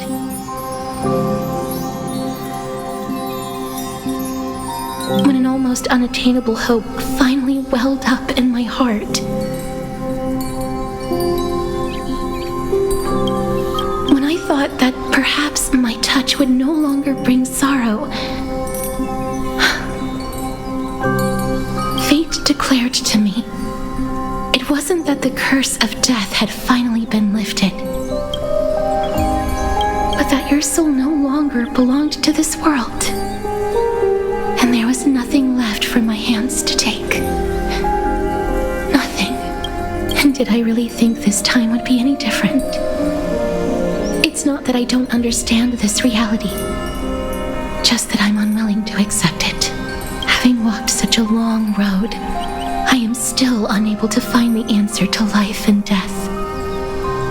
I am resigned to eternal despair. Anything I wish to hold on to, death will inevitably wrest from my grasp. From that moment on, I lacked the courage to confirm it again. Until Oronyx laid bare the cruel truth before us.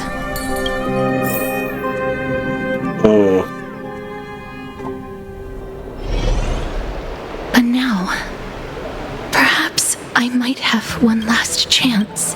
Long ago, Trianne read a prophecy to me. At the end of the Sea of Flowers, the souls of the living shall warm thy fingertips, and after an embrace, there shall be eternal separation. I found no surprise in it, for her words sounded not like a foretelling, but a perfect reflection of my past. Embraces in this world are born of reunions, yet my touch speaks only of farewells. In that moment, I had no doubt that this destiny would weave itself through the entirety of my life. And yet, things have taken a turn for the better. Now that I can finally have an audience with Thanatos, perhaps I can rewrite the meaning of that fated prophecy. I have no reason not to give it my all, for your sake, and for my own. Alright, thank you for telling us your thoughts. With that, I won't have any regrets. Mm-hmm.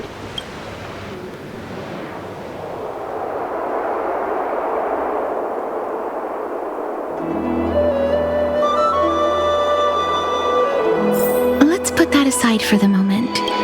We've arrived. I want to retrieve a small gift I specially prepared for you. I made it myself, like the trinket I gave Lady Trianne. I want to leave something for everyone, if possible.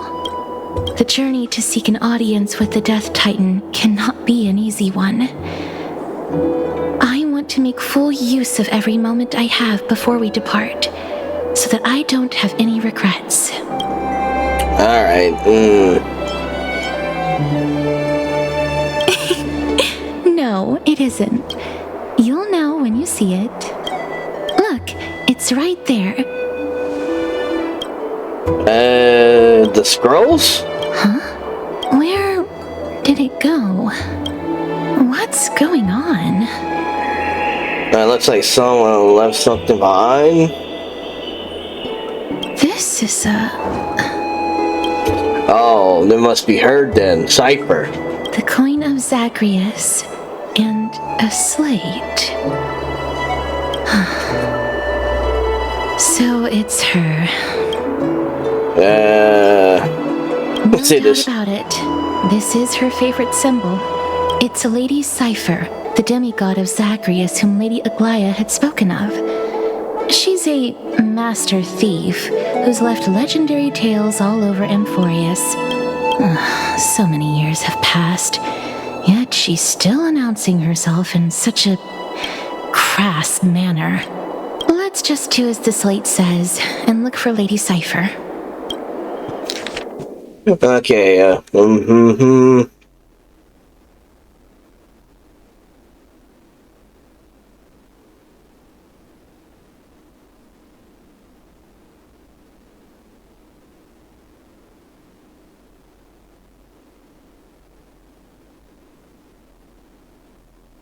Okay, so we just gotta look for this market. And then a golden short sphere that's left over there.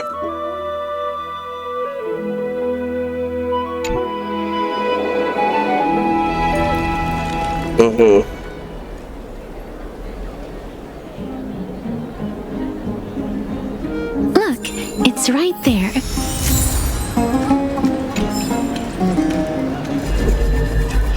Was not expecting. Must pursue her.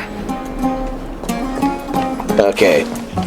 I'll be honest though, I was not expecting them to do a peak animation from her. Cool. What the heck? Oh. Man, this mic.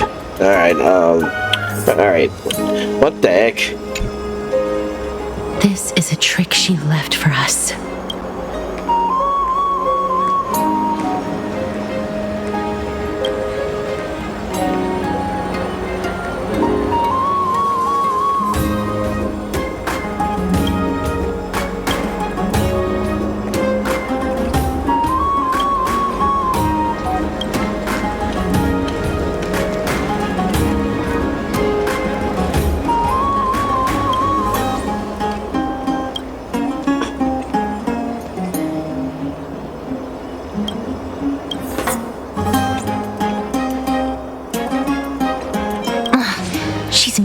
incorrigible. Follow me. That's I was right.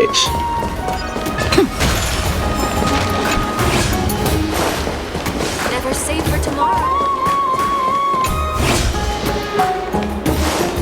Well, hopefully I'm right. It's about time you do some exercise. That's fuck. You little shit.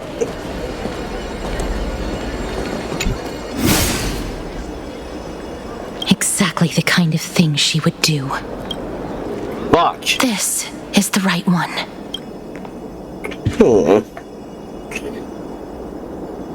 We must pursue her.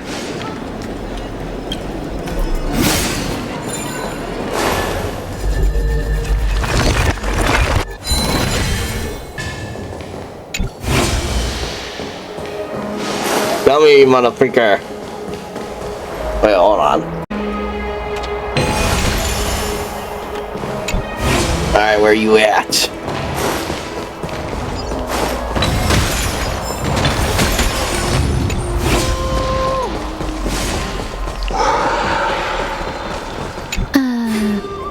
Oh damn. Did she put on top?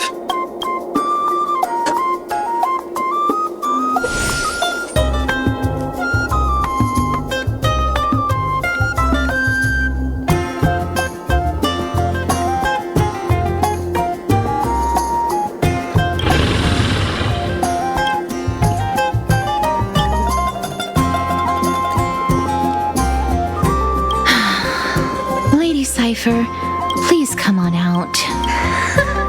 You're still careless as ever. Shouldn't you keep such a precious gift near your bosom? Since you know it's a gift for someone else, please give it back to me. Stop hiding among the people and letting the wind carry your voice. Now, since I know it's a gift, that just means I need to milk its worth. The children of the wind never stay for long in one place. Unless your offer is tempting enough to still the wind. What say you? Name your price. I'll give you however much you want. What's wrong? Dang it, that didn't mean too. No wonder they call you Princess Homebody. Why don't you two come over to my place? It'll make a better venue for proper business discussions. You can find where I live through the winds I've sown. Right. Piece of cake. I can do that even if I can only sense your soul. All right, I'll see you there. Oh, by the way, everyone cool with me collecting a deposit before we reach an agreement, right? Now, come this way. Uh-oh. Where did my dew of divine blood go? She's incorrigible. Follow me.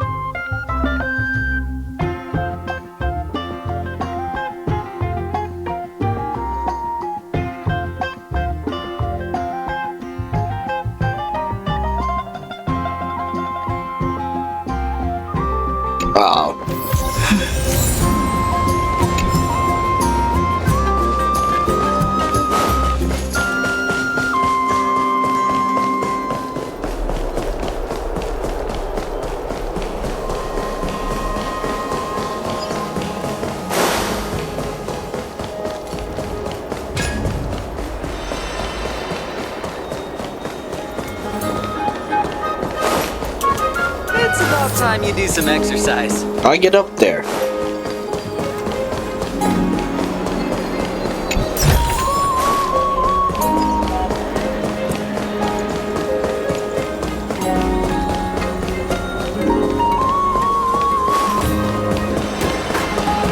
Never save for tomorrow what you need today.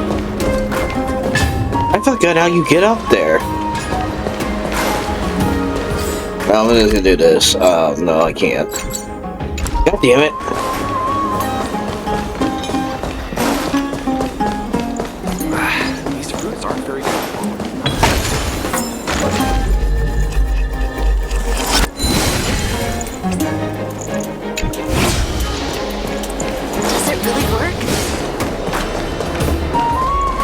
Okay.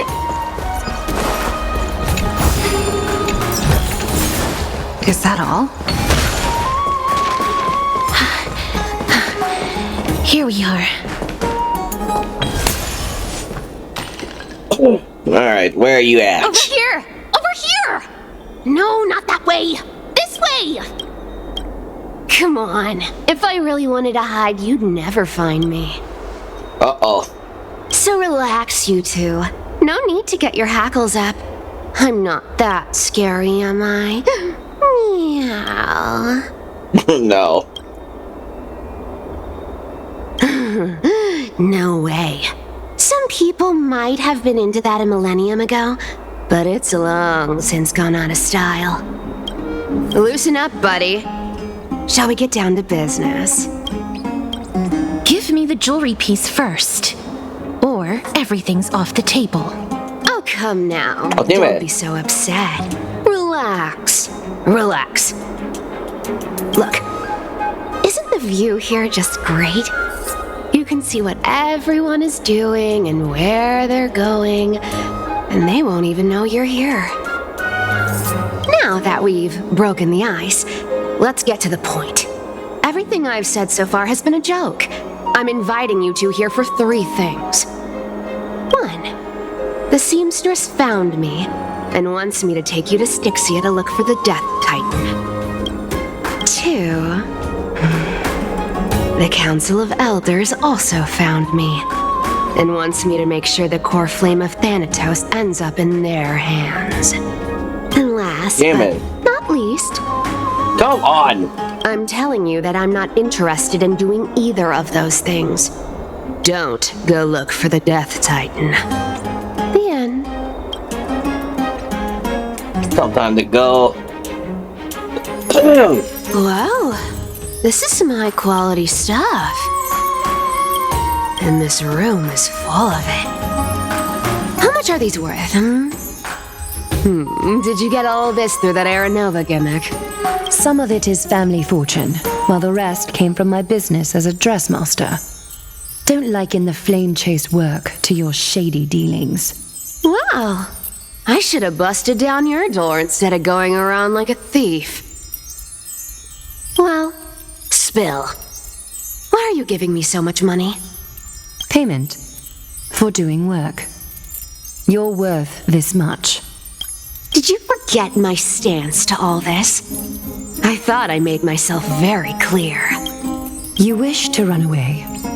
Run away from your responsibilities, from the prophecy, and from your destiny. You shall walk with greed and die over petty change. I understand this prophecy weighs on you immensely. That is why I have never reproached the demigod of trickery for running away.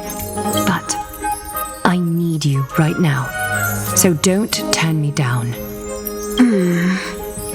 You know, maybe the gods got your tongue with their golden threads, Aglaea. I'm not hearing any sincerity in your words. Give me a reason why you're bowing your noble head to me. We lost Trianne.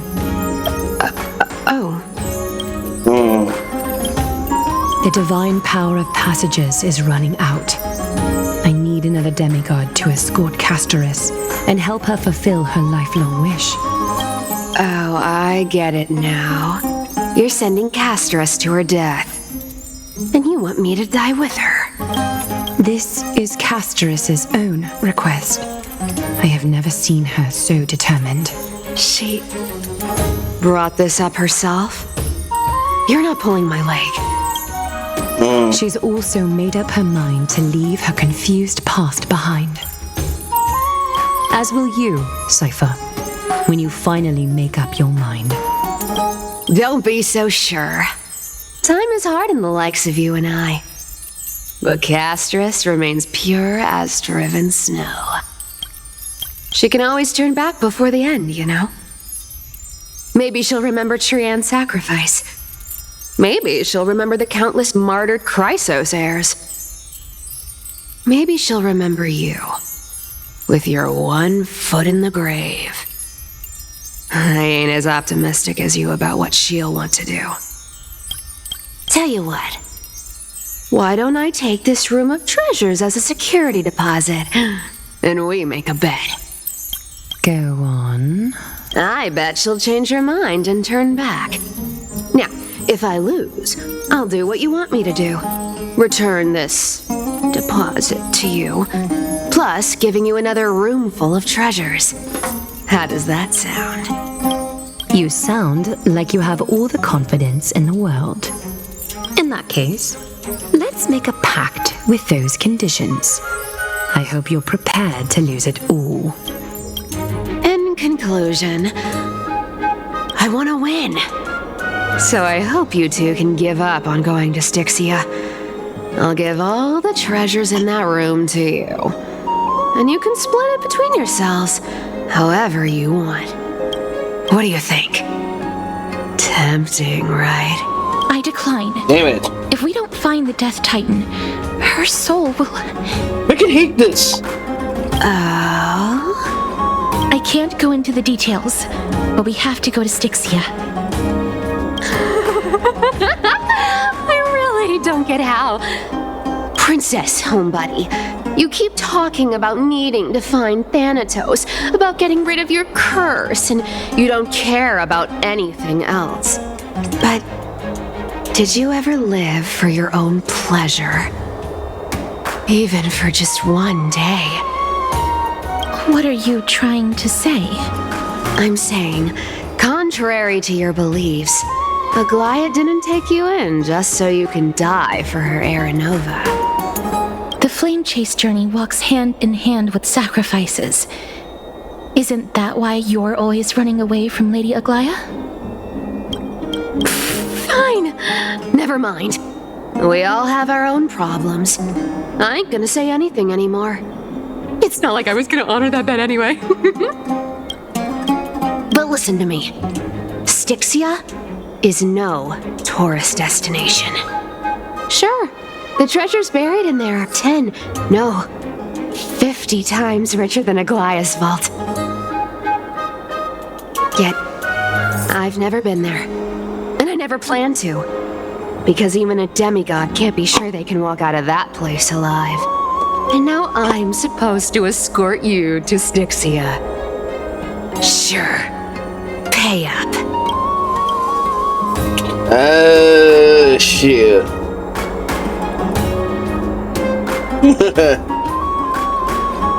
I'm gonna say this. You know, you're not wrong. At least it's part of my responsibilities. I don't like this. However, I have lived a longer life than most people. Though I'm not as good at doing business as Lady Aglaea, I still have some savings. I can give them all to you. Then how are you going to live the rest of your life? Then I'll give you 90. No, 80%.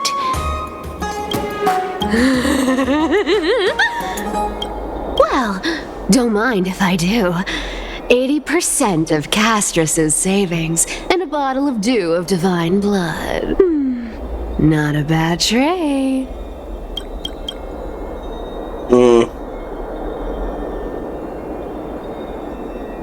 I'll say this. I'm so scared. Can you even catch my tail? Here. Catch. Be careful with that. A minor change in plans, though. Don't go to the bath tomorrow. Come look for me at Akama's city gates instead.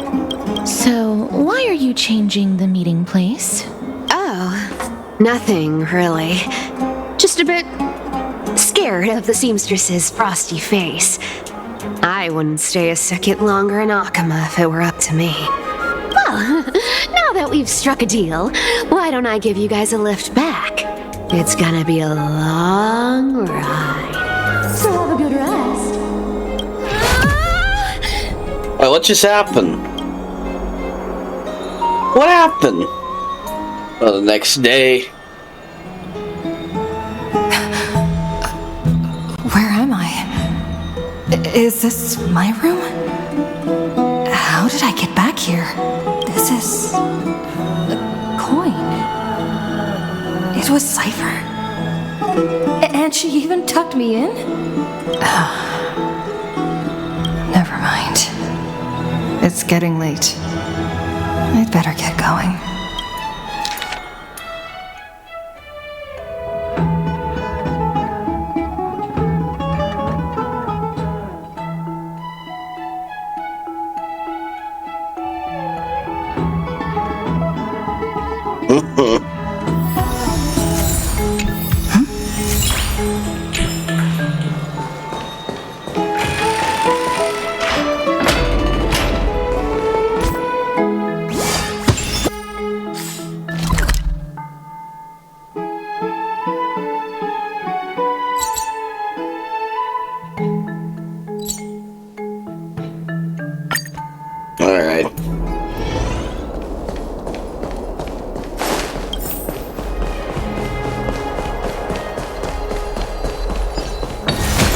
Yeah, I don't got time for this.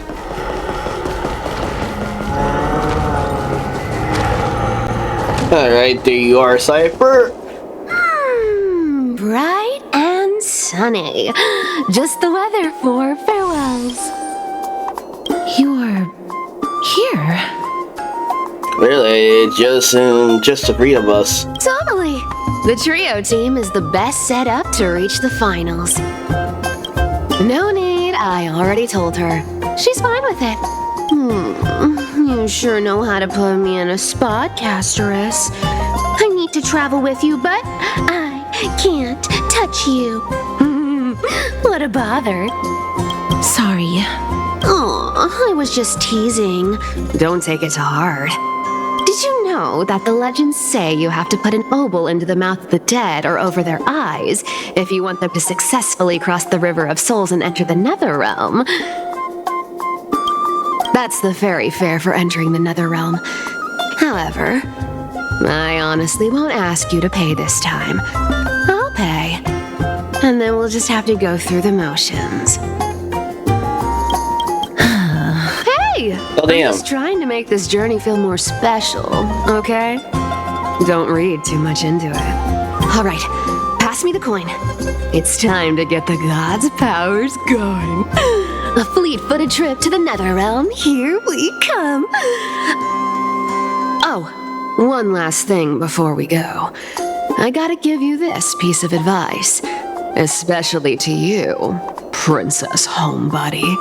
You can't catch the wind by waiting. You only live once, so make the most of every moment you have. Get ready. Be steady. Hey, your turn.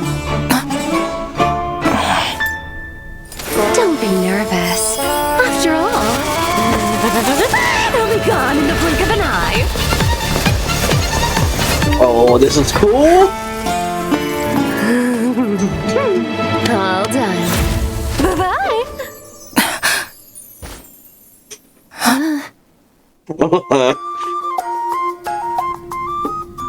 Are you feeling all right? I swear she was beating. Yeah. She's the demigod of trickery. When she flips the coin of whimsy into the air, she gains incredible speed that lets her travel anywhere in an instant. Oh, damn. Just like how she clearly had no intention of lingering here for even a second longer. We can only depend on ourselves for the rest of the way. Alright then. We got another flash here. Don't worry. Mem's here to help. Hey, Mem, so you came. Can you teleport too? Being cute isn't my only forte. I'm strong too. This is Styxia, the city of dragons and waves. Anaxa hypothesizes that the missing Thanatos is somewhere in these ruins. Alright. This is the land of their birth. Or perhaps of their death. Are there any clues? Who would we find them? Yeah. Anaxa Anaxa had used a secret alchemical art to temporarily fuse his soul with Circe's and Kephae. And when he was on the verge of death, he was pulled by Thanatos and caught a glimpse of the flowing river of souls. This alchemy, considered a sacrilegious act, might actually make the souls of mortals and titans attract each other. Even though Thanatos has been missing for 1,000 years, and even their followers haven't been able to find them, perhaps that special attraction could summon them here. Oh, so are we going to use that Philosopher's Stone to conjure the Titan? I guess that's the only way. The only leads we have now are the name of this city and the fairy tale about the dragon. Oh. Thanatos is even more mysterious than I am. Yep, seems so. Indeed. Even one as erudite as Anaxa could only point us to this place, and no further. We will be entering the unknown as soon as we take our first steps. Yeah. I believe that, rather than standing still, taking action is by far the better option. Perhaps fate might take pity on us today and show some compassion. Alright. Looks like we're here. But I'm gonna do something real fast. I'm gonna switch some characters. I guess this will do. Go back whence you came. Go back. Who said that? Ahead lies the realm of the dead.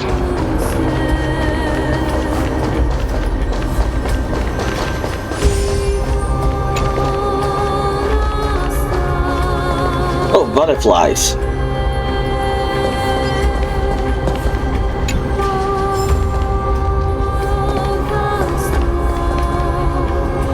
What a beautiful butterfly. Is it talking to us? Oh, it is? This is a eulogistic butterfly. They are found in places where many have met their demise. In Idonia, some think of them as manifestations of Thanatos' benevolence. By turning the lingering obsessions of the deceased into these creatures, it is as if the Titan has made life into a specimen. Others think of them as Thanatos' messengers that guide the departed to the nether realm. The second theory sounds more believable. After all, the things they're saying are rather, direct. Perhaps. But the fact that we're able to hear their whispers proves that we're fast approaching the realm of the dead. Alright.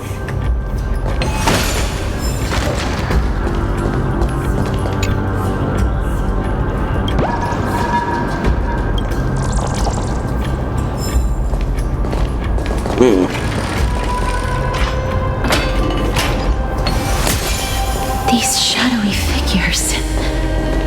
Are they illusions reflected by the River of Souls? Oh.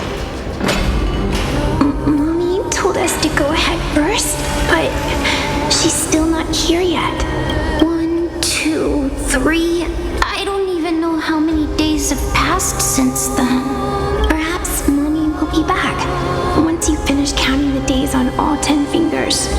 1, 2, 3. It's been much longer than 10 days since we left Mommy. Strange.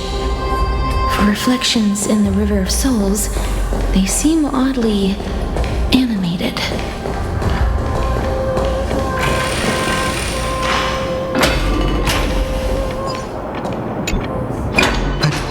Master, did that lady really lie to us?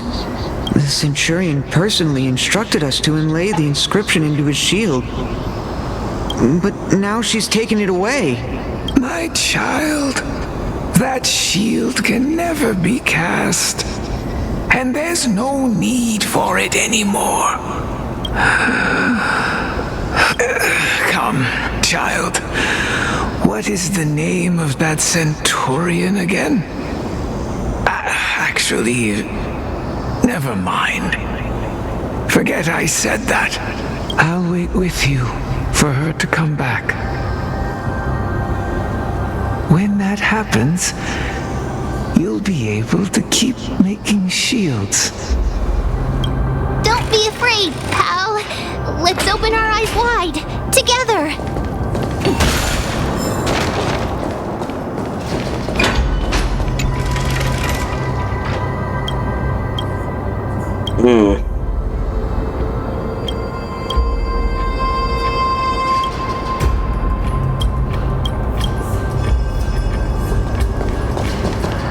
Do you want to buy any fish? Huh?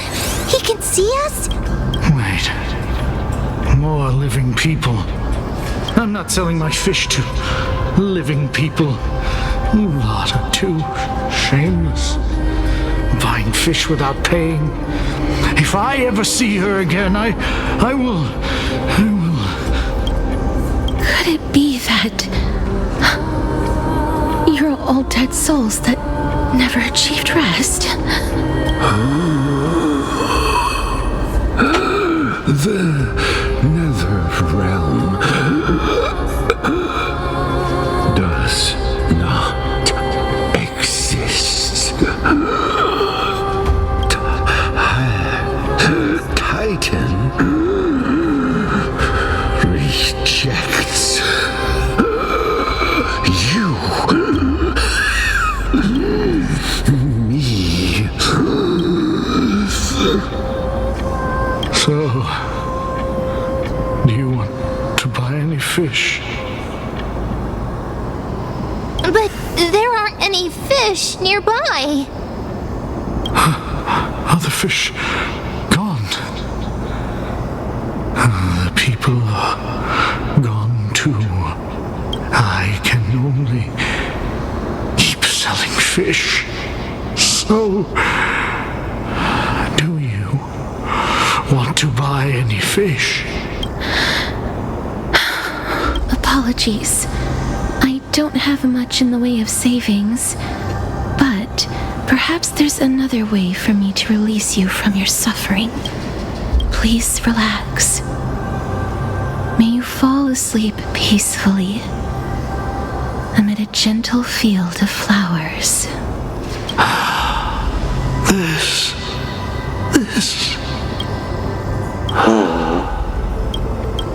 I knew it. These people aren't illusions. They're the souls of the deceased. They're supposed to reach the end of the west wind by floating down the river of souls. Yet, they have floundered upon the shoals of the stream, unable to move forward. Did Thanatos reject them? Or perhaps they didn't really die at all?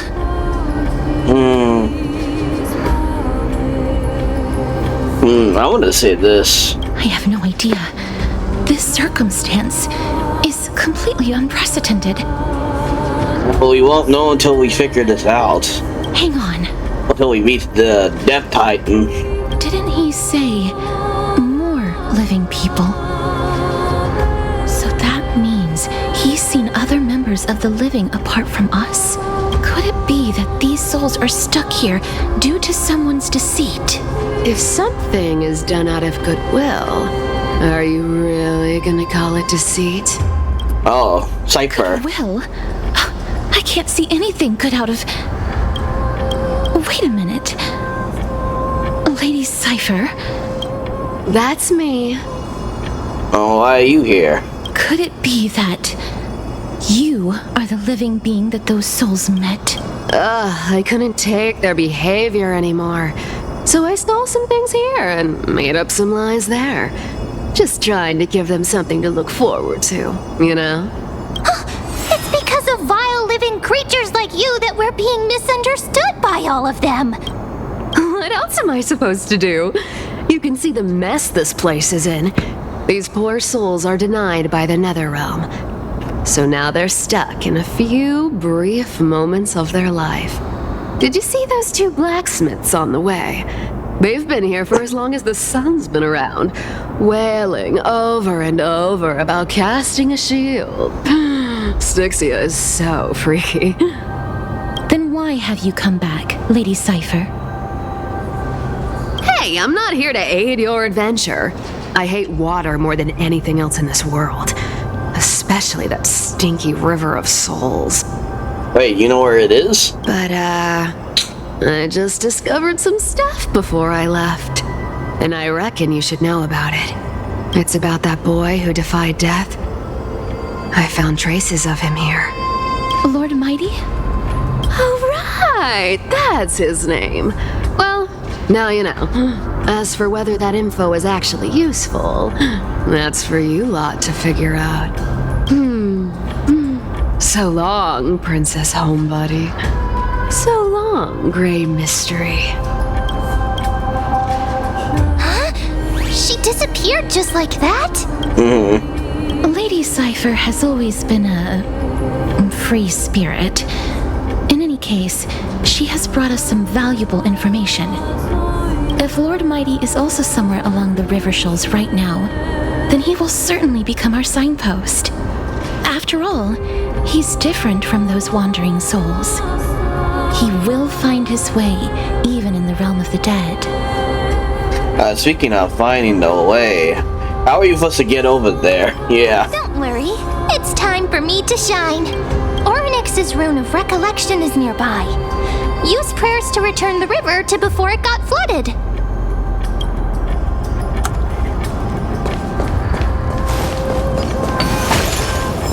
Hey, over here!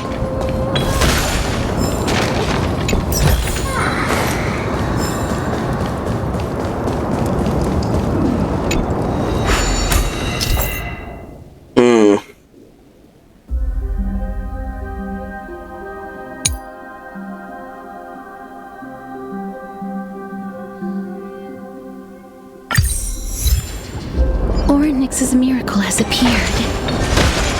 Amazing! It's like we're inside a giant bubble. Even the river got parted.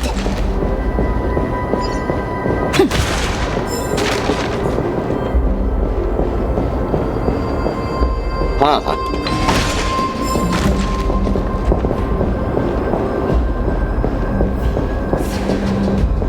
Well, this is interesting here. I was trying to see if I can go over there, but it looks like I can't. Nope. Anything over here, maybe? Nah. Nah. I guess I can go two ways. Can't go there. Well, okay, let's see over here.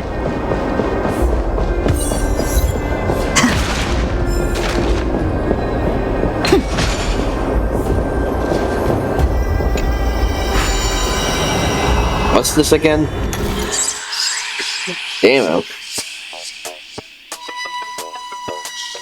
I did this again?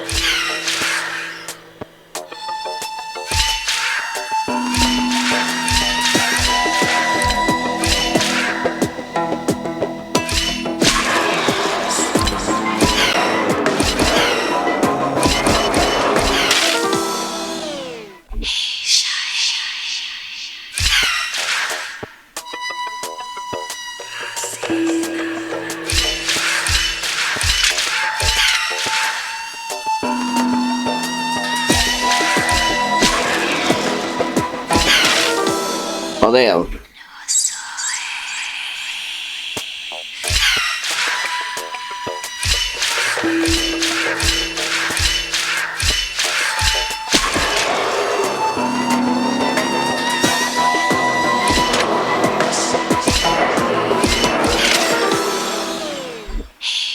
How's this work?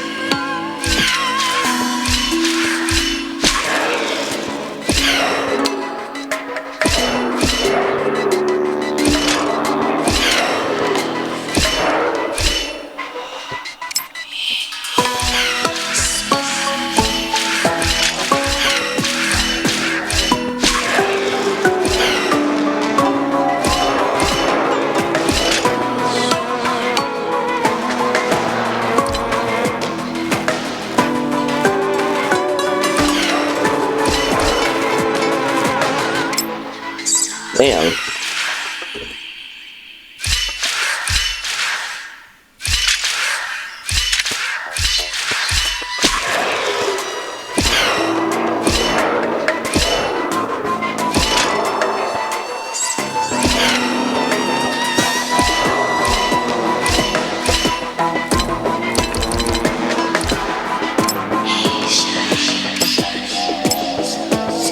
Can I leave? I don't know. I'm not doing all this shit. Dang it.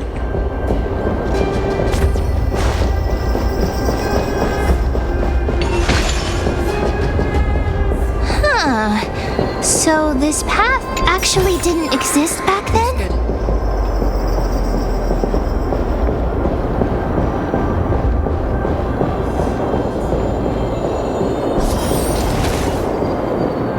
There are wandering souls of the deceased here as well. We must first return to the present before we can communicate with them. Alright. Is that all?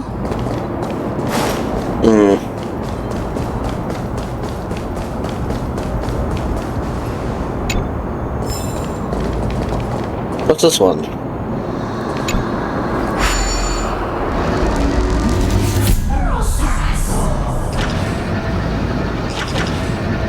Oh yeah, it's this.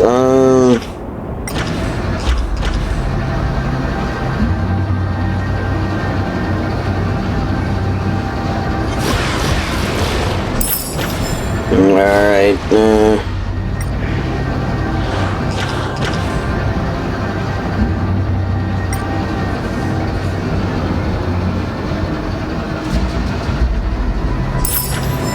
okay.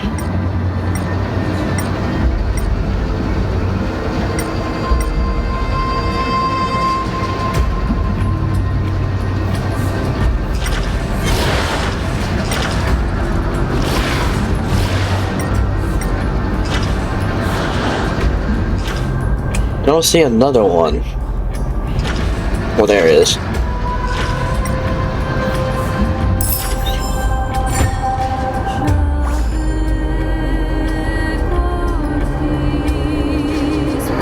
Alright.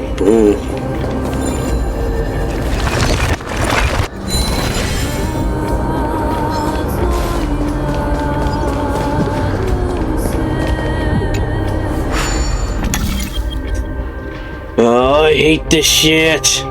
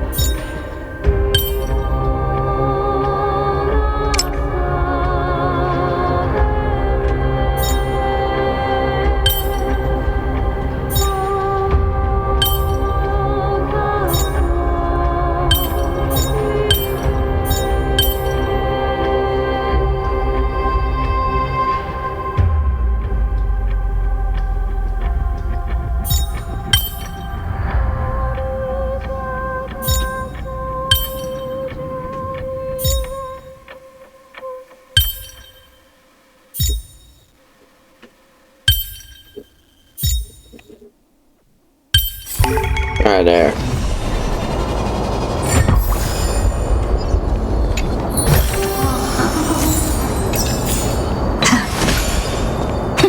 Alright. I'm just like looking around.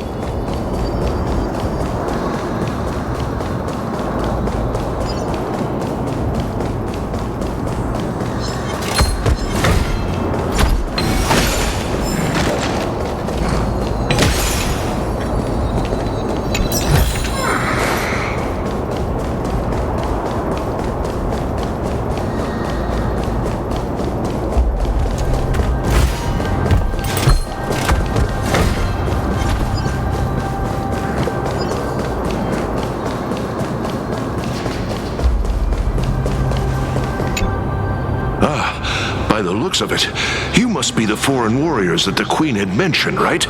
Since the current campaign requires the utmost care, I wasn't able to make time to welcome all of you. Please, forgive me. Foreign warriors? A priestess, a warrior, and a divine beast. You look identical to the blessed saviors that the Queen described. Oh, damn. What? I gotta say that. A campaign? Who are you campaigning against? Nobody knows. As of now, of the scouts that went ahead, only one has managed to return. He says that the land ahead is a forbidden land that should not be approached, as it is the doorway between the netherworld and the mortal realm. As for the rest of the scouts, they've completely lost their souls and are decaying by the day. While there is still dissension within the city, the scholars agree that this calamity was so unprecedented that it needed to be given a new designation. An unprecedented calamity? Could it be death? It seems that you have indeed heard about this. Well, death is just one of the possibilities. It's too early to come to a definitive conclusion. A world that has never seen death. Looks like these people lived in the era Chrysia before the Calamity Titans descended upon the land. May I ask, where is the scout who managed to come back? So he returned to Styxia. He only had enough left in him to last no more than half a day. However, it was his intel that convinced us to rally together. He said that he witnessed the demonic specter of an evil dragon at that treacherous land. The apparition opened its giant maw and devoured everything in sight, and thus brought Styxia that thing called death. Styxia? An evil dragon that brings death? It all sounds rather familiar. Wait, wasn't this part of that fable? Sir, could I ask how the Queen and Princess are doing? The Queen? By the looks of it, you must be the foreign warriors that the Queen had mentioned, right? Oh, her feet herself. Oh, it's the same lines. Looks like he's still trapped in the moments before his death. Leave it to me. Sir, the war ended long ago. Styxia no longer exists. Styxia is no more? This cannot stand! Newcomers, hurry up and go take your positions! Oh, looks like it's difficult for this gentleman to accept reality. Sir, I am the Maiden of War, sent here by the Queen herself. If you accept my blessing, then today's battle will be smooth sailing. Maiden of War? I've never heard of this. There's little time to waste. Please don't take too long. Don't worry. I'm typically unwilling to prolong such a moment. Is it over? Have we won? Cass! Oh, are you alright? I'm fine. I just didn't expect that I would still have to embalm others, even in the realm of the dead. Is this a remnant of his soul?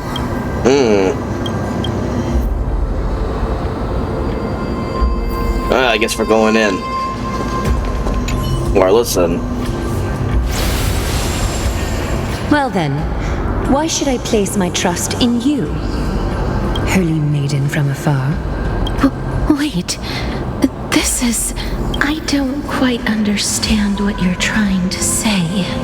Since the prophecy has already pronounced your name as Chrysos, heir of death, Akima ought to treat you as an esteemed guest. However, you seem to have no intentions of concealing your involvement with the Council of Elders, while most likely being aware of my issues against them. I cannot deny your claim. It was the Council that offered this room to me, and they had only one request. They want the curse of death to be completely subjugated to your will. I was agreeable to that request. But why? I am unable to rid myself of this innate curse. However, from this day onward, I shall use it according to your will. I will never make any superfluous moves on my own. I see. So that is how they plan to control the Flame Chase journey. They have shifted the heavy responsibility of granting death over to me. If I ever become obsessed with executing people, they will then have ample reason to terminate the Chrysos heir's journey. And yet, you seem to not mind. This is quite surprising to me. That's because the fate that we were born with is a burden far heavier than that of an individual's life. I've woven many unforeseen events into the tapestry of fate. This is but one instance. Tidy up your precious garments and come with me. Akima welcomes you, Castorice.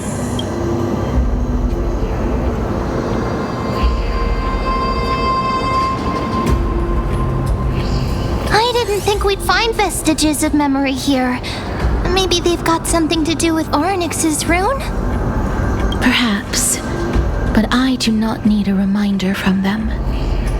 This memory is one that I will never forget. Yeah. Indeed. While my relationship with the Council has always been quite ambiguous, Lady Aglaea has never taken any precautions against me. Instead, she's shown me nothing but complete trust. I really want to repay her for that trust. But why would this memory appear right now? Is this really Oronyx's power? Well, getting interesting now. Could these dead monsters actually be... If Lady Cipher is to be believed, this could be the handiwork of Lord Mydei. He's still fighting against the Black Tide, even in the Netherrealm. Yeah.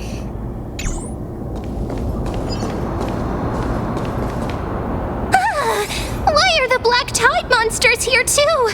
Can they swim in the River of Souls? Even Thanatos wouldn't be able to accept Black Tide monsters into their realm. These traces seem to suggest that anybody who trespasses upon death will pay a heavy price. Well, we suffered the same fate as well. Since the realm of the dead must remain peaceful, it's imperative that we rid the place of such discordant noise. Please stay back. Let me deal with these enemies. Say bye to breathing. Relax. Time to say bye. Boom.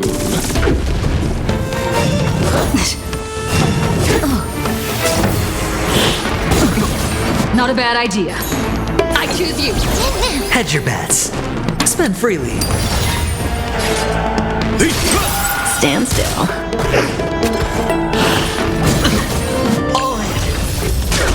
Relax.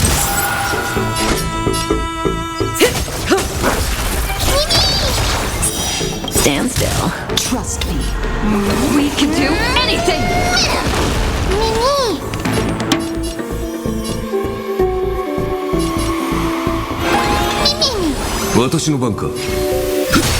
Not a bad idea. Sure, I'll play along.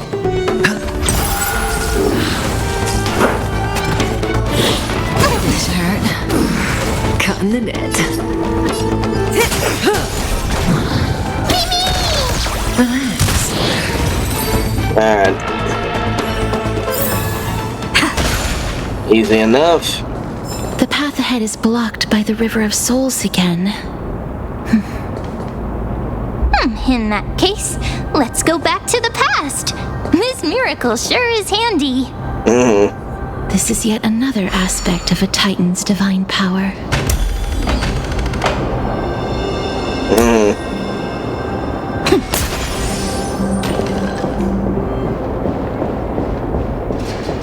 If Dan Heng was around, he'd definitely be able to raise the waters of the River of Souls into the sky. Looks good.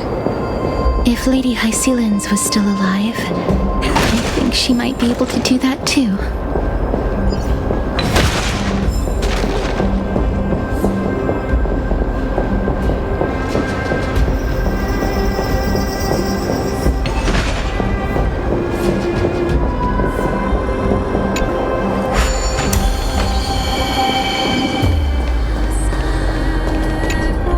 Oh, dang. It's locked? Damn. How will we get up there?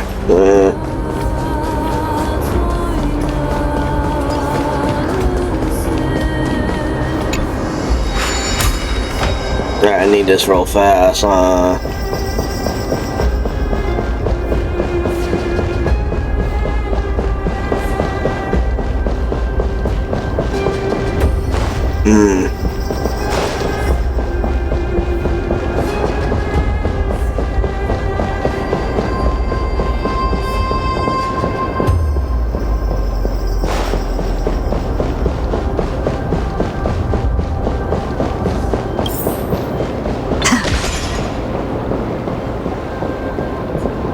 Oh, okay.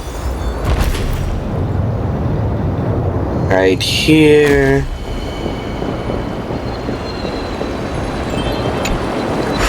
You seem to be able to discern both the past and the future. Is that all?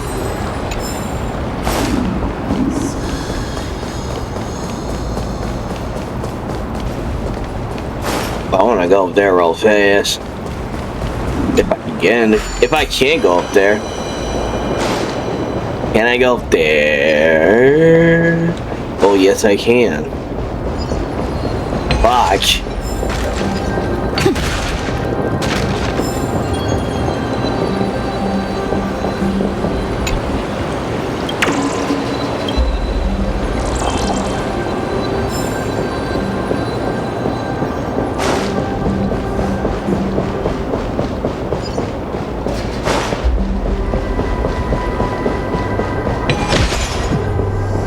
Okay.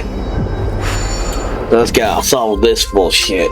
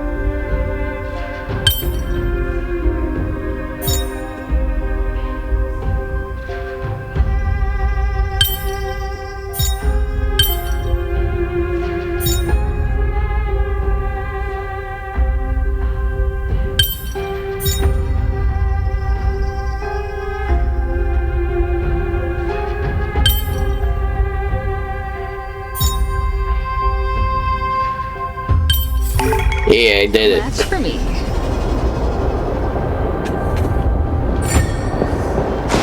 Hey, give me that chest, boy. Give me that chest, motherfucker.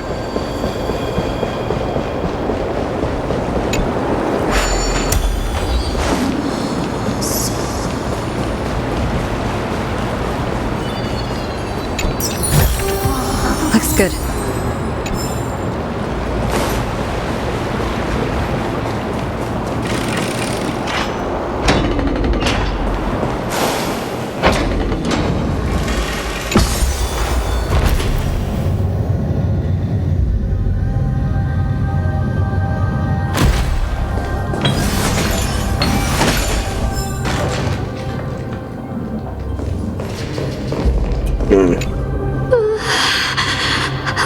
Why isn't there a god yelling in the distance?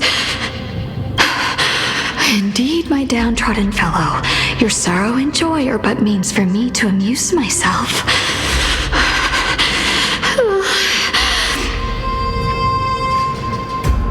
I will at least derive some comfort.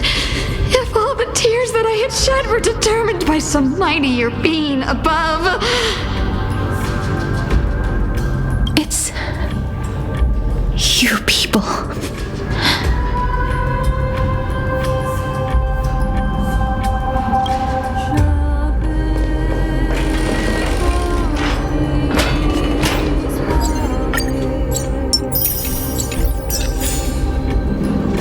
Oh, this place must have been a beautiful courtyard in the past.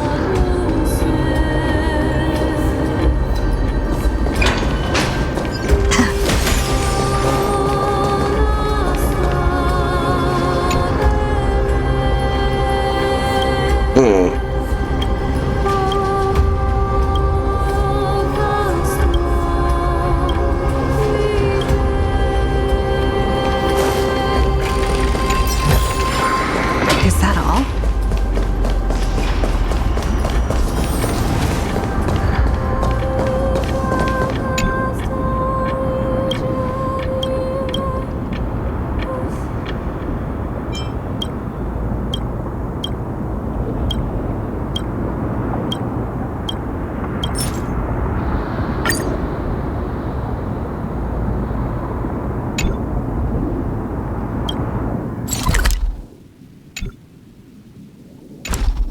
Okay.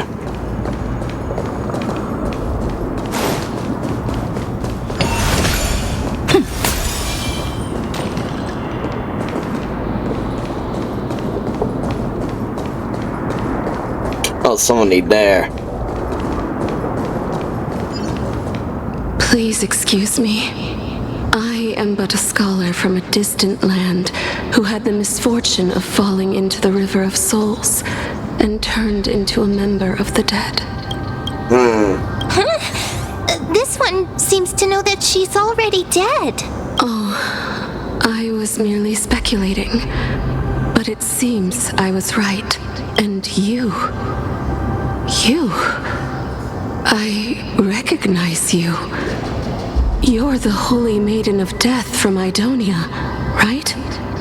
I'm sorry. I cannot bring you back to life. However, should you desire it, I can end your prolonged limbo. I'm well aware of that.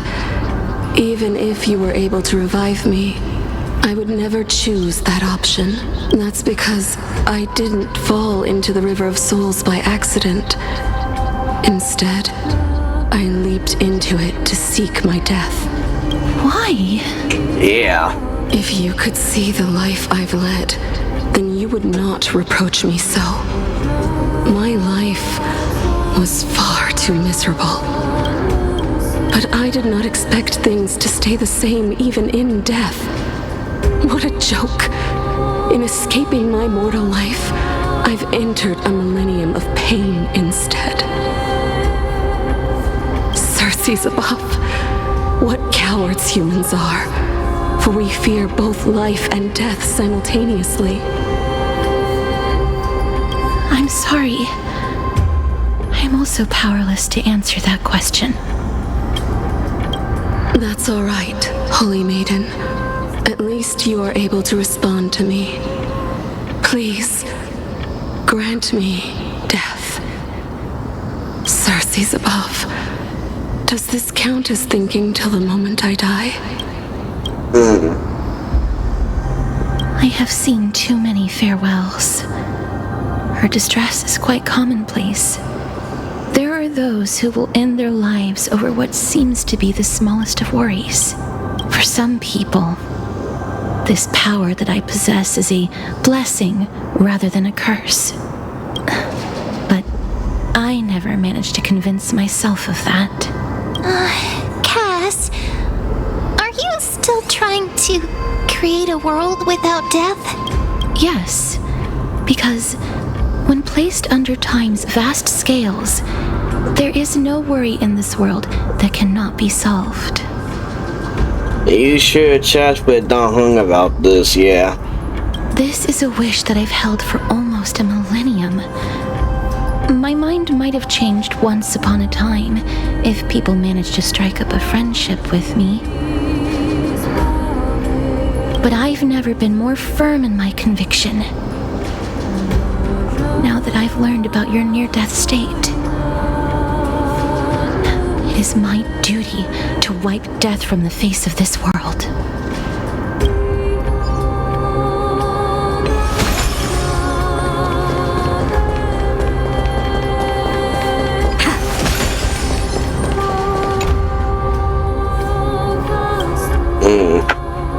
Wonder we're getting close.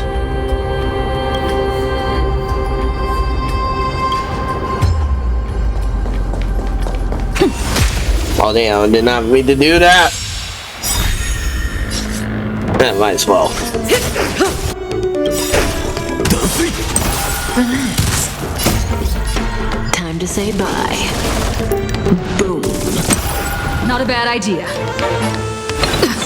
Stand still. Spend freely.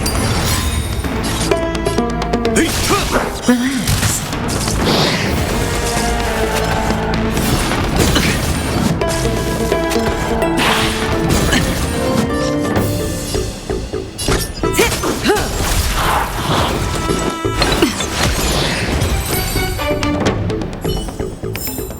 Reach the end of the story in your own way. Uh-oh.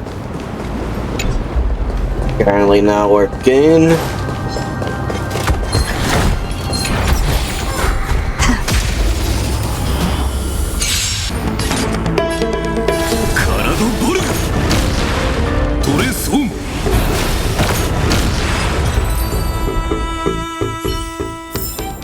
Reach the end of the story in your own way.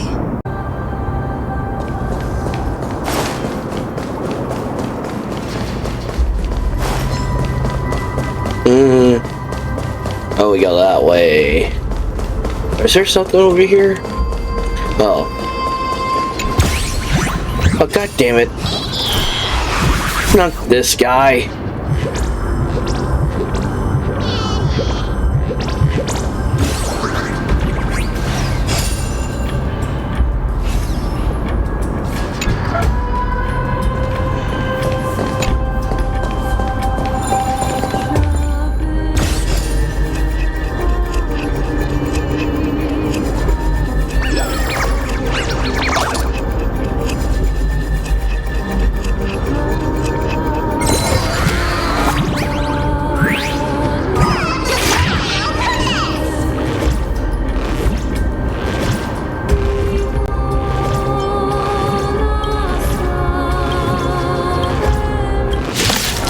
Oh, damn. Reach the end of the story.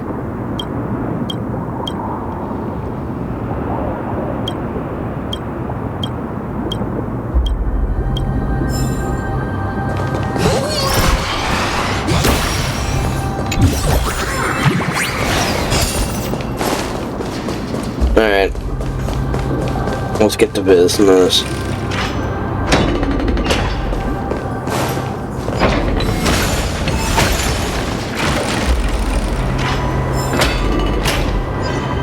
Wow! This place is so spacious! all, but we need to lay down some rules. We're not gonna return to the past to steal things. Do we need to enter that doorway to climb even higher? There seems to be a person. Oh, more like a soul guarding it.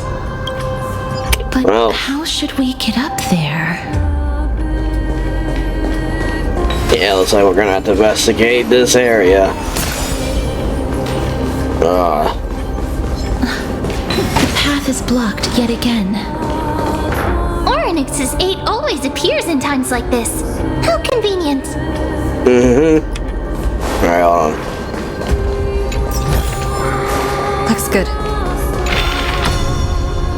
Alright. Look, there's even a platform lift over there. Indeed. I mean, I almost got attacked. Nope. Yeah, you suck.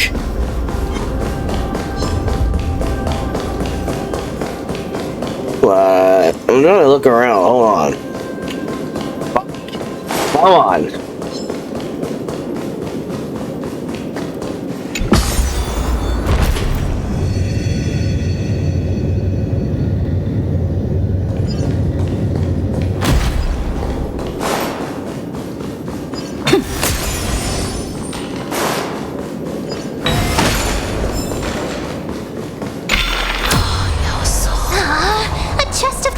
Has been left behind, but none of its treasures remain inside.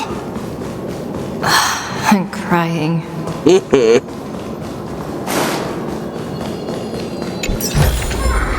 Is that all?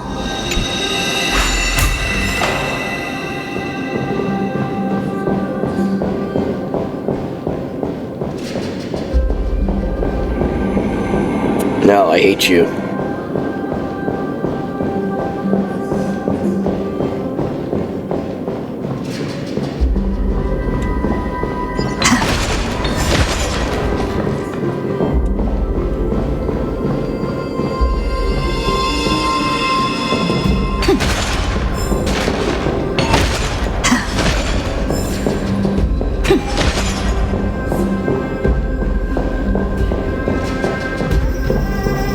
Sounds like we go that way.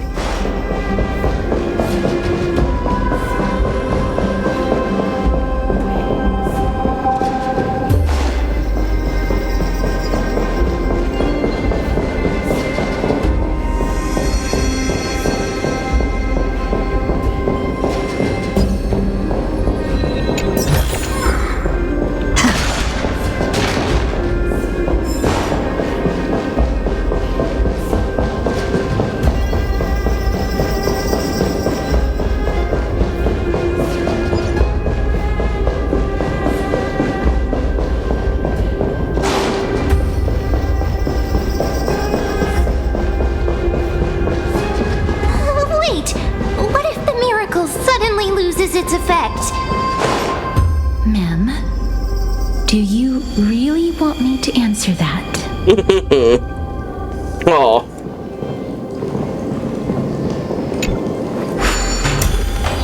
Alright.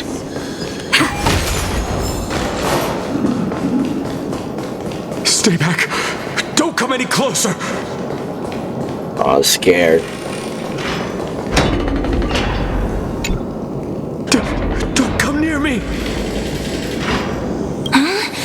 Why does he look so panicked?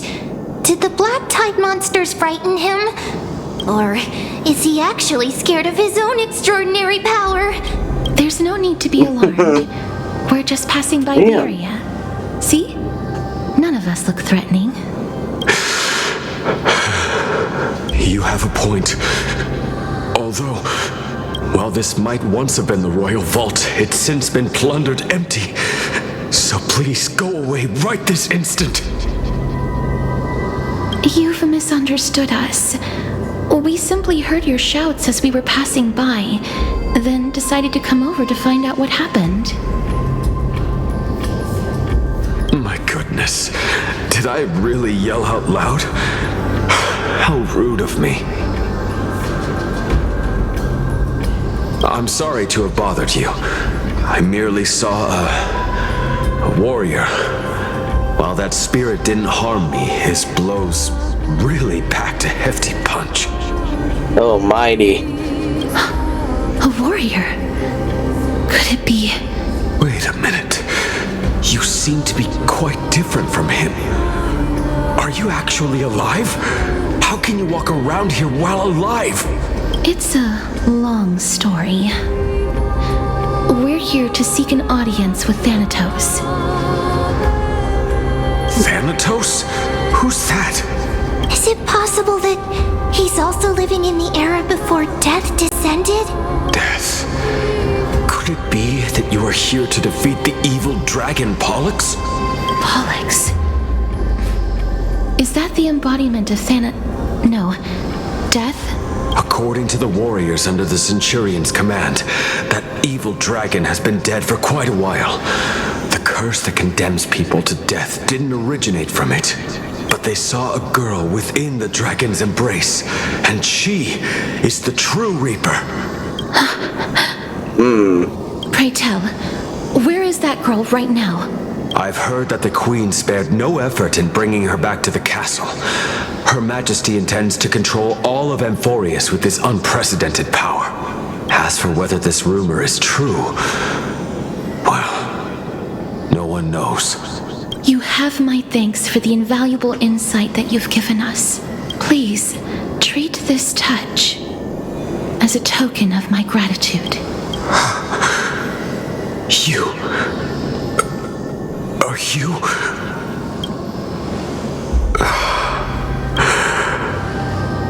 Thank you. This is his... Oh, another one.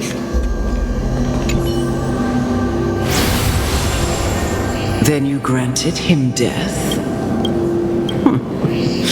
That isn't like you. You would have refused even if I commanded you to do so. I don't know.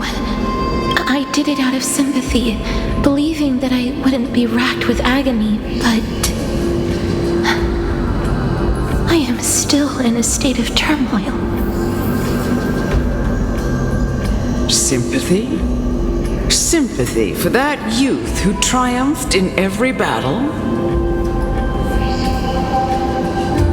That young man was favored by Talantin, who taught him a move that will defeat any mortal enemy with a single blow and emerge victorious every time. He could rely on that move to always achieve victory during Era Chrysia. However, now that death has descended upon the mortal realm, that divine swordplay also means he can send others to death at will. In other words, you feel that he's similar to you? Yes. Since he can never be inferior to others in martial combat, death would be the inevitable outcome every time he strikes. That's why he approached me and pleaded for me to put an end to all of this.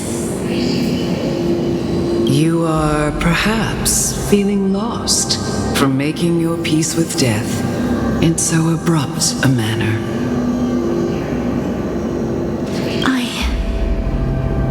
have not made peace with death. I've seen the people of Idonia stand tall and proud in the face of death. Even before the fated finale arrived, they were already content with the lives that they'd lived. They had such proud expressions. Expressions that made me believe death would be an insult to these mortals if the concept is truly a power that a god had carelessly cast down upon the world. Perhaps death's authority was never meant to exist in this world.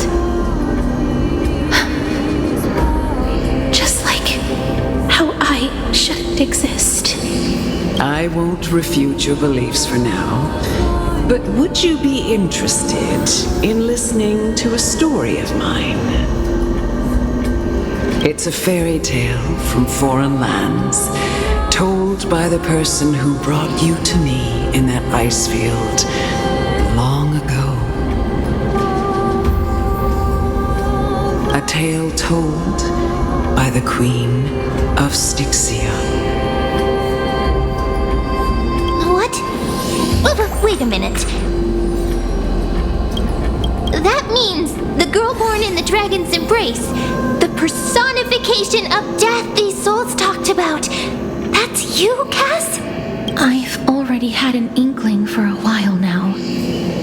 But I honestly have no memories of Styxia. My memories only begin after Amunet brought me to Idonia. Alright. I need to pick this roll face.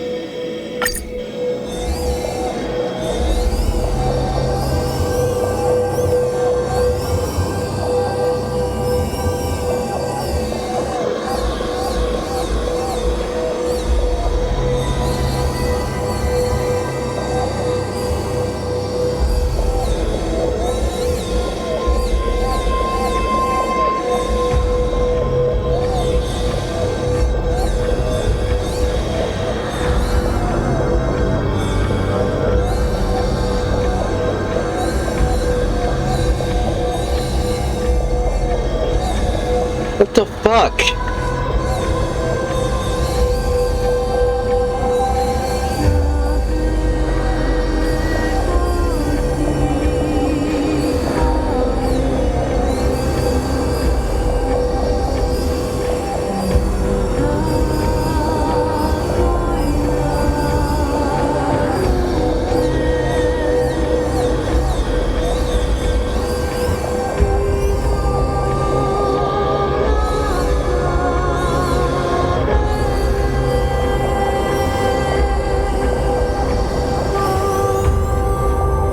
Right there.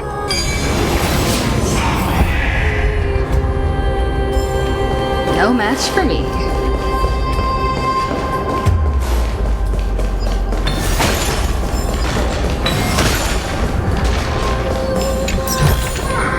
Looks good.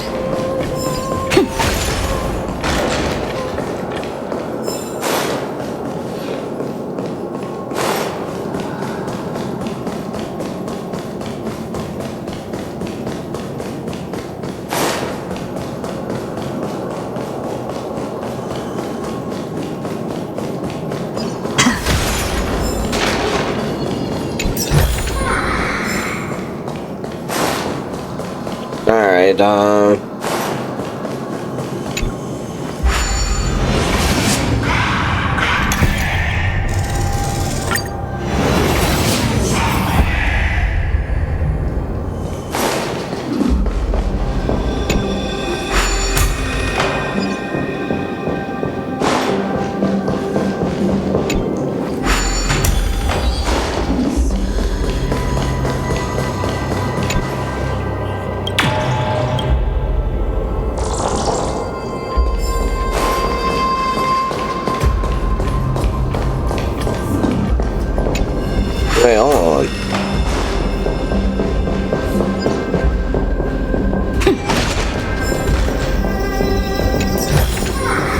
Okay.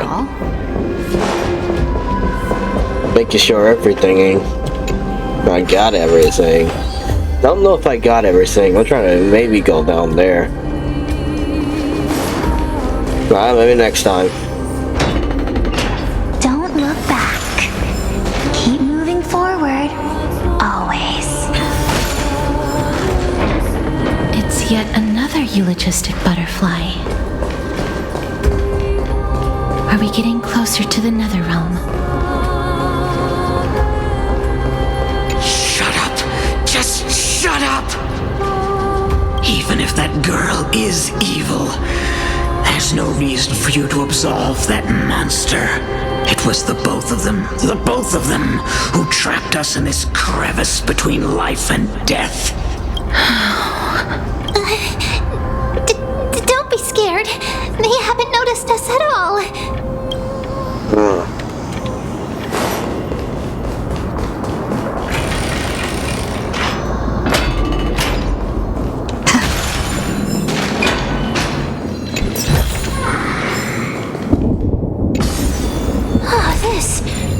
This is...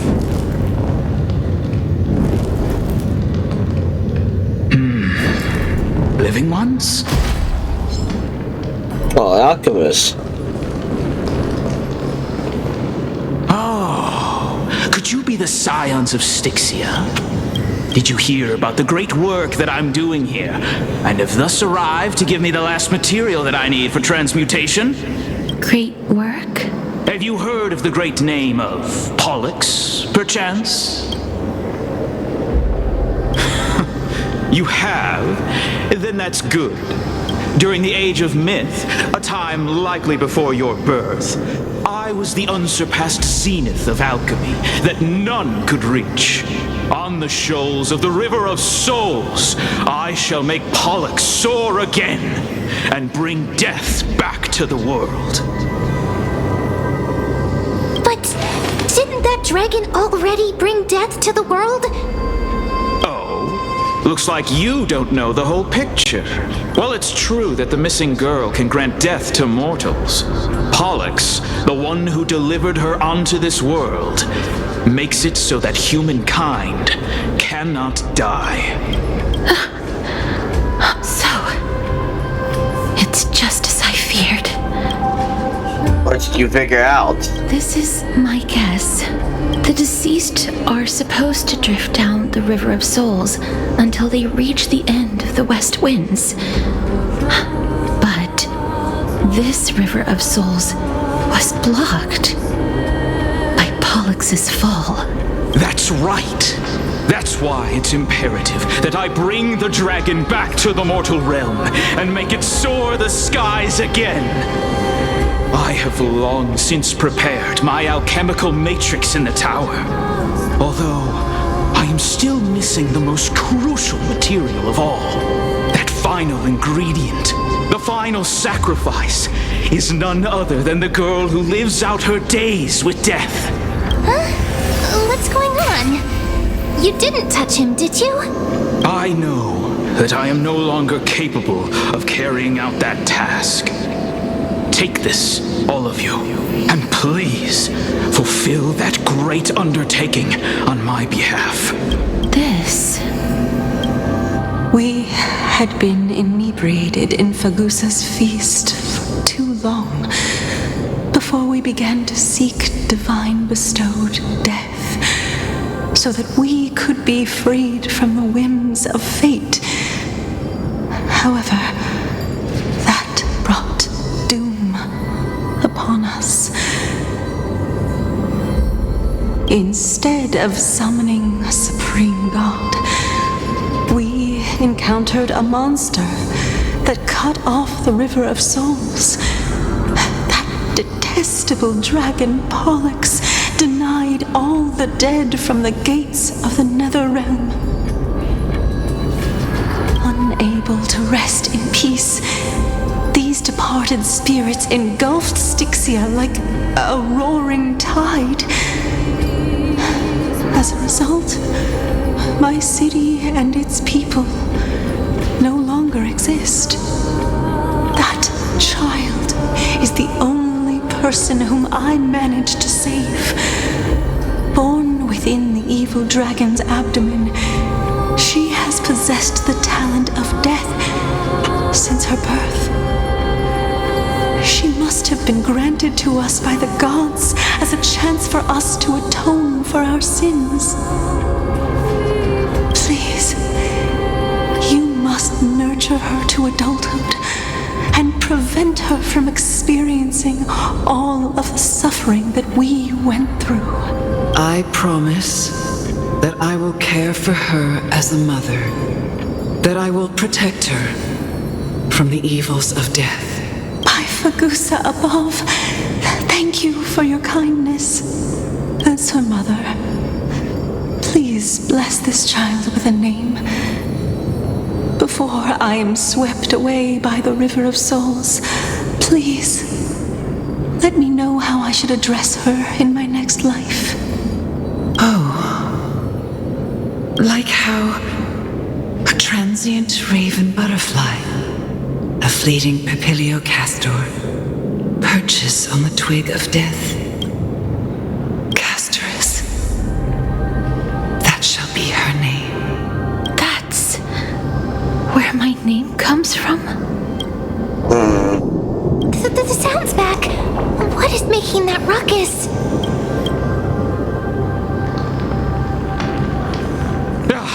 Living ones, don't waste your time bickering. The Netherrealm's wrath is falling upon you. Black Tide creations. When did they... Miss, please fight them with caution. Be careful not to suffer the same fate as those Black Tide creatures. Well, I think we're gonna fight some motherfreakers. Everyone, hide behind me! Is he playable? Relax.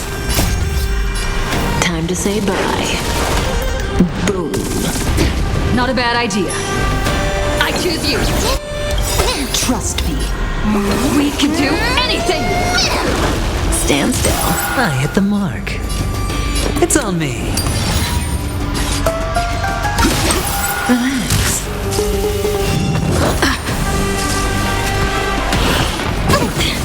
Mimi! サイカを立つカラドボルグ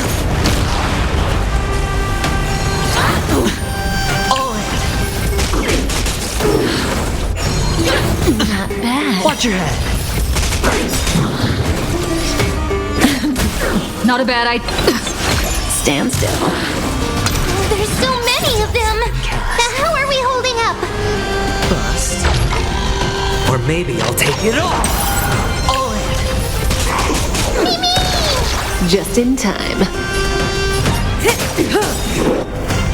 Good times. Never time to say bye. Boom.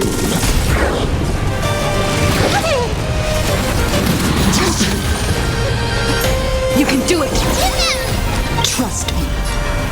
We can do anything! Relax. ああ懲りないやつだ I am the Bound Limited Blade Works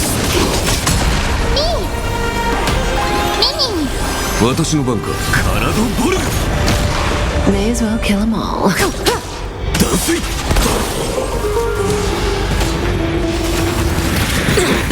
Watch your head.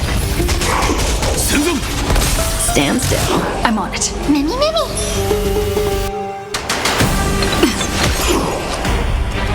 It's on me.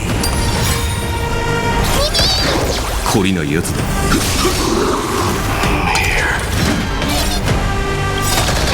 For the feast of strife, upon their triumphant return. Well, he's here. You? Lord Mighty? Yeah. Lord Mighty. You've been through some tough battles once again. That black tide is endless. My death is only temporary.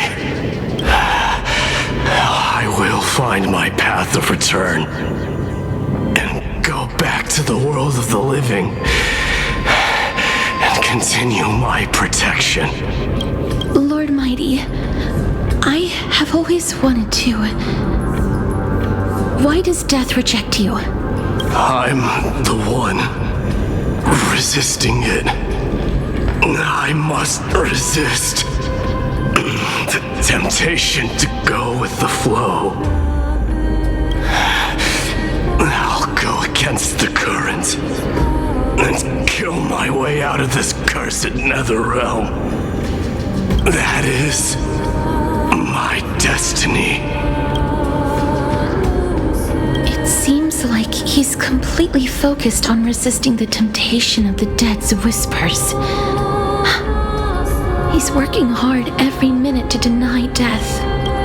It seems his battlefield is not limited to the world of the living. Lord Mighty, are you willing to travel with us? We're headed for the Matrix inside that tower to summon Thanatos from their prolonged concealment.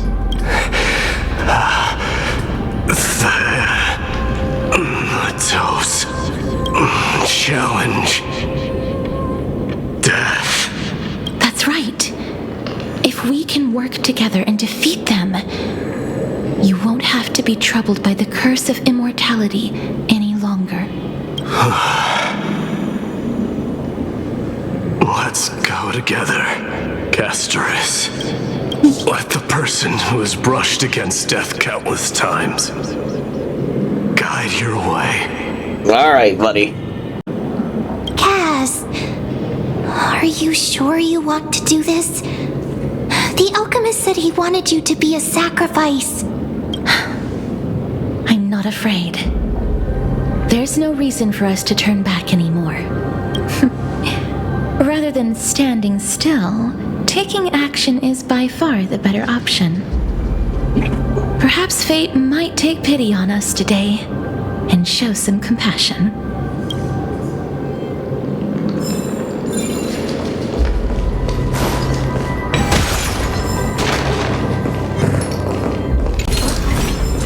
Nope.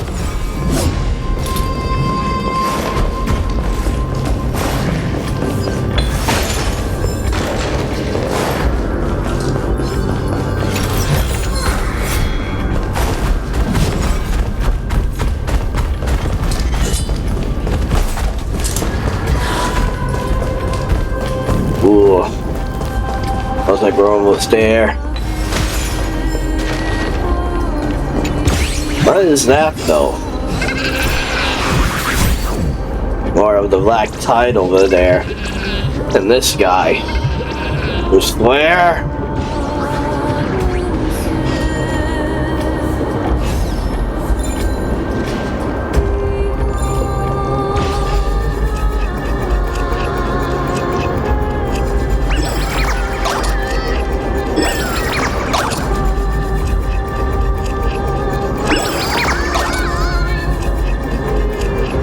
Hey, get your butt over here. I don't got time for your ass.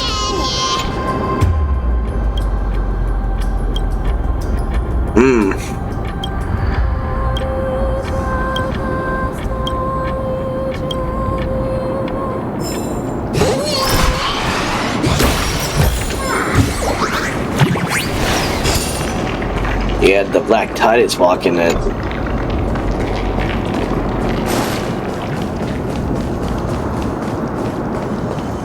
Looks like we're going this way.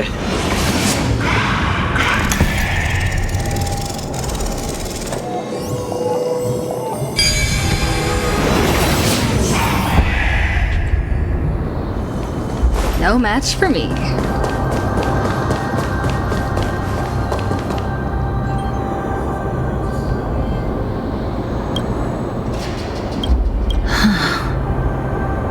This is going to be difficult.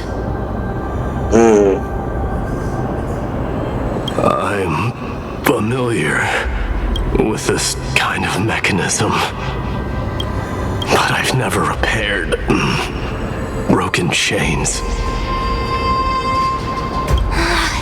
If I was more powerful, I would be able to carry one person with each limb and fly the four of us to the other side. The Rune of Recollection is here, but I can't find the miracle orb anywhere. So weird.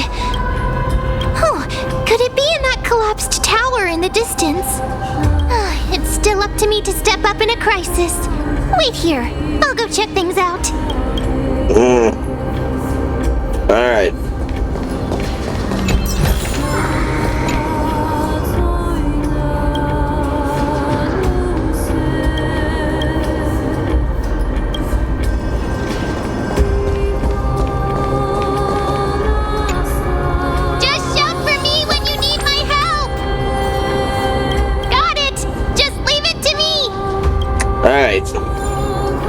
Ooh. Mem did it. The pink squirrel is very smart. Why am I a squirrel now? Alright, let's do this. The miracle's range is limited. Please come a little closer.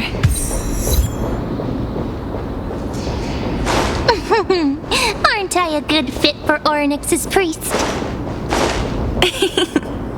Of course. You're the most competent priest ever. Alright. The alchemical matrix should be behind this door. Alright.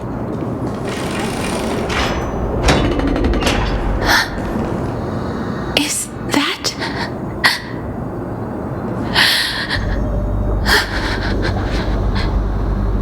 Oh no. Aw. You're here. Wow, there are so many of you! It's little Cass and little Gray. Oh, there's also little D and the pink puppy! Puppy. Trianne? Aren't you...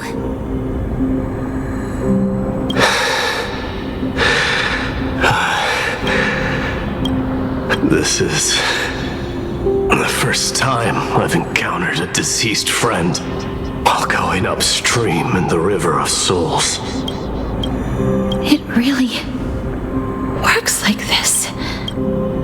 Just like the other departed spirits we've encountered along the way. I'm also unable to sense the aura of the living on Lady Trianne. Yup, you're right. Trianne already knows that she'll not be able to return to everyone's side. But Trianne believed that little Cass would eventually return to the Netherrealm. So, Trianne has been standing here, at this spot closest to the world of the living, and waiting for little Cass. Oh. It must have been very tough for you. But according to what Trianne said, we're almost at the entrance of the Netherrealm. Trianne promised Tribbie and Trianne that when little Cass got here, Trianne would get the gift ready and be the first person to run over and welcome you. So, little Cass, don't cry. Please, accept this. We finally finished it. Aw. Well, like everybody. This is cool. This is what Lady Tribbie once mentioned. The gift for me that you didn't manage to finish. The Holy Maiden of Janus. Even when separated by life and death, their thoughts are still connected. Trianne spent a lot of time drawing this. Trianne hopes that little Cass likes it. Seriously. It's seriously a wonderful drawing. Lady Trianne.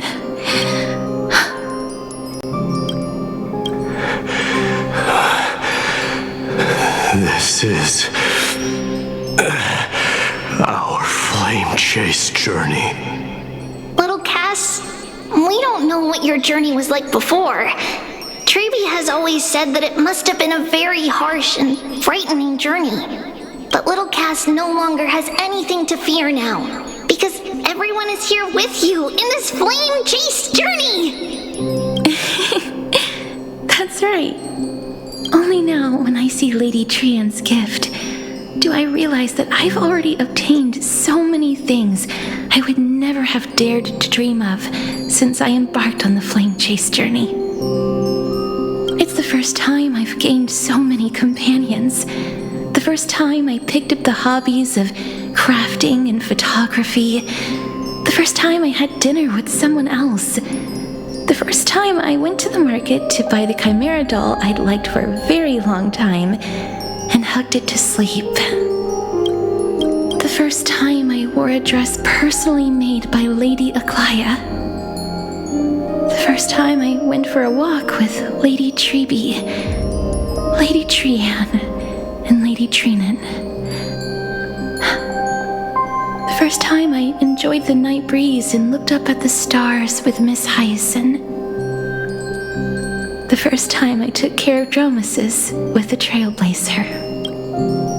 Looking back at all these experiences I never thought were possible, it feels as though the scales of my life had shrunk from centuries and decades down to minutes and seconds, and all of them are so precious.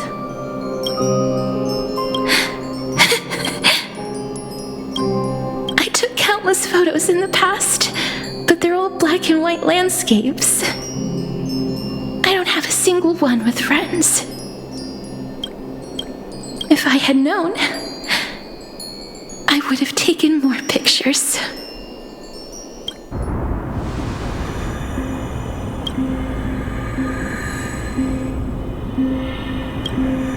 Now, shall we take one now?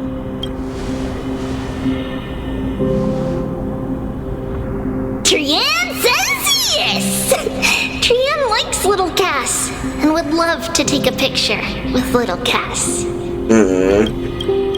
Sadly, being departed souls, our images cannot be captured in the world of the living.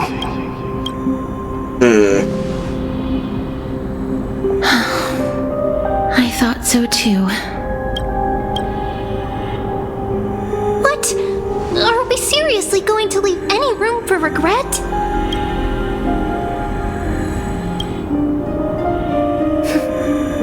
There won't be any regrets. This vivid drawing surpasses any photograph from the world of the living. Little Cass smiled. Tribbie, Trianne, and Trianne's wishes finally come true! I remember you once said that fate is not the flowers that bloom at the end of the road, but where people tread beyond the gate. Now, the path that belongs to me is about to reach the end. Thank you for bringing me the final key. Key? Little Cass, why are you talking in riddles all of a sudden? I have a feeling that soon, this gift of yours will become the key to saving Mrs. Life. Oh, Cipher's right there. Wow, that's amazing! Then keep smiling and carry on bravely! Little Cass, Little Gray, everyone, see you tomorrow!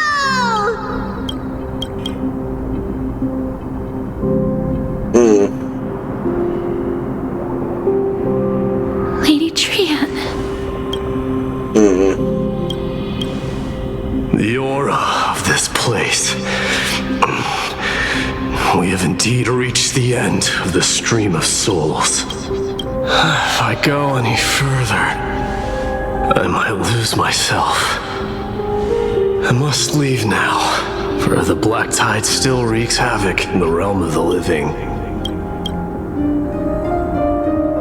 Can you find your way out? I have broken free from the chains of death countless times. This time will be no different. Castorice, will you fulfill your duty for the flame chase? I have yet to make my decision, Lord Mighty. No matter. Make the choice your heart desires. Even if it takes 1,000 years of waiting. I will continue to fight till I die. Then rise from death till the miracle descends.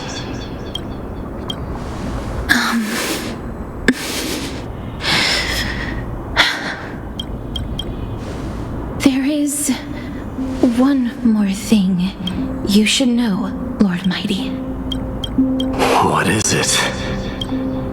Professor Anaxa may have deduced the principles behind the Era Nova. You and I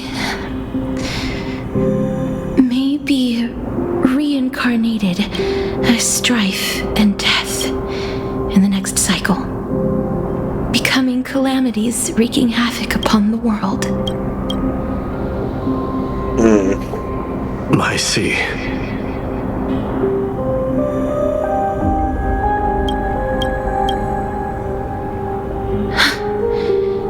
Is that all? Are you going to accept such a fate without complaints? Do you have a strategy to shatter the shackles of our fate? I haven't found it yet. Perhaps I never will. Then, cease wasting your thoughts on futile matters. Control what little you can. And when fate's inescapable grasp comes,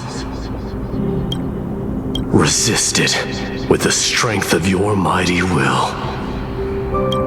Yeah. Thank you, Lord Mydei. I will find the right decision.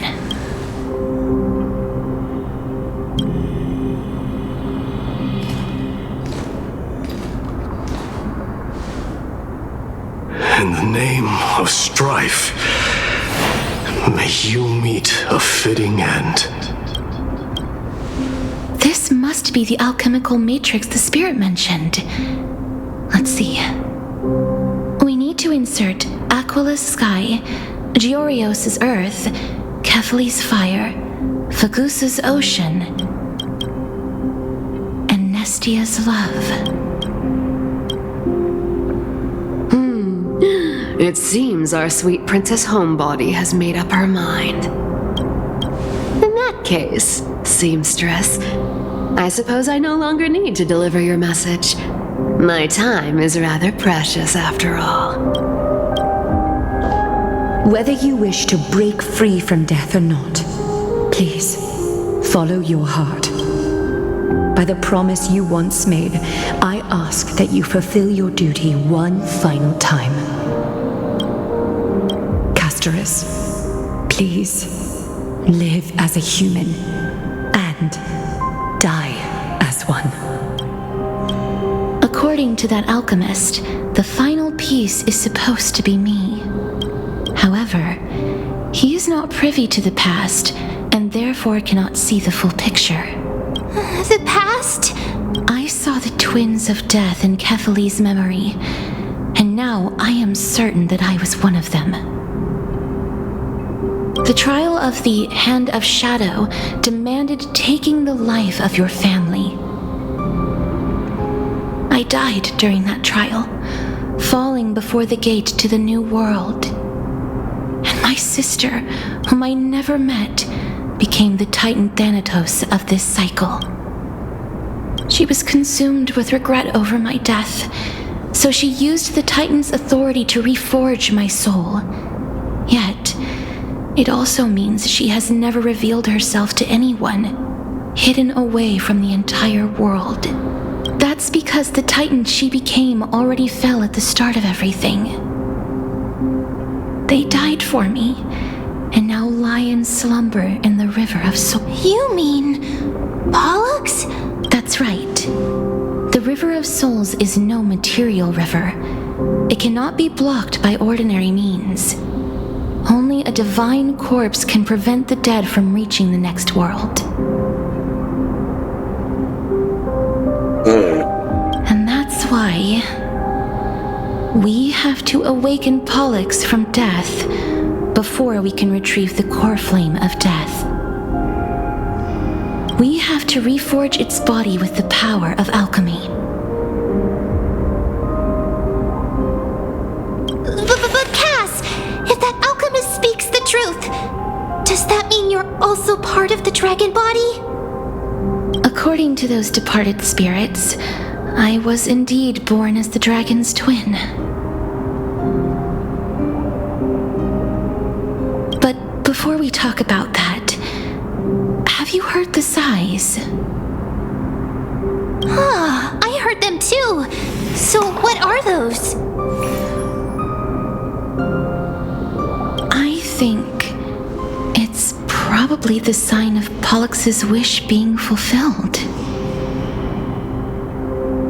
They must have realized how heavy a price they'd need to pay when they used their divine authority to resurrect a dead woman. That's why they exerted every ounce of their strength to send me to Styxia, a city that called for death, a land where none is hostile to death. They never saw their wish fulfilled and fell so prematurely, all because they wanted to give me a new life. Pollux must really want to know how their sister has been after giving their all to save her. That wish is the reason Pollux's soul still lingers in the mortal realm even after their fall, quietly watching and documenting every detail of their sister's life. So instead of picking up objects on the way here, we were instead showing things to a strand of yearning that lingers here. Now, we must weave these yearnings together and restore them into Pollux's complete soul. Alright, kid. Alright then. But all of this is just a hypothesis, right? What if we go through with the ritual and it turns out totally different? That's fine. As Professor Anaxa often reminds us, such is the nature of alchemy. The true outcome can only be known once the process is complete. This is why alchemy is also known as the miracle of creation. Now, the puzzle of Pollux's yearnings is nearly complete, with only one final piece remaining. I shall reveal what they have been yearning to know in the alchemical matrix. I will show them my whole life since I left Styxia. Lady Trianne has already drawn a picture of my entire life, and it is now in my hands.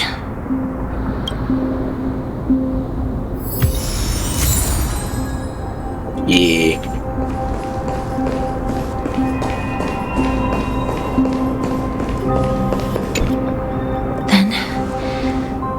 Let the ritual begin.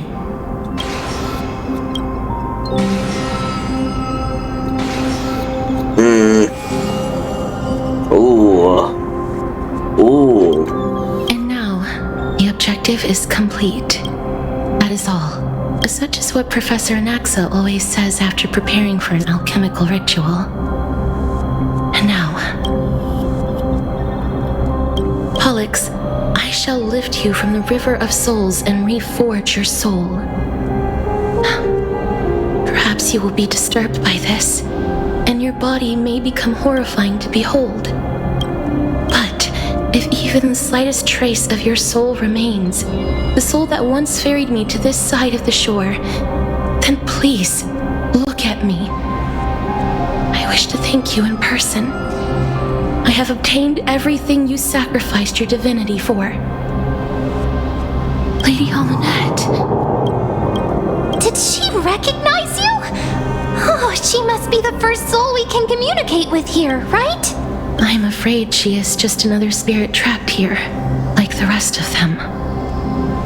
The only difference is that I was there when she died. Please, go on. I'm listening. Are you about to tell the story of Styxia? Yes. You're just as smart as I imagined, but... never mind. Now's not the time. There's no need to worry, Elder. Take a look around you. You're already at the resting place of the dead. The world of the dead? But how? I understand that you chose to remain silent about the story to protect Castorice. The the girl who coexists with death, but you no longer need to hide that story. I can assure you that you have protected that girl's life well. Well, in that case, let me begin. Styxia, the pearl of the ocean, plagued by unwarranted calamity and ravaged by death in the fairy tale. It was the first city-state to shift their faith towards death, even before Idonia did.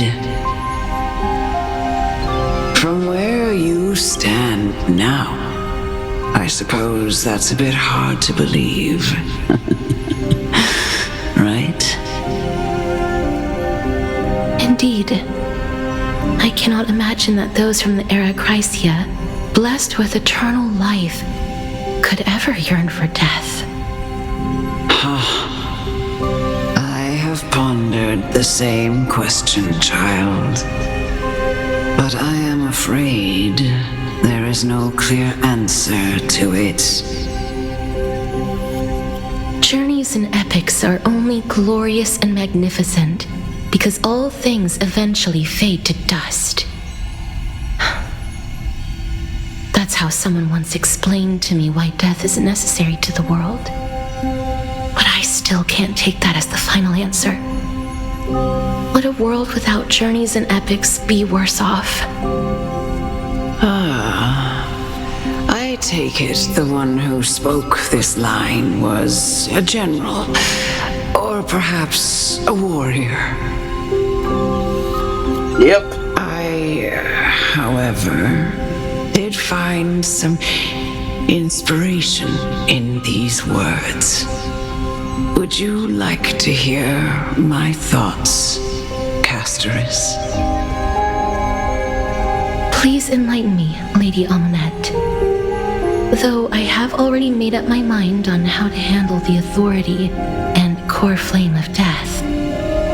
Your words might truly guide me toward the path forward. You and I are neither warriors nor generals. Therefore, journeys and epics cannot truly resonate with us. But what if I reframe it like this? What if love is not a trait bestowed upon mortals by Nestia, but a blessing from death? Love. No one ever invented the word cherish in the era when life was eternal. For all the good things in the world can be revisited endlessly, and every bond formed carried no risk of being severed. The so-called era Chrysia was an age devoid of both virtue and sin. People did not truly live. They simply existed, going through the motions without passion or purpose, then waiting for something to happen. Perhaps the people of Styxia chose to embrace death not out of fascination with its cruel and fearsome side, but instead became fixated and obsessed with the impulses and desires tied to a finite existence. Therefore, death is not a thing of fear and desperation, but... That's right, Castorice. It is the reason we shed tears when parting ways, and also the original spark that ignited the passion of mortals. If you truly intend to deprive the world of death, then be prepared to witness it return to a state of stagnation. I understand, Lady Amunet. Our limited lifespan shapes all that we know and love. Not even the Death Titan has the right to take that away from humankind again. Nestia's love was the chrysalis of Gold's first blessing, but it most likely wasn't understood by mankind.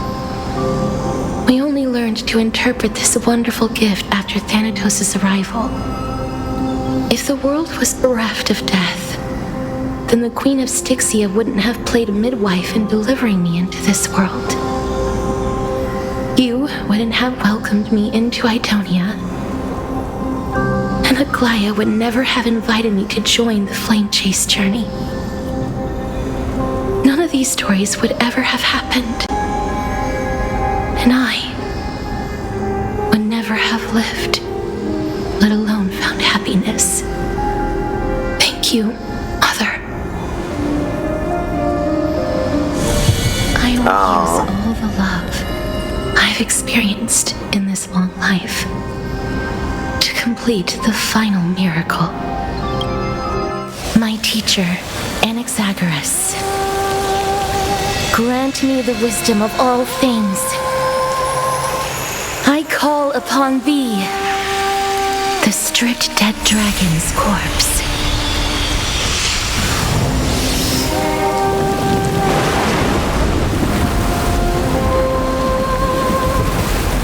Rises from the earth, falls from the sky.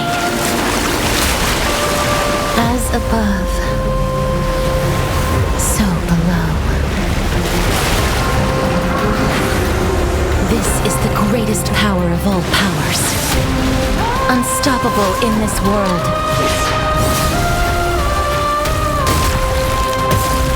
The great work that commands all death. I shall grant you embrace. Well, let's see, we're gonna fight this dragon.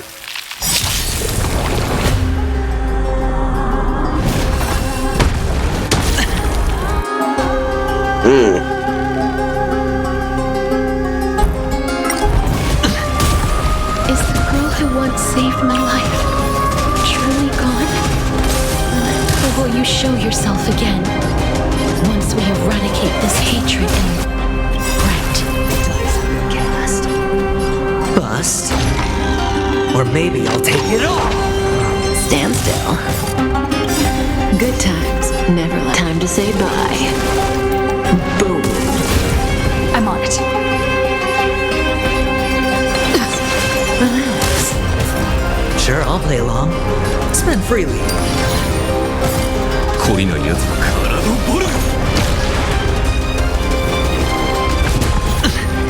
Watch your head. No dirty tricks already. All in.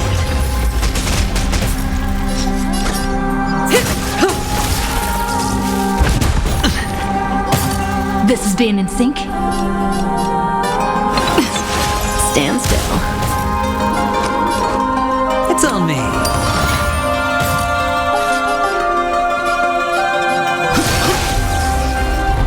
No dirty tricks. Watch your head.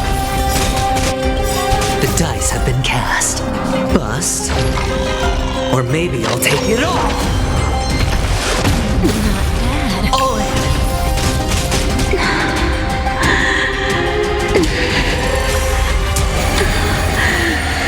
And I know you're anxious.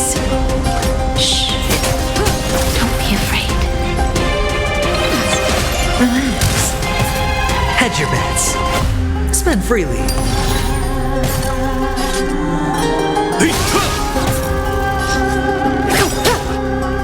Good times. Time to say bye. Boom. I'm on it. I choose you. Trust me. We can do anything. Stand still. Watch your head. Sure, Sure, I'll play along. 私の番か。体ボル I am the unlimited blade works 先祖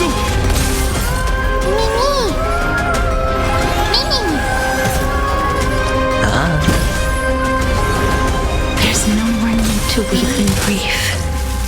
I will grant you peace.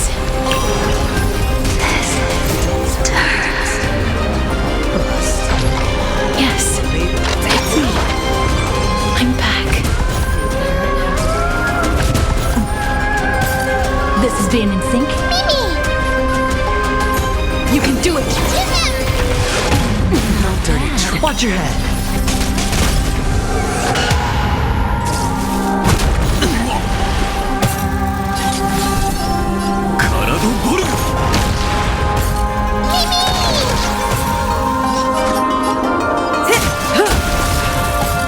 Hedge your bets. Stand still. All in. Trying to pull a fast one. Be careful.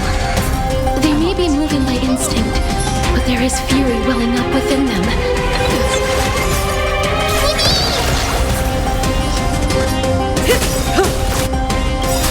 Good times, never time to say bye. Boom. Relax.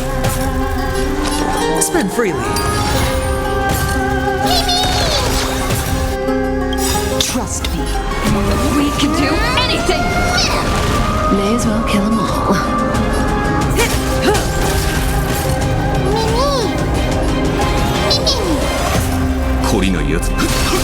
Stand still. This is being in sync.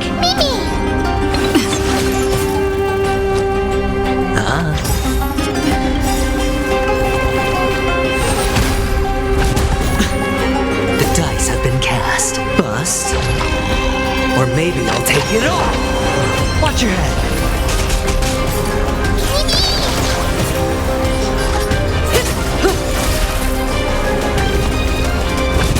No dirty tricks, alright. Relax. I'm on it.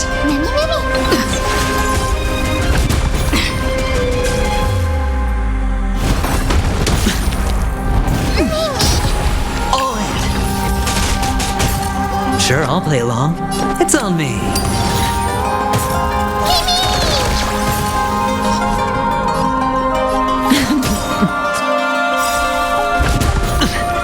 Good times, never time to say bye. Come on, we're almost there. Please, don't turn back to the nether realm.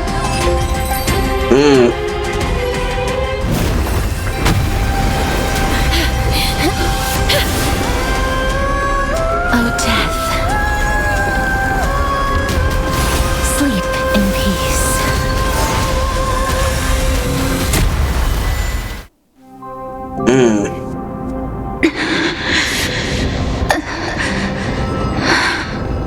I'm sorry I have to wake you up from ancient death. And I know you're anxious. Shh. Don't be afraid.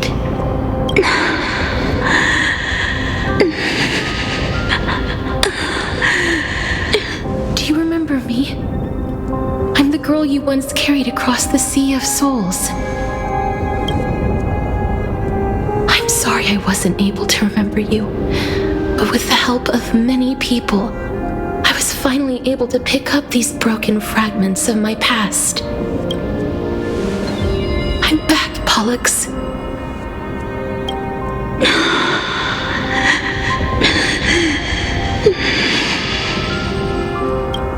I know this might not be what you wanted.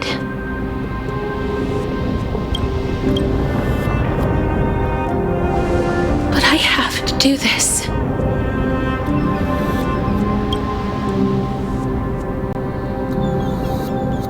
So please, cross the Sea of Souls again and return me to the Netherrealm, just like you did in the past.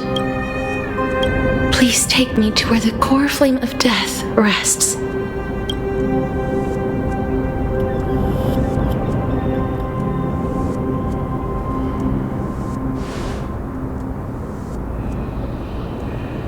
I'll be going now.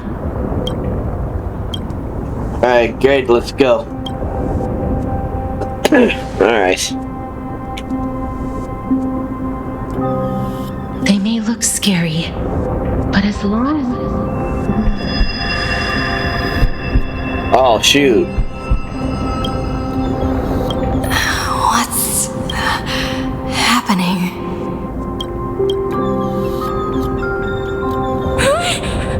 What's wrong? Yeah. Are you... What's wrong with her? Her time is almost up. If I don't go now, I'm afraid her soul will return to Thanatos' embrace before me. What? Oh no! Is there anything we can do? Don't worry. I promised I would ask Thanatos for the Trailblazers' right to roam the Earth again. Mem, stay here and keep a close watch until I return, all right? All right. I'm the best at taking care of others. Go on, Cass. Make sure not to leave yourself with any regrets.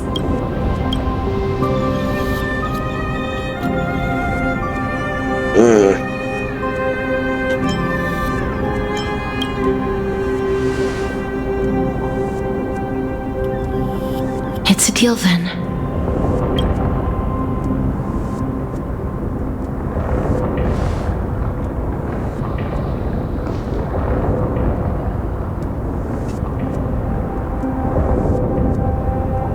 Please.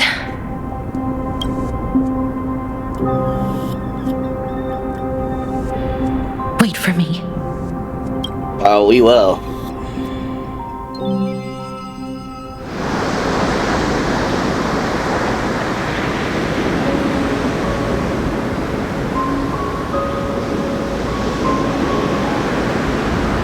After all that,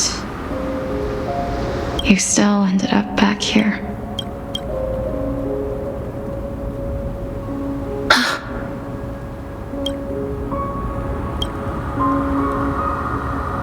So the legends were true. The Netherrealm really is a sea of flowers. Yes.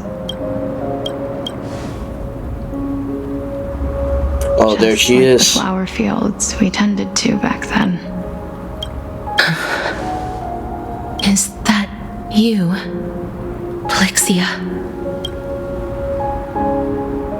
Do you remember me? I don't have the memories from that time, but I've seen you before during an experiment. I see. Call me Thanatos, then. It'll be easier. However, since you recognize the name, you must already know everything about Thanatos, right? Yes. I'm here to reforge the order of life and death in Amphoreus. You know, my sister was a sympathetic, but rather sensitive person. Whenever she didn't want to say what was on her mind, she would avoid eye contact and look off into the distance. Just like what you are doing now. Can you tell me about the last Era Nova? What did you do, Plexia?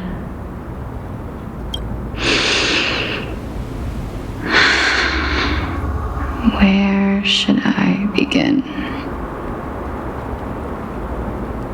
I suppose we can start from the beginning. A long, long time ago, there were a pair of like-minded twins. As foretold in the prophecy, they were chosen to be successors to the god of death. But fate was cruel. The price of attaining divinity was to take the life of our closest kin with our own hands. That trial was indeed recorded in that memory. Then you should already know that my sister voluntarily gave up her own life so that I could ascend as the demigod of death. But I couldn't accept that. Why did we have to kill each other for a future she'd never see herself? That's not fair. So, while weaving the laws of the new world, I shattered the forbidden bottom line for life and death.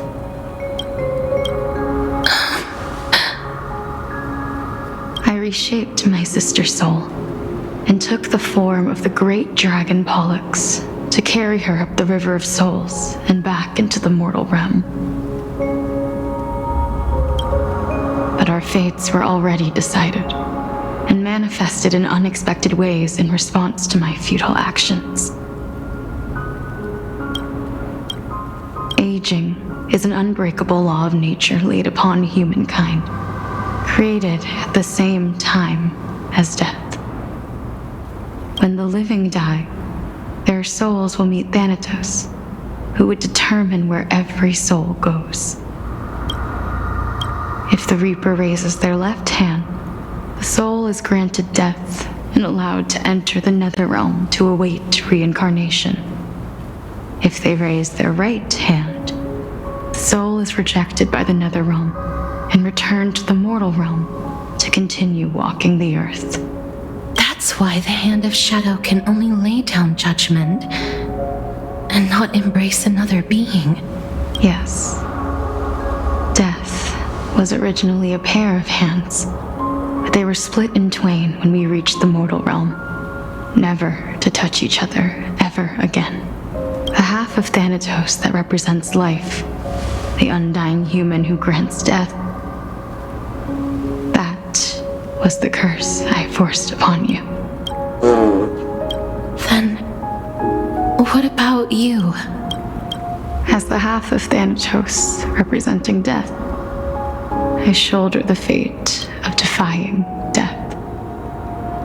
I died the moment I entered the world of the living. From then on, my Titan also no longer existed in this world. The cycle of life and death stopped. Souls were denied their audience with death and were left stranded within an ever-rising river of the dead. What irony. My selfish desire to save your life gave you and the world a fate far worse than death instead. Then, what was left of my reason was left behind in the Netherrealm, where I've been taking care of these flowers day after day, until there is now a sea of them, all while mulling over the subject of life, death, parting, and enduring in endless loneliness.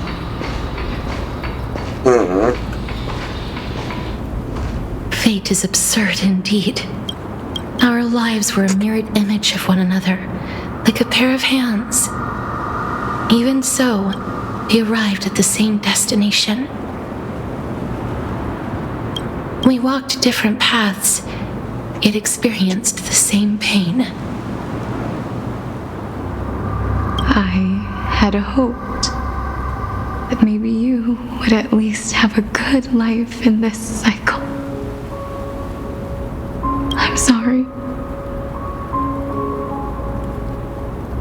lived my life well. It didn't go to waste. As far as I'm concerned, you did nothing wrong. Yeah. Even though I forced the authority of granting death to humanity upon you, a total stranger. Too many responsibilities were forced upon me in the course of this long journey. I was once lost, even upset. But I realized recently that if it weren't for your blessing, I wouldn't have understood the source of these emotions, nor would I have realized my purpose. I wouldn't have made it here to reunite with my missing half, and we wouldn't be discussing our past while sharing the same view of this landscape. I wouldn't have understood the meaning of our existence. The meaning of our existence. This sea of flowers blooms on dead land, 'cause we sowed it with the seeds of our separation and watered it with our tears of loneliness. Yes, the only thing death is allowed to create are flowers that bloom from blood and tears. That's why Thanatos cannot create living beings at will, nor can the hand of shadow determine a person's remaining days. Because the life and death of mortals should never be dictated by another's will. Are you saying there's no point in Thanatos' existence? No. No single being can bear the scales of life and death on their own, not even a god. Life and death weigh equally heavy. We both know that now, don't we?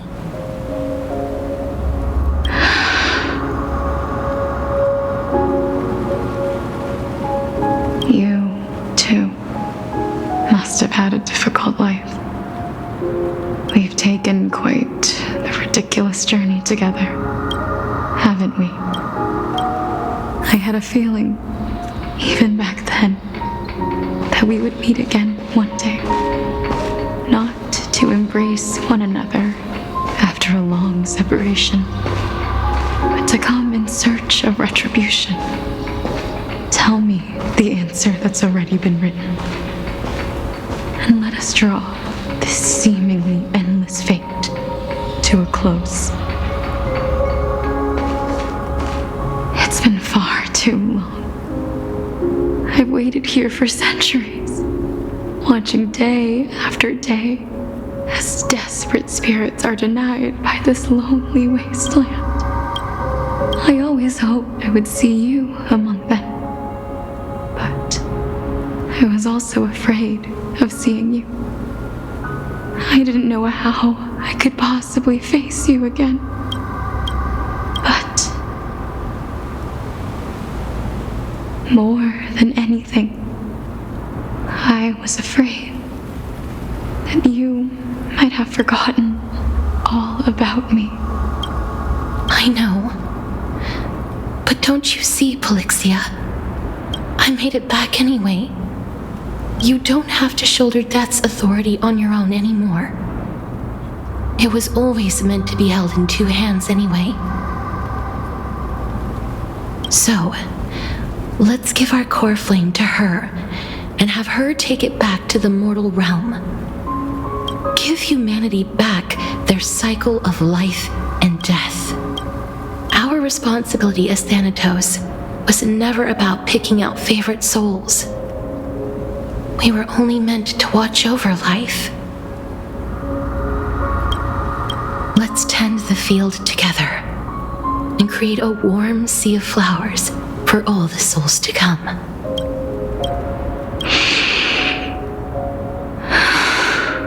What do you think, Polixia?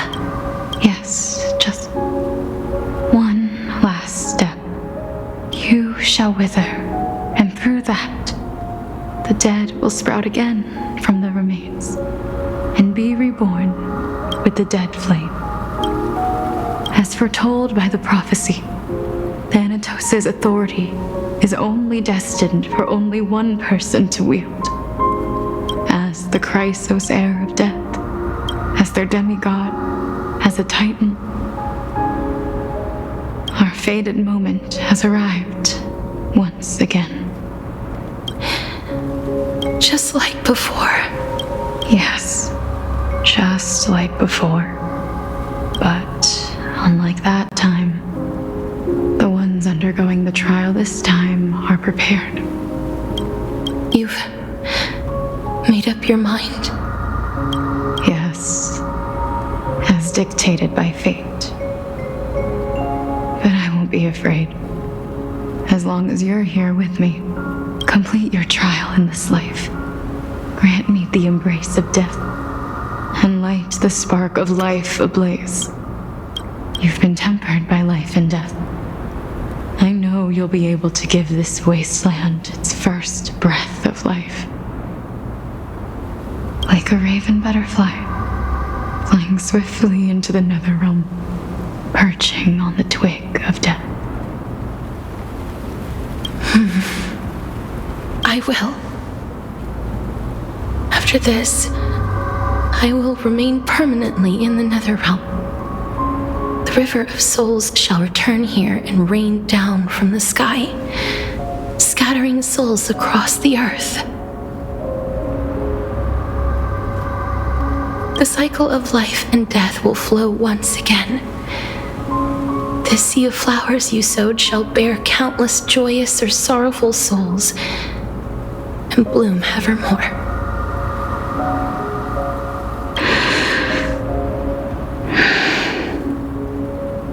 Thank you. Just one last thing. Can you grant me one wish? Of course. What is it? Please, don't forget me. I promise you, when we meet in the next world, even if I have endured another reincarnation, even if we do not know each other's names, I will still hold you tightly in my arms. Just like what I did when we were born. Castorice.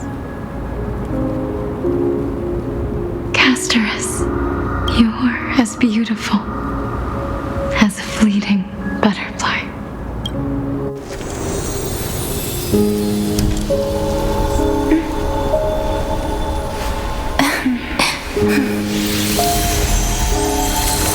I will bring rest to death. And from now on, stagnant life will once again flow.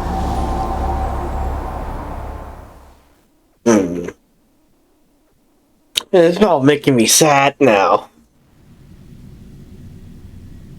Oh no, we're back to him. Oh, now I'm curious now. What's gonna happen now?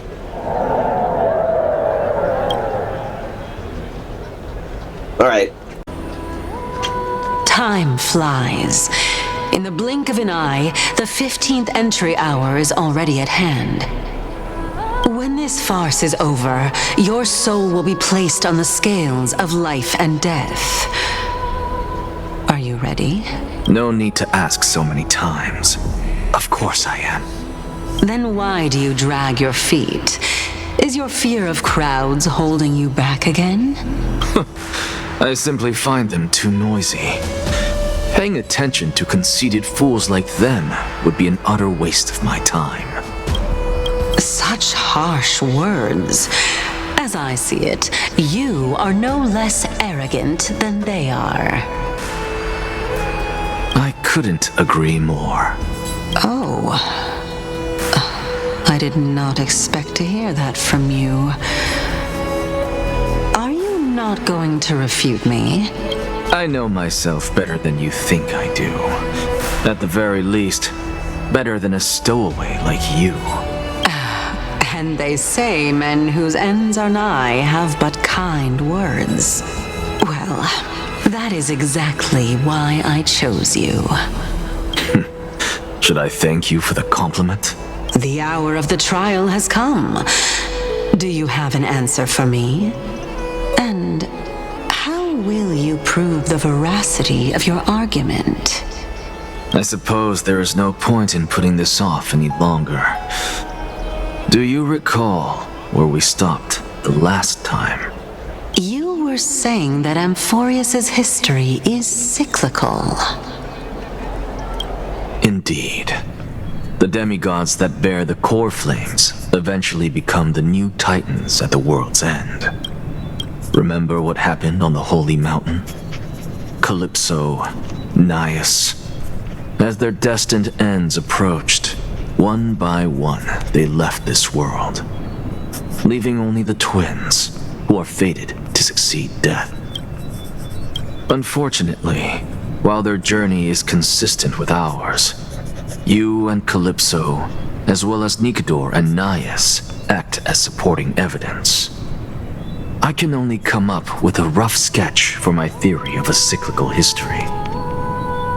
For all the pains I took to reach this point, I had already lost hope of ever obtaining definitive proof. After all, the past is in the past. Proving that we are the legacies of heroes of the past is a hopeless endeavor. That is, until I met a girl named Polixia and her sister. If Castorice was truly sent from the past to the present for the Titan's self-serving reasons, then having lived through 2 cycles, and with Styxia as the pivot, she will no doubt be the link to connect all of this together. If the Twins of Death can bridge 2 cycles to reunite at the shores of the Sea of Souls, then my hypothesis will no longer be just a hypothesis. And you too will get the answer to your question. Well, that is all well and good, but how can you be so sure? If there is even the slightest error in your hypothesis, the girl will be shattered. It matters not. The most important quality a scholar must possess is foolhardiness. If you are overly cautious, then you'll never have the gumption to make the first step, and change will never come. Besides, I, Anaxagoras, am destined to overturn this farcical world.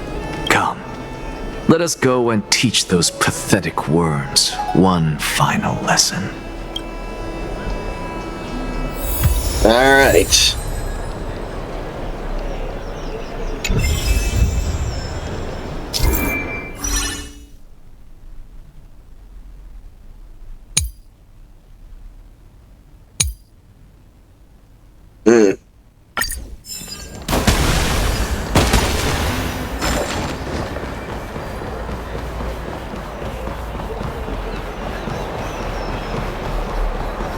Phainon.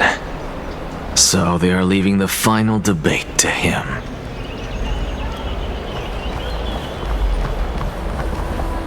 Let those Chrysos heirs who started this terrible war hear you.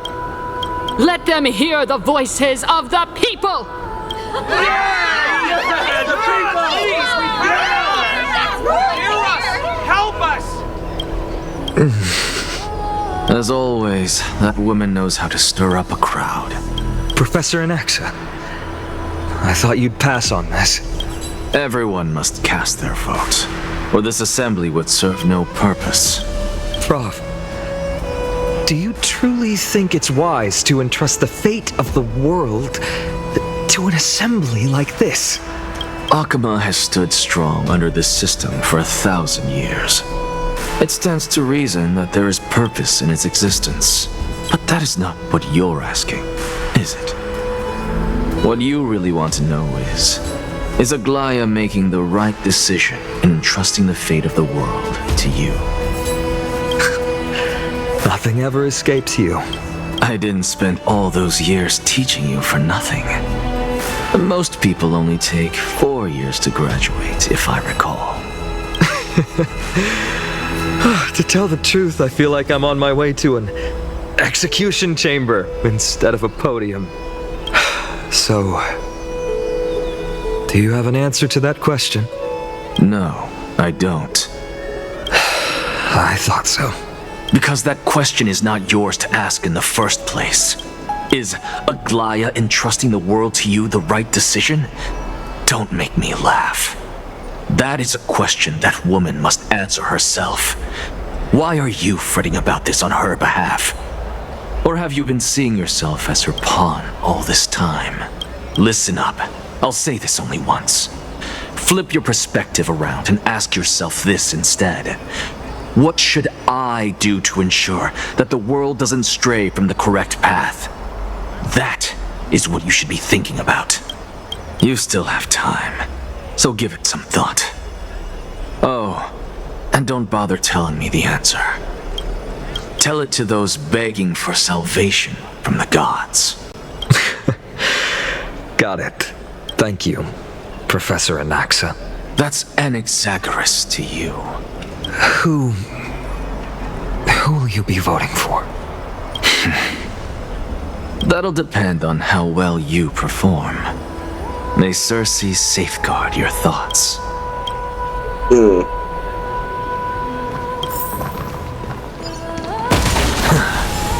Lord Anaxa, you're finally here. The last speaker for the assembly will be taking the stage soon. The resolution will be passed after that. Lady Kindness has reserved a special seat for you. Shall I show you to it? No, not now. Command.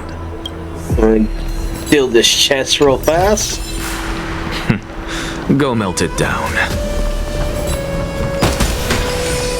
Alright. Lady Kindness has reserved... Alright. This way, please. I actually don't necessarily find things remaining the way they are. Or you say it. I've seen kindness. Thank you. Elders and citizens, silence, if you please. As the Theoros, I present to you Phainon of Ides Elysiae, virtuous citizen of Akima, and the last speaker of the assembly. Much obliged, Lord Lycus. I remember him. He's the penniless lad working for Aglaea. Where's Lady Goldweaver? Why is she sending this guy to give the last speech? Is this really the end of the Flame Chase journey? Can this dude really face down kindness? I actually don't necessarily find things remaining the way they are. Or you say it. By Kefali above, dear citizens of Akima, as you look upon me, so too do I see you. I see your fear and misgivings, your apprehension about the discord between the Chrysos heirs and the Council of Elders, and your uneasiness about the future of the Holy City. Yet, before you contemplate something as grand as the fate of the world, I ask that you look closer. Look beyond the horizon illuminated by Kefali, at the crisis threatening to overwhelm us. What? Ides Elysiae, my beloved hometown, is a village forgotten by time. It is a place with the most invigorating breeze and wheat fields that spread all the way to the sea.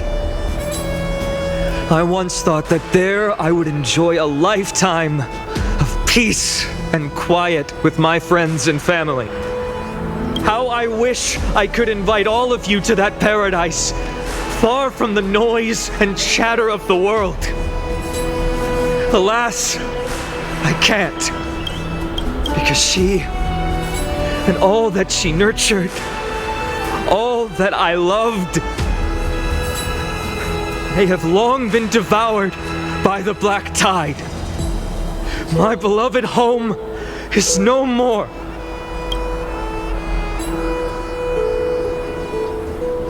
I will never forget the day the black tide struck. My father, Hieronymus, fought with a broken sword to his last breath to protect his child. My mother, Aldada, she was ripped apart by monsters. Also, I might live to stand before you here and now. Galba, he was a hunter. But in the end, those arms that once drew a bow instead embraced Piso, his beloved son, as they both breathed their last. Pythias, the teacher, risked her life to save her students, but a burning beam fell on her, crushing her. And what of Livia, her daughter? Did she make it out alive? No, she didn't. Livia, Piso, and so many other children. My childhood friends. They were all swallowed by the black tide and turned into monsters. They kept saying the same thing over and over. Even up until the final moment, I finally steeled my heart and granted them eternal peace with my sword. Why, Phainon? Aren't we the best of friends?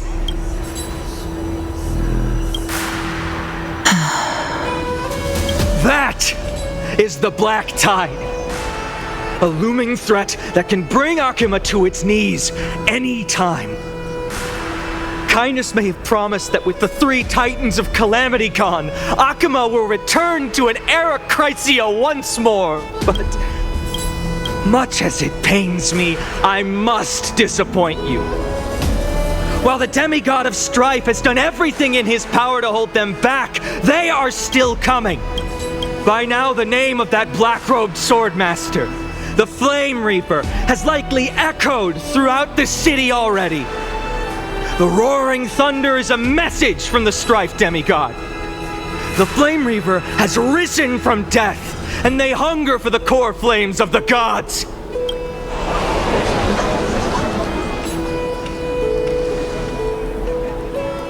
Wise!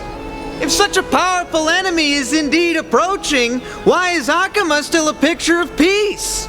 Exactly! The city of Akuma shows no signs of pandemonium or chaos. And why is that? I beg you, spare a moment to think about this. Are we able to stand here and hold this assembly in peace today because the danger has passed? No! This peace we enjoy is no gift of fate. We are able to stand here today only because the Chrysos heirs have stepped up and shielded Akuma from calamity. With her golden threads, Aglaea has preserved and continues to preserve these idyllic days that all of you hold dear.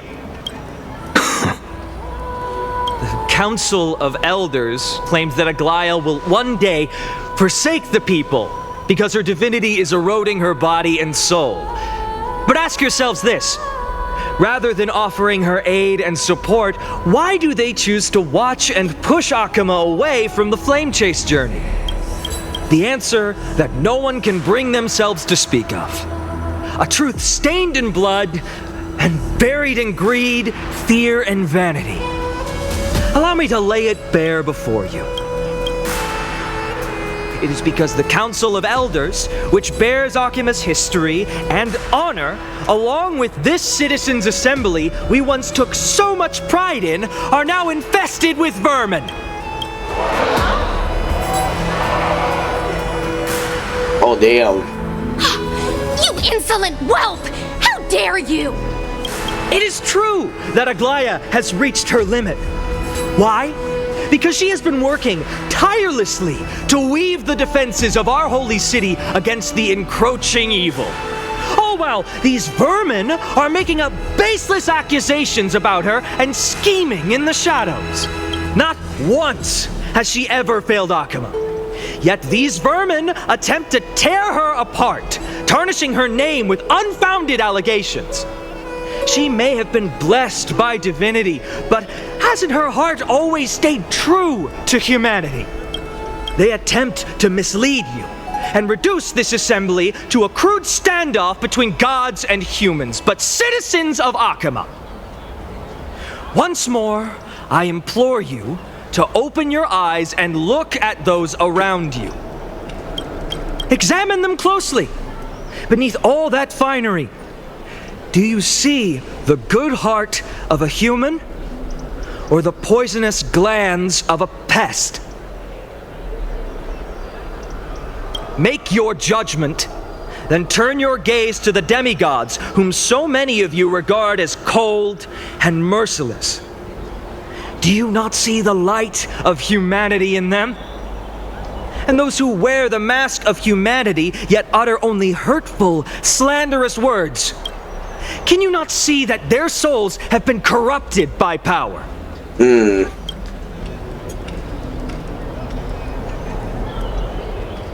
Yet, no matter what your answer is, and no matter who your vote goes to, rest assured that you have nothing to fear. For Aglaea, Tribios, and I will remain your faithful guardians and pledge our lives to upholding your decision. And this vow will stay true until the end of our days, where it will be passed on to future flame chasers. A steadfast and unwavering promise that shall endure through the ages. Absolutely right. The Christmas heirs have only our best interests in mind. I still don't understand it. I will never believe our resistance are always have them. Oh yeah, he did good there. I did not mean to skip that part. At the present time, on the scales of Talentum, those who call for the continuation of the Flame Chase journey, and those who demand its suspension. Each faction holds an equal share of votes, resulting in a perfect balance. As expected, this is the moment when the Flame Chase journey is the closest to its end. And now, it's your turn to vote, Lord Anaxagoras. Is there anyone else who hasn't voted? No, you're the last. Cast your vote with care, for your decision will break this impasse. I have long since made a decision. What he choose? Very well. May you bring much needed change to this farcical world. Alright. The last vote. Talk about a grand entrance. I can't talk to you, can I? Who will he vote for? Always the performer. Talk about a grand entrance. Is cast. Who will he vote for? I trust you haven't forgotten the world we've envisioned together. Die is cast. Alright, time for me to shine.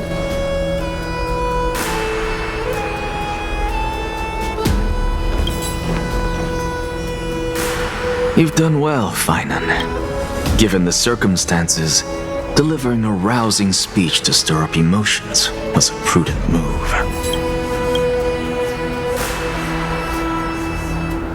Thank you all for your patience. On behalf of the 7 sages of the Grove of Epiphany and the scholars of Amphoreus, I, Anaxagoras, am ready to cast my vote. But before that, in the interest of fairness, Lady Goldweaver, I pose a question to you before all who are gathered here. Will you, as Phainon has promised, stand by the decision made in the assembly, regardless of outcome?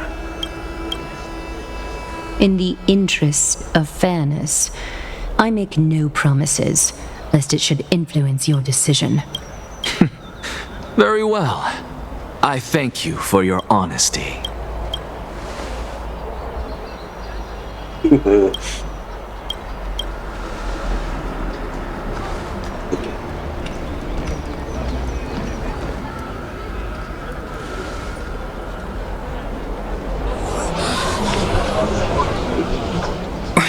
What's he doing?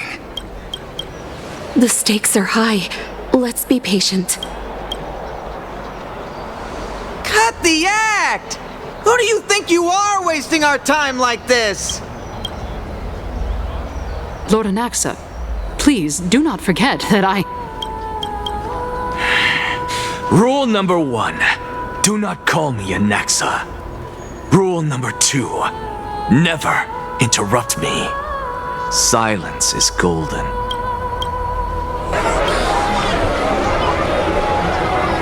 Oh, they're mad. Oh, they're mad. Just vote already. What are you waiting for? Vote. Cast your vote. Cast your vote.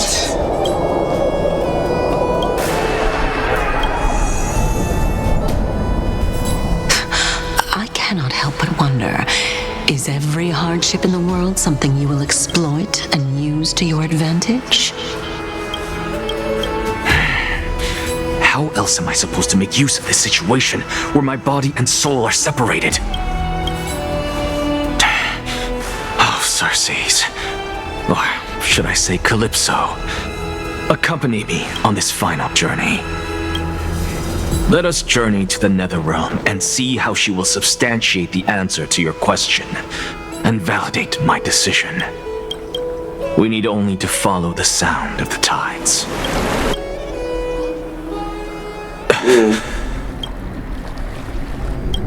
You are... he's back. Well done, child. Just as I foresaw, you have achieved great things. Teacher. What a twist of fate. A blasphemer raised in the doctrines of the Venerationists. It's like a foal kicking its mother in the belly after taking all her milk. I respect you immensely, sir, but... You cherish the truth even more. So, child, do not be troubled by the criticisms I have borne. Do not let those voices hinder you as you forge ahead. As the sage of the Venerationists, I am duty-bound to oppose you. But, as your friend and mentor, Anaxagoras, I say, go forth, for the truth is already in your hands. I will keep that in mind. Go now, child. Your lonely pursuit is about to welcome a new chapter. And when you reach the end of this journey, may we meet again with the truth before us. You have my word, sir.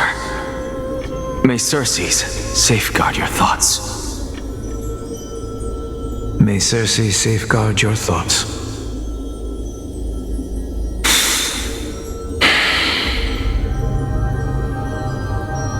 You are right, Empedocles. My lonely pursuit is about to welcome a new chapter. I must be on my way now. May we meet again with the truth before us, Empedocles.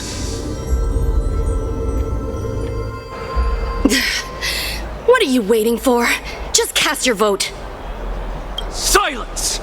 Silence, everyone! Behold, Circes, here at the center of the world, I shall write the final step of my proof. For this place is but one step away from the truth.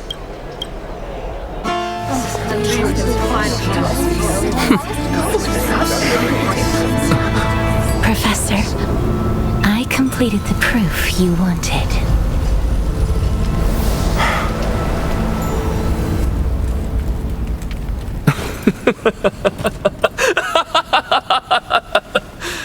Thank you, Castorice. The answer is plain as day. My vote goes to the Flame Chase Journey and nothing else!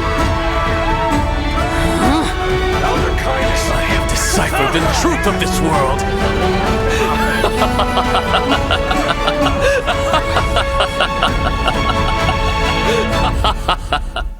With the balance shattered, the result is clear. By carefully and to Lenten above, as the Theoros, I have observed. No! Lygus, you can't! Anaxa, what have you done? Have you lost your mind? I hope you are prepared for the harsh punishment awaiting you. Mark my words, I will make sure that clever head of yours never forgets the price of betrayal. Have you forgotten? I told you that happens to be one of my rare talents. You put on such a grand performance just to aid their preposterous flame chase journey? Performance? No, you are quite mistaken. I may be paranoid by nature, but I've always been known for my honesty. If you really understood me, Lady Kindness, you'd realize that I never had any interest in your pathetic little game of politics. Factions, standpoints, they are jokes in my eyes. I have never once switched sides. Because I, and I alone, am the truth. Lady Kindness, with all the citizens here as witnesses, we should honor the spirit of democracy and respect the decision of this assembly. Not to her. I have observed that Akama has chosen her destiny. This citizens' assembly has resolved to continue the flame chase journey. This resolution shall be put up on the wall of heroes, such that all citizens are aware of the city's way forward. You! It seems not everyone is ready for the assembly to end. Very well. Let me entertain you for a little longer. By your leave, Lord Lygus. Interesting. Elders and citizens, your attention, please. Stay for a moment more, if you will. Anaxagoras of the Grove of Epiphany has an announcement for the assembly. What is this performer up to now? Absolute flame chase journey. Do you think he'll continue? I don't know. So apropos. Still. Just moments ago, all of you made a decision on the fate of Amphoreus. As a supporter of the Flame Chase journey, it pleases me to see the choice you have made. But I regret to say that I still harbor doubts about this outcome. Thus, I hereby challenge this resolution. Tell me, who among you dare swear to Kephales's name that Era Nova will truly welcome the fairy tale ending that the Chrysos heirs have promised? A beautiful new world free of calamity and madness? Nonsense! That's impossible! What is he getting at? Of course he... Not even for a second. No one? Must I pick somebody to answer? Very well. You, the one acting so wise and profound, in front of all present here, do you dare swear that it will happen for sure? No? Fine. Next. You, the one with ignorance written all over your face. Yes, you. Do you dare swear by it in front of the Titan? What are you trying to do? Useless. Your turn, then. With that smug look of yours, you must be confident that the Flame Chase journey is the best course to take, right? Mind your tongue! So, no one? I see. In that case, Phainon, answer me this. Your speech was filled with such passion just now. How confident, then, are you in making this promise? Professor, what are you doing? Let him continue with his performance.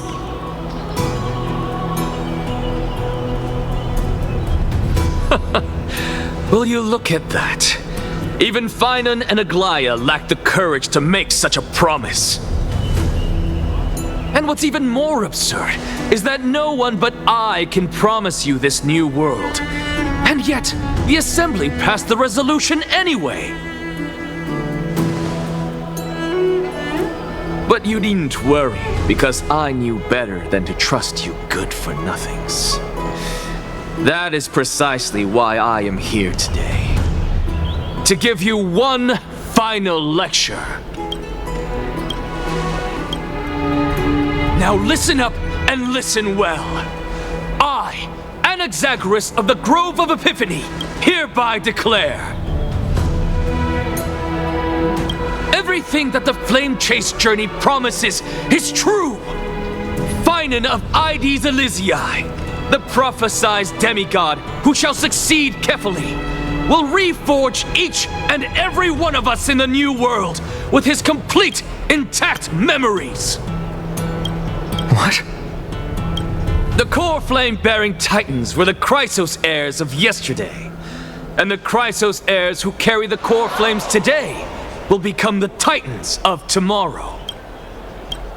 All of our souls shall endure for eternity in the miracle of the World-Bearer.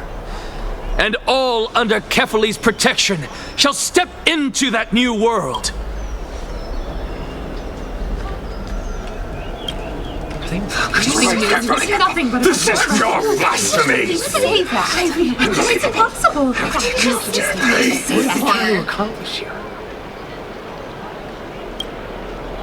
What? Are you saying that we must bow down to you and worship you even in our next lives? Enough, you blasphemous imbecile!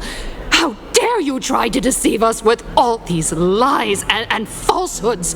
How can you prove? I told you, don't interrupt me. But since you've asked, I shall be kind and indulge you. My statements are based on my experiments on the divine body of Kefali themselves. You heard me correctly, everyone. With the tacit approval of Kindness and the Council of Elders, I fused my soul with a god through alchemy and learned the truth behind Era Nova. Damn. What is he talking about? Isn't that pure blasphemy? I, the vile, wretched blasphemer, deserve nothing less than death for my sins. And the Council of Elders, which granted me consent and aided in committing this atrocity, should face punishment alongside me. By the gods, even Kindness has betrayed Akuma. No more. The candles are on. We're carefully involved. Oh, it all turned against her. Oh, ho, ho, ho. Oh, just giving that look. I had no knowledge of his transgressions. He did that on his own. The Council of Elders bears no responsibility for his actions. Lord Lygus, as the esteemed Theoros, are you going to simply stand by and allow the Council of Elders to be dragged through the mud? If the accusation is true, I will acknowledge it. If not, my conscience stands unburdened. Lady Kindness, the reputation of the Council of Elders was not built in a day, nor will it be shattered overnight. Repercussions await those who fool the people, and punishment must be meted out on those who abandon their vows. We should respect this beautiful city and her people. You... Lady Aglaea, the Gold Weaver, I humbly ask that you take on the responsibility of overseeing this judgment in the name of the fairness of Talantin and the justice of Kefali. Considering the circumstances, and in accordance with Akima's codex as the only demigod among us, you shall rightfully wield this authority. Oh, yes! The honor is mine to bear. How is this permitted? They can't let this happen. Somebody do something. This is how we're supposed to Absolutely outrageous. Elders and citizens, silence, if you please. Anaxagoras of the Grove of Epiphany has made his statement clear. As per Akima's codex, I request all present citizens to stand with me in exercising the right of judgment. First, Elder Cainus of Akima and Ligus the Theoros stand accused of neglecting their duties and abusing the law, leading to the egregious blasphemy against a god. In the names of Talantin and Kefali, Akima is to form a committee before the 7th action hour to conduct an investigation and disclose the findings to the public for subsequent judgment. Yes! Yes! That's what we deserve! Agreed! Curse you! Now, concerning Anaxagoras of the Grove of Epiphany, he has confessed to grave blasphemy against Kefali. In the names of Talantin and Kefali, the accused must be allowed to hear the people's voice prior to the execution, for a chance at a reduced sentence and possible pardon.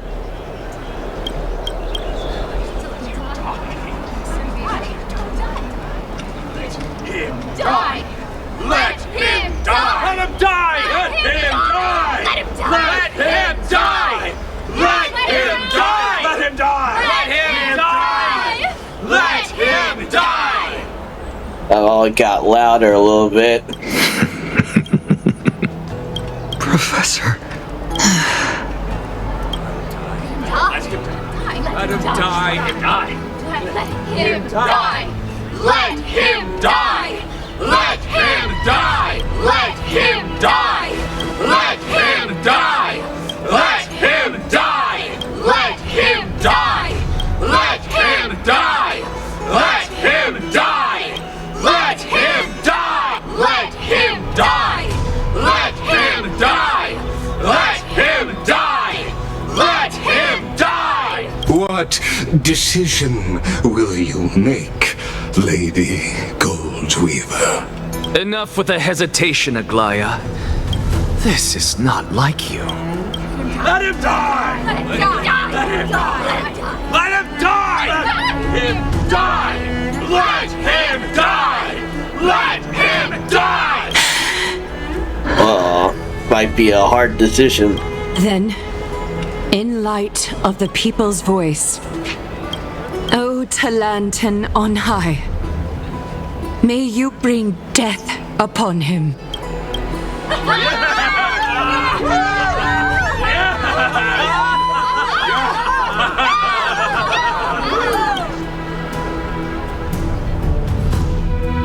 Oh, we're back to us now. Oh, dang.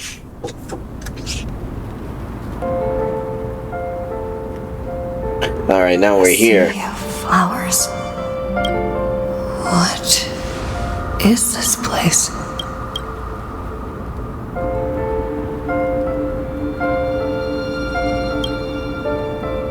Allow me to reintroduce myself. I bore the name of Castorice while walking among the mortals. And now, I stand as the demigod of death, the living side of Thanatos. Welcome to my realm, where the west wind ends.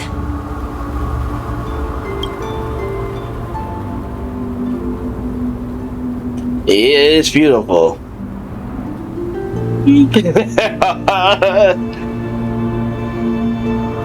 I'm playing this.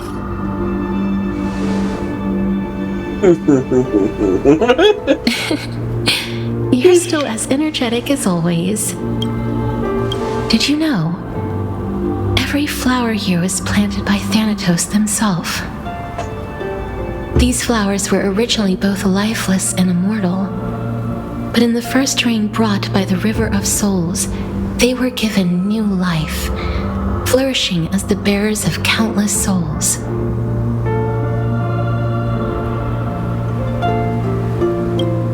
And it is my duty as the Master of Death to tend to their well-being and foster their growth in this serene haven. Similar to the structured cycle of life and death in the mortal world, these flowers too shall wither and fade, returning to the earth and then ascending to the sky with mist and tides. Eventually, they will descend to the mortal land as gentle rain. Every soul undergoes the perpetual cycle of reincarnation, albeit in varied forms, until the world meets its end.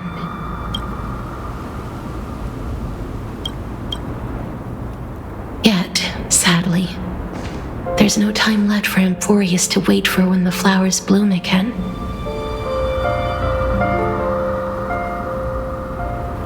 Now, death is the power at my fingertips.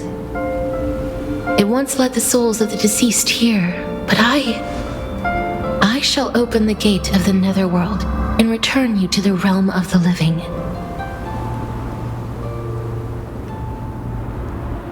In exchange, please take the Coreflame of death with you and complete the flame chase journey. Do not let... Alright, you have my word. Thank you.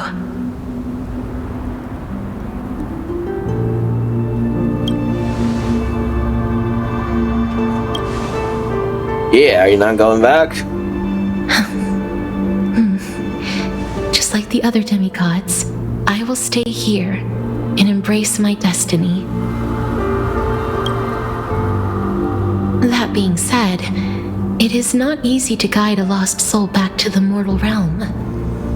The whispers of death are sweet and alluring. If your determination wavers, you will succumb and be forever ensnared by the netherworld's grasp. Please consider this a one-time exception. I will do everything in my power for the flame chase journey. And for your life, the only life I can save. I'll do my best. I am glad to hear that.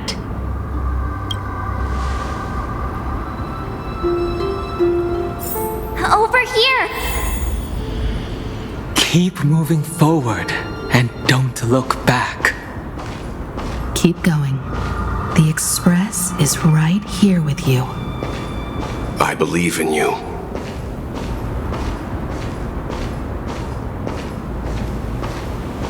Listen, don't go. Just keep moving. One day, our paths will cross again. Lift your chin up high and step forward with us toward tomorrow! That's right. Keep your eyes on the dawn. Onward. Show me your courage.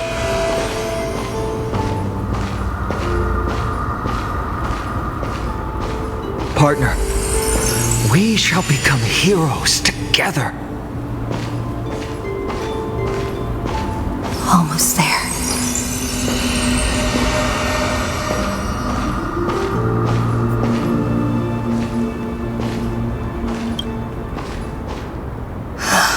Finally.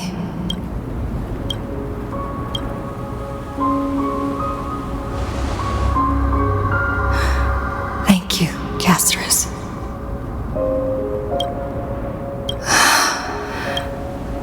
Since I've already made it to the end, maybe I can have one last glance at that sea of flowers.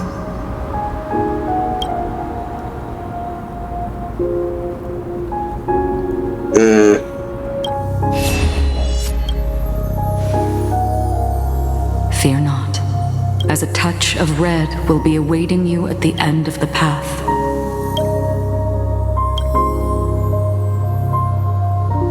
It'll guide you and illuminate the way out.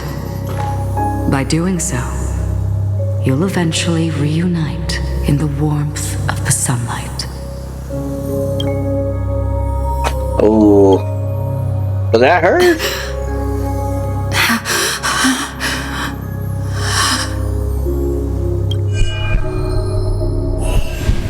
What's this? What in the world are these shadows and voices? All of this is proof that you once lived. Your soul, your memories, the years you've journeyed through, and the path they revealed, leading you back home. So, continue onward. Do not stop moving forward, and do not let her sacrifice and the support of all who have stood by you be in vain. Over here, friend! Hey! Take my hand! Let's go home. Yeah.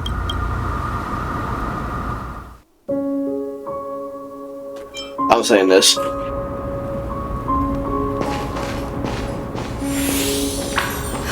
Let the trailblazing continue.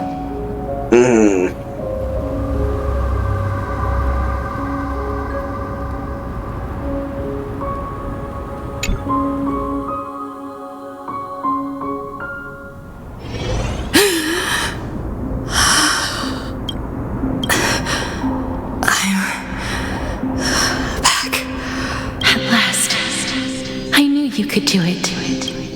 Your soul is still perfectly whole, as if some kind of force is trying its best to keep it together.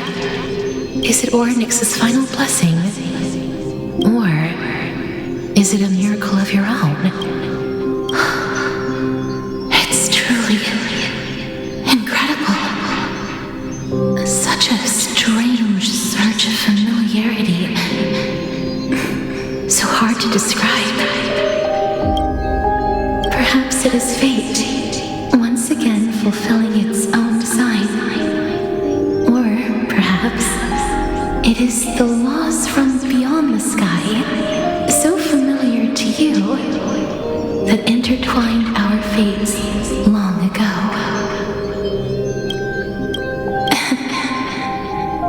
It seems that this is the riddle which cannot be solved anytime soon. The sensation of becoming a demigod is truly wondrous. It's as if the river of souls is winding its way through the depths of my spirit, transforming with each breath into a fine rain that nourishes the world. Do you recall that prophecy? At the end of the sea of flowers, the souls of the living shall warm thy fingertips, and after an embrace, there shall be eternal separation. I promised you that I would do everything in my power to give it another meaning. Now I can finally end it in a way that is as beautiful as it deserves. The wish I once sought, but could never grasp, is now within reach.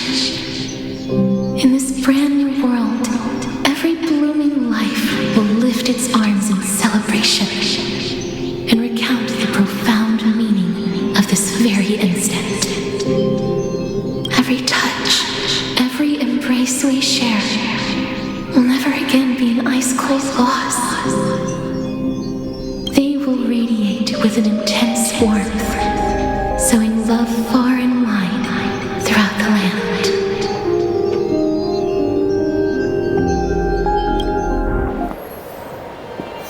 Another cutscene. The other shore is very cold.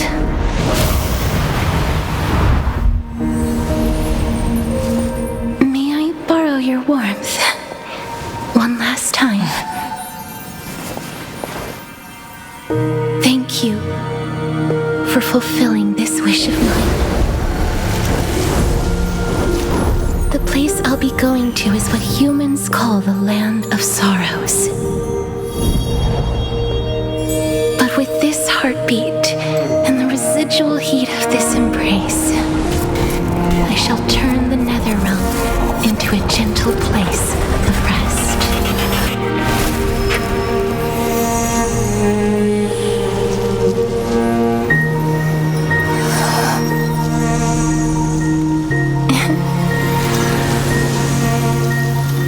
This embrace may be brief, but it's the proof that I once lived. Farewell, then. May we reunite in the new world. Aww. That grand and absurd performance was what you've been seeking your whole life? Oh, now they're talking. I gave up everything in search of truth. And it culminated in this very moment. You, on the other hand, performed as I expected. You did not hesitate when you saw the chance to attain power. It's as if you crave power, like a fly craves rot. Those are your words, not mine. But what you said at the end, did you already know what I had planned for Phainon? I may have lost an eye, but my vision is clearer than anyone else. You've nearly exhausted your humanity. You're no different from my current state as a walking corpse. That's true. I've long since burned to ash over the past 1,000 years. Only he is capable of unleashing a raging fire that rivals our final great enemy, Aquila. So, this is our last chance. How about we let go of the bad blood between us? May I resonate with your Coreflame, Aglaea? Please do. That's impossible. To persist with your soul thinned to such an extent. You're insane. Just as you fight to lug your corpse onward to complete your unfinished goals, I have my own reasons for doing this. Until Phainon grows into his position as the prophesied leader, I must continue to lead everyone on the flame chase journey. I must keep inching forward, even if only as an empty shell. I've long predicted this was the case, but I didn't think you'd already lost so much. How ironic. We would have avoided so many misunderstandings if you and I had just spoken this candidly before. But casting aside our ideological differences, there is one thing you and I agree on. Phainon. Yes. He was born to be a hero. He understands the hearts of the people, and I can confidently say he is a far better leader than you. Only he is capable of fulfilling your mission. Sadly, he is a man cursed by Nestia.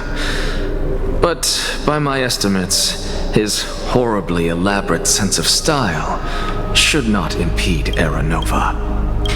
Congratulations are in order.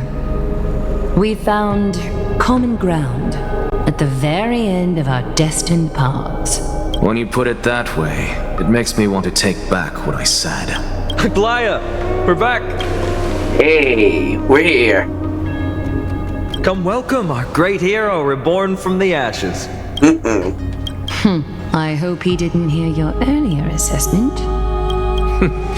It wouldn't be the first time I criticized him. A man should be aware of his own shortcomings.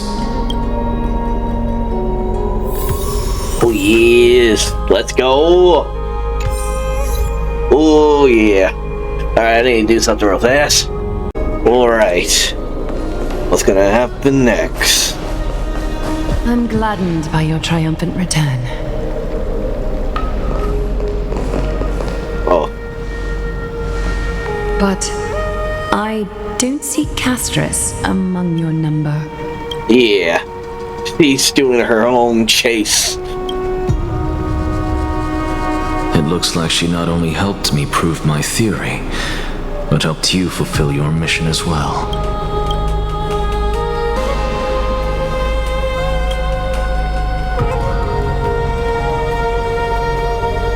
She might not have been able to change her fate, but she still wrote the final verse of her epic herself.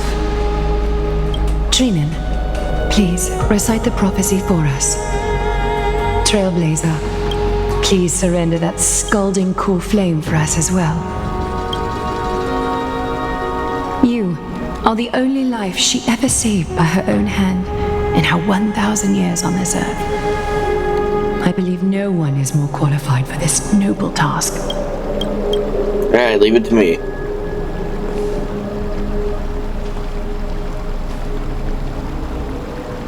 O gods who have returned, and gods who are still watching, today we bring you a soul laid bare.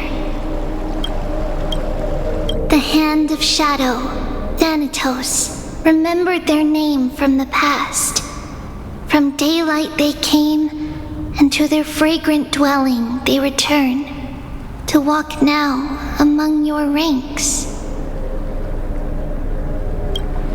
And there was one who joined hands with the Titan, a traveler risen from the dead, and reborn among mortal kind.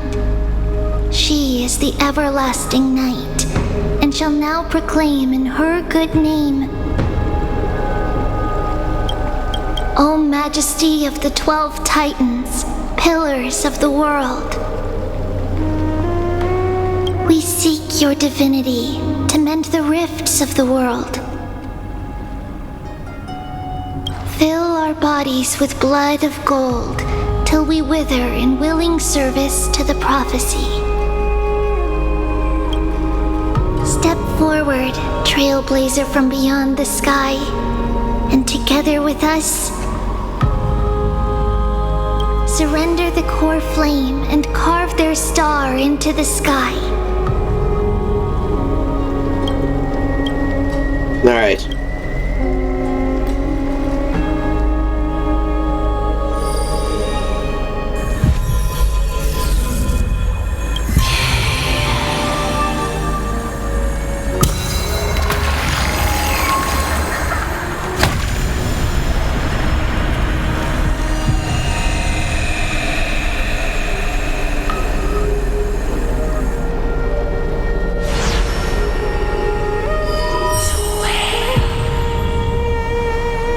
Constellation for death. For life and death, to be more precise.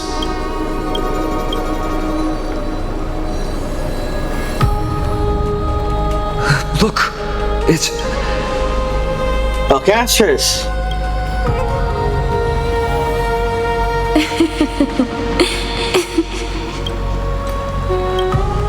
Is that Castorice? No, it's only a divine echo. I think she's here for the trial.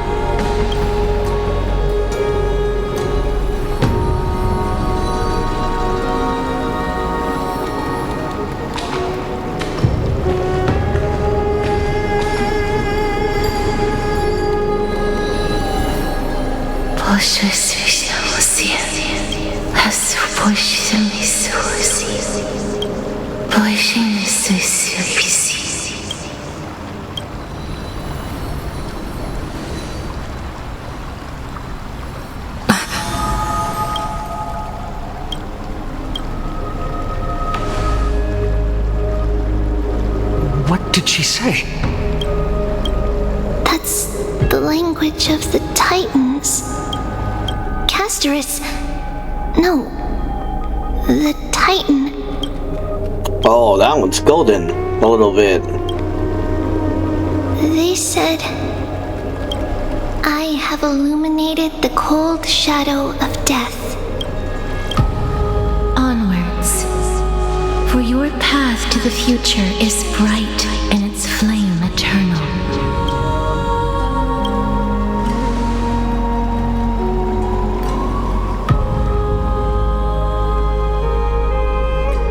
Do not forget.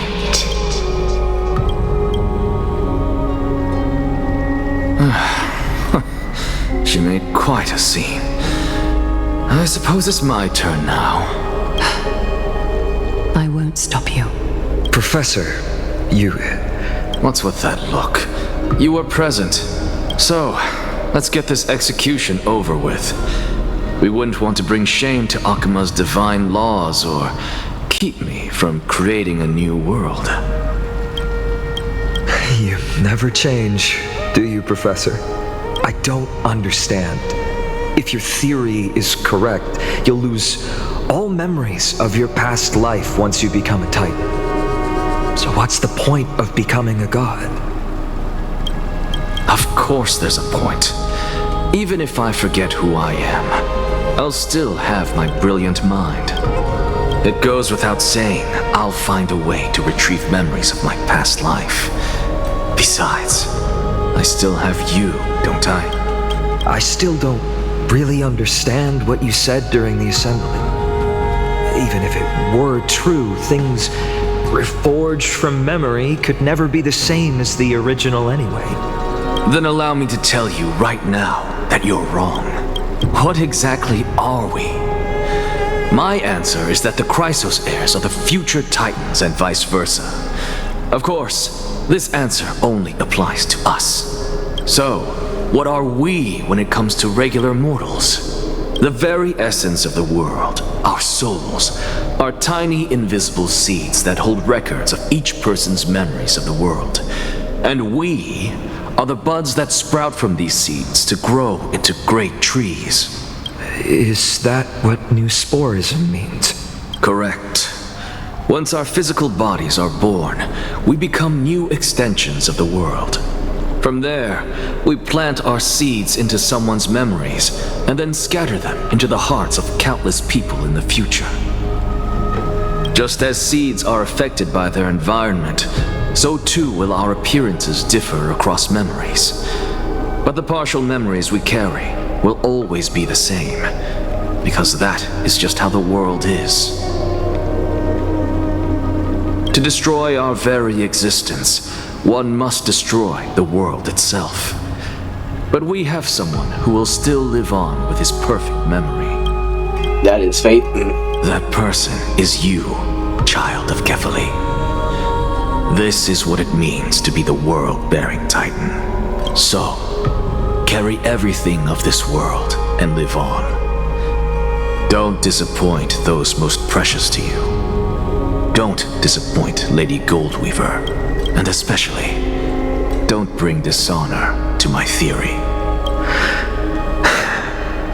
Anaxa, I swear to you, I'll lead everyone to our reunion in the new world. Good. That is all I have to say. Farewell, everyone. May we meet again in the next life. Farewell, great performer. May Circes safeguard your thoughts. May Circes safeguard your thoughts. Are you satisfied, Honorable Titan? Very. I hereby swear I have borne witness. Anaxagoras of the New Sporists and the Grove of Epiphany has successfully overcome the trial of reason. Thus, I shall confer upon you these words. You shall transcend the peaks of purity and return to corruption and hardship. Oh, so that's a god's prophecy. It sounds like you just rephrased my past, present, and future. Oh, Circes. Is that all you've got? Well, you've already transcended the peaks of purity, and you were never the type to give me any leeway. That is true. But I do still have one question. I knew it. What is it?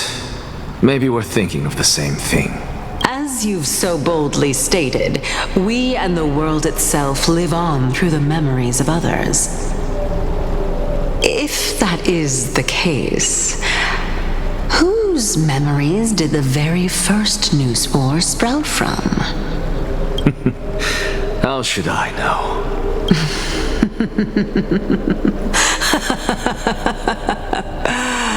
Oh my. But, since we are both equally curious, we should allow the children of humanity who come after us to investigate in our stead.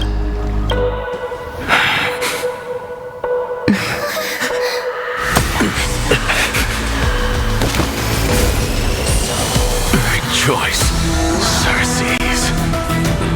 I sow the seeds of suspicion in the new world with your soul! And now, the objective is complete. That is all.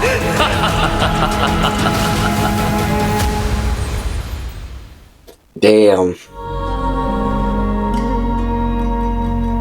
Thankfully, she's still alive. Oh, yeah.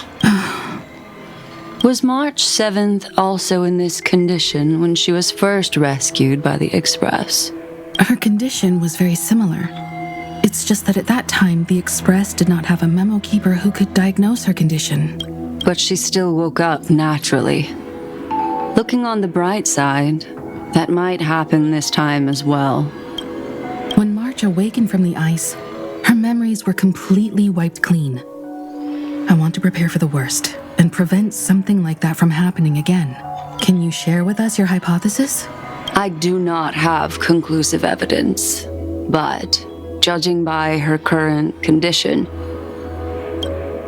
perhaps March 7th's memories have been hijacked. Hijacked? Think about it, Miss Himeko. What will happen when someone loses their ability to remember? Their ability to remember. I'm not a biologist, but I hear that there's a species of fish on Von Wach that has the memory span of less than a second. It forgets anything that occurs in the very next instant. Perhaps something similar will happen? Unfortunately, short-term memory is an entirely different concept from the inability to remember. Perhaps it is difficult for you to imagine, but an individual who has lost their ability to remember turns into nothingness. Nothingness? The belief of the Garden is that everything in this universe can be interpreted through memories. This is the driving force behind the continuance of this path. The past is made up of memoria, while the future is a possibility that will eventually be converted to memoria. But the present, it doesn't really exist, and it's only an abstract expression. Therefore, when a person is affected by the path and loses their ability to remember, their physical form will also be affected. These ice crystals are a manifestation of that. Dang. Miss Black Swan, there is one thing that I haven't looked into deeply until now. You've guided us to Amphoreus, but refused to tell us your true intentions. Collecting memories is simply not a convincing answer. Is Miss Himeko suspicious of me? I mean no offense. I am merely speculating. But I'd appreciate your honesty, if possible. In other words, now is the time for me to prove my innocence. That's not a problem, of course. The true reason behind my intentions is that Amphoreus holds special significance. For some memo keepers of the Garden with extremist views, it is a perfect example. Perfect example? A world that can only be seen through the Garden's mirror means that memo keepers have the right to keep the world in their private collection. If those Pathstriders of Remembrance were to uncover the secrets of Amphoreus first. They might unleash their wild ambitions and remodel more worlds into a similar form. What do you mean? So the reason you did everything you could to convince the Express to come to this star zone is just to uncover the secrets and foil the plans of these people? I chose to remain quiet before, because I did not want to involve you in the Garden's internal conflicts. Remodeling a world is no easy feat. These extremists likely aren't just simple Pathstriders. Do they wield the powers of Emanators? You can be even bolder with your guesses. The people that I am talking about, they aren't just individuals. They are an organization that has already attached itself to the pinky finger of Fu Li. Fu Li. I think I've heard of that recently, though. So what you're saying, could they be the ones who hijacked March 7th's memories? I cannot be certain. But at the very least, they are capable of doing so. I am deeply sorry about what has happened to March 7th. But the deal that I propose still remains a fair one. Amphoreus is still an excellent destination, and investigating further might allow us to uncover the truth behind the accident. Miss Himeko, the wisest choice right now is for us to continue cooperating. Oh, what is it? What's wrong? Let me take back a part of what I said just now, Miss Himeko. Although we indeed struck a deal, it seems like I have involved you in some unforeseen danger. Please accept my deepest apologies. Has something changed? It's Fu Li. Their gaze has just swept across Amphoreus. Uh-oh. Oh, Herta now. Oh, how interesting. I never expected a mere memo snatcher to be actually hiding so much inside her head. What's even more interesting is that the word Amphoreus has appeared in her subconscious. This lady seems to be having fun. Is she usually like this? Yes. Yes, indeed. Someday. It's, hard to explain. What are you two whispering about? Has it not occurred to you that I can hear everything clearly? Please pardon me, Madam Herta. Would you mind sharing with us what you've discovered? The ones who need help are the Astral Express. You will have to put up with my methods, even if they are rather unconventional. Let's get back to the topic. By using the fourth mirror, I rummaged through the brain of this memo snatcher and learned a good deal. Not only does this person know of Amphoreus, but there are also many memo keepers who are interested in the place. I searched through her consciousness and found the following terms: the Eternal Land, the Rejected Land, and the private collection of the Garden of Recollection. It seems like Miss Black Swan is indeed hiding some things from us. Since I'm not able to find any useful clues from the outside, why don't I personally visit this mysterious Amphoreus? You're planning to head to Amphoreus yourself? Yes, but not in the flesh like you all foolishly did. See these Herta mirrors? With them, I can project my data spirit entity to any corner of the cosmos through spatial warps, without even needing to leave my room. But of course, these corners of the cosmos must be within the coverage zone of inter-astral peace communications. After all, this is collaborative technology. I see. You do seem like the more indoor type. Although that star zone is not within the network of the IPC, the Express itself can serve as a signal station. Come, give me the astral chart coordinates. Then, sit back and enjoy the show.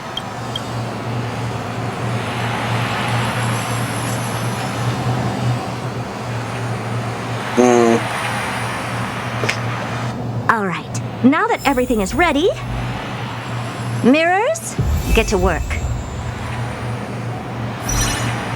Oh no. Oh. Alright. Alright.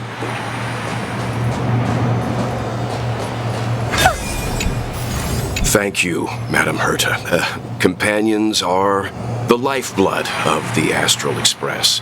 When things are settled, we will repay you for all your help. Welt, this young man sure is courteous.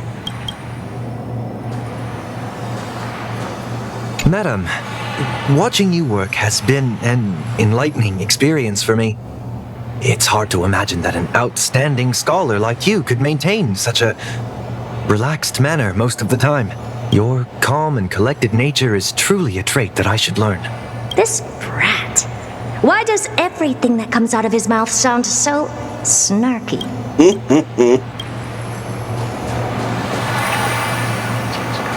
First mirror, input the coordinates. You'll be in charge of the spatial warp. As you command, Madam Herta. The preparations are complete. I wish you a pleasant journey ahead. Second mirror, prepare for the thought refraction.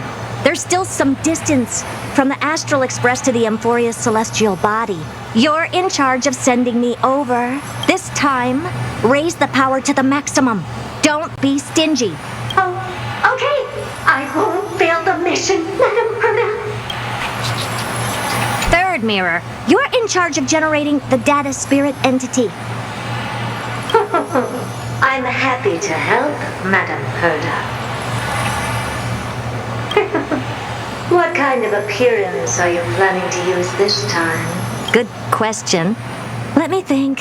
Forget it. Just use my own appearance. There's no one there that'll recognize me anyway. As you wish.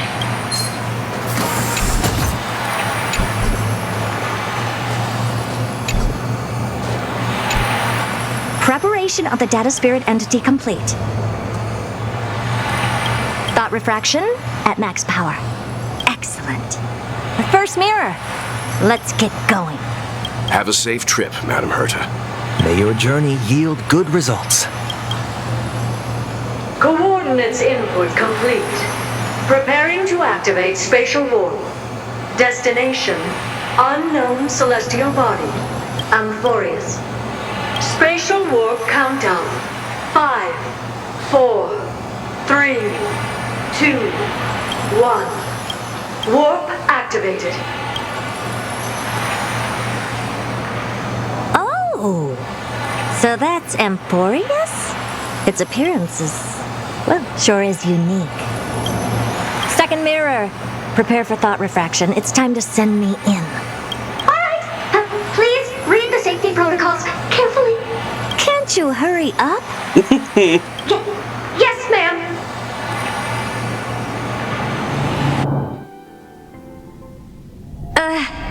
I didn't expect it to be so turbulent. I should have asked the second mirror to use slightly less power. What a magnificent sight! Is this the entrance to Amphoreus?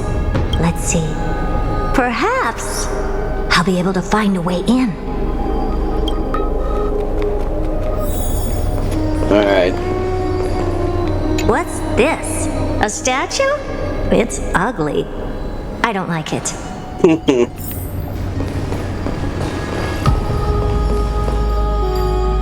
Oh, I finally found your traces. How esteemed must you be for the great Herta to come out personally? When we return, get ready to become free labor for the simulated universe for the rest of your lives.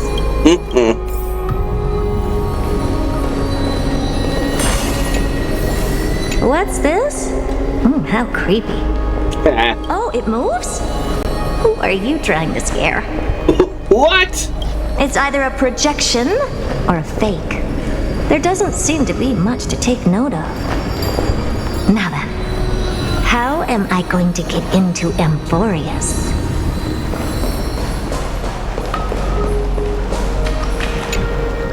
My deepest apologies, esteemed lady. I'm afraid that you cannot proceed further. Who's there? Your visit, although not part of my calculations, is a pleasant surprise. It's a pity that the preparations are not yet in place to receive you with the hospitality that someone of your status deserves. Are you not going to answer my question? Who are you? I have many identities, and I'm going to have even more in the future. But if you just need a form of address, you can use my common alias, Lycurgus.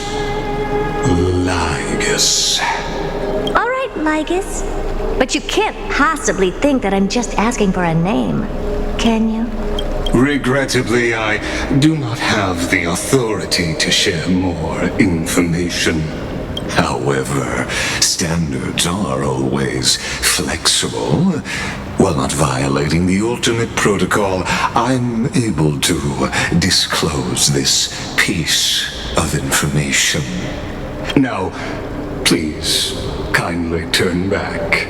Amphoreus is not a world that you should be involved with, regardless of what kind of magnificent achievements you have accomplished.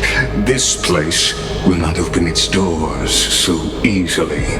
You seem to understand me very well. Then you should know that I have no reason to listen to you. Oh. Your reaction is completely within my calculations. Despite my long years as a watcher, it seems like my assessment of human nature still remains accurate. From you, I'm able to sense a beautiful desire for knowledge. But my answer remains unchanged. Madam, it is with the utmost goodwill that I suggest you return to where you came from.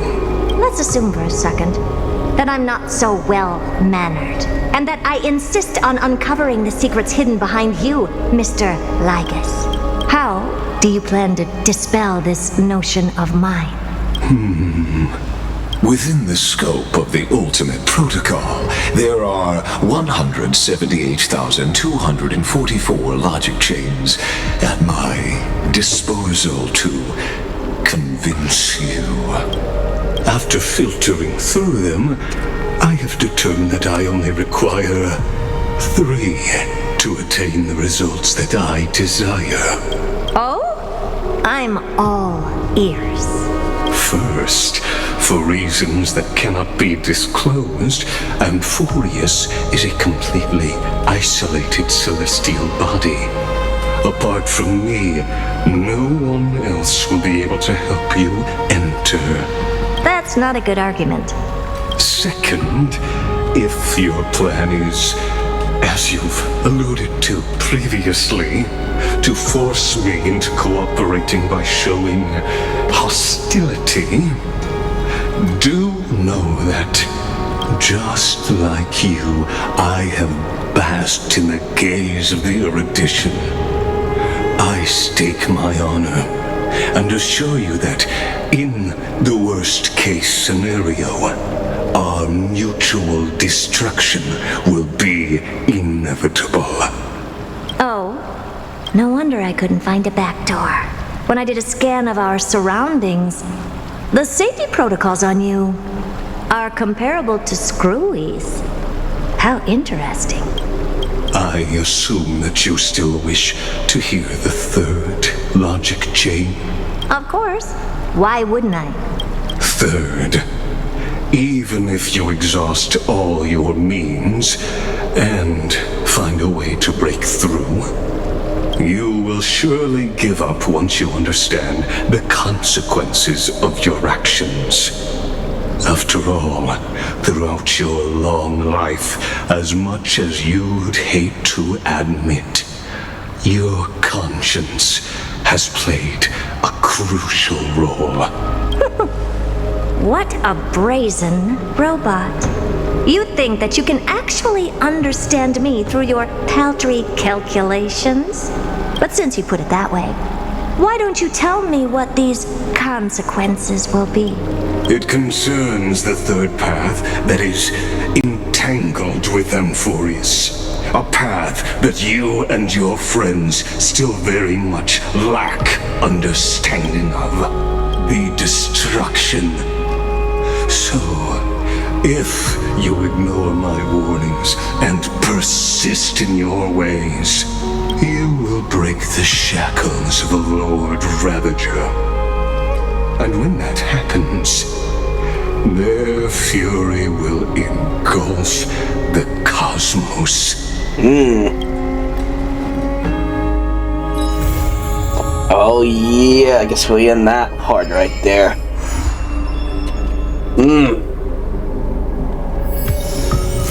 Alright though. Ooh, that was a long one there. But yeah, but we're still gonna continue this.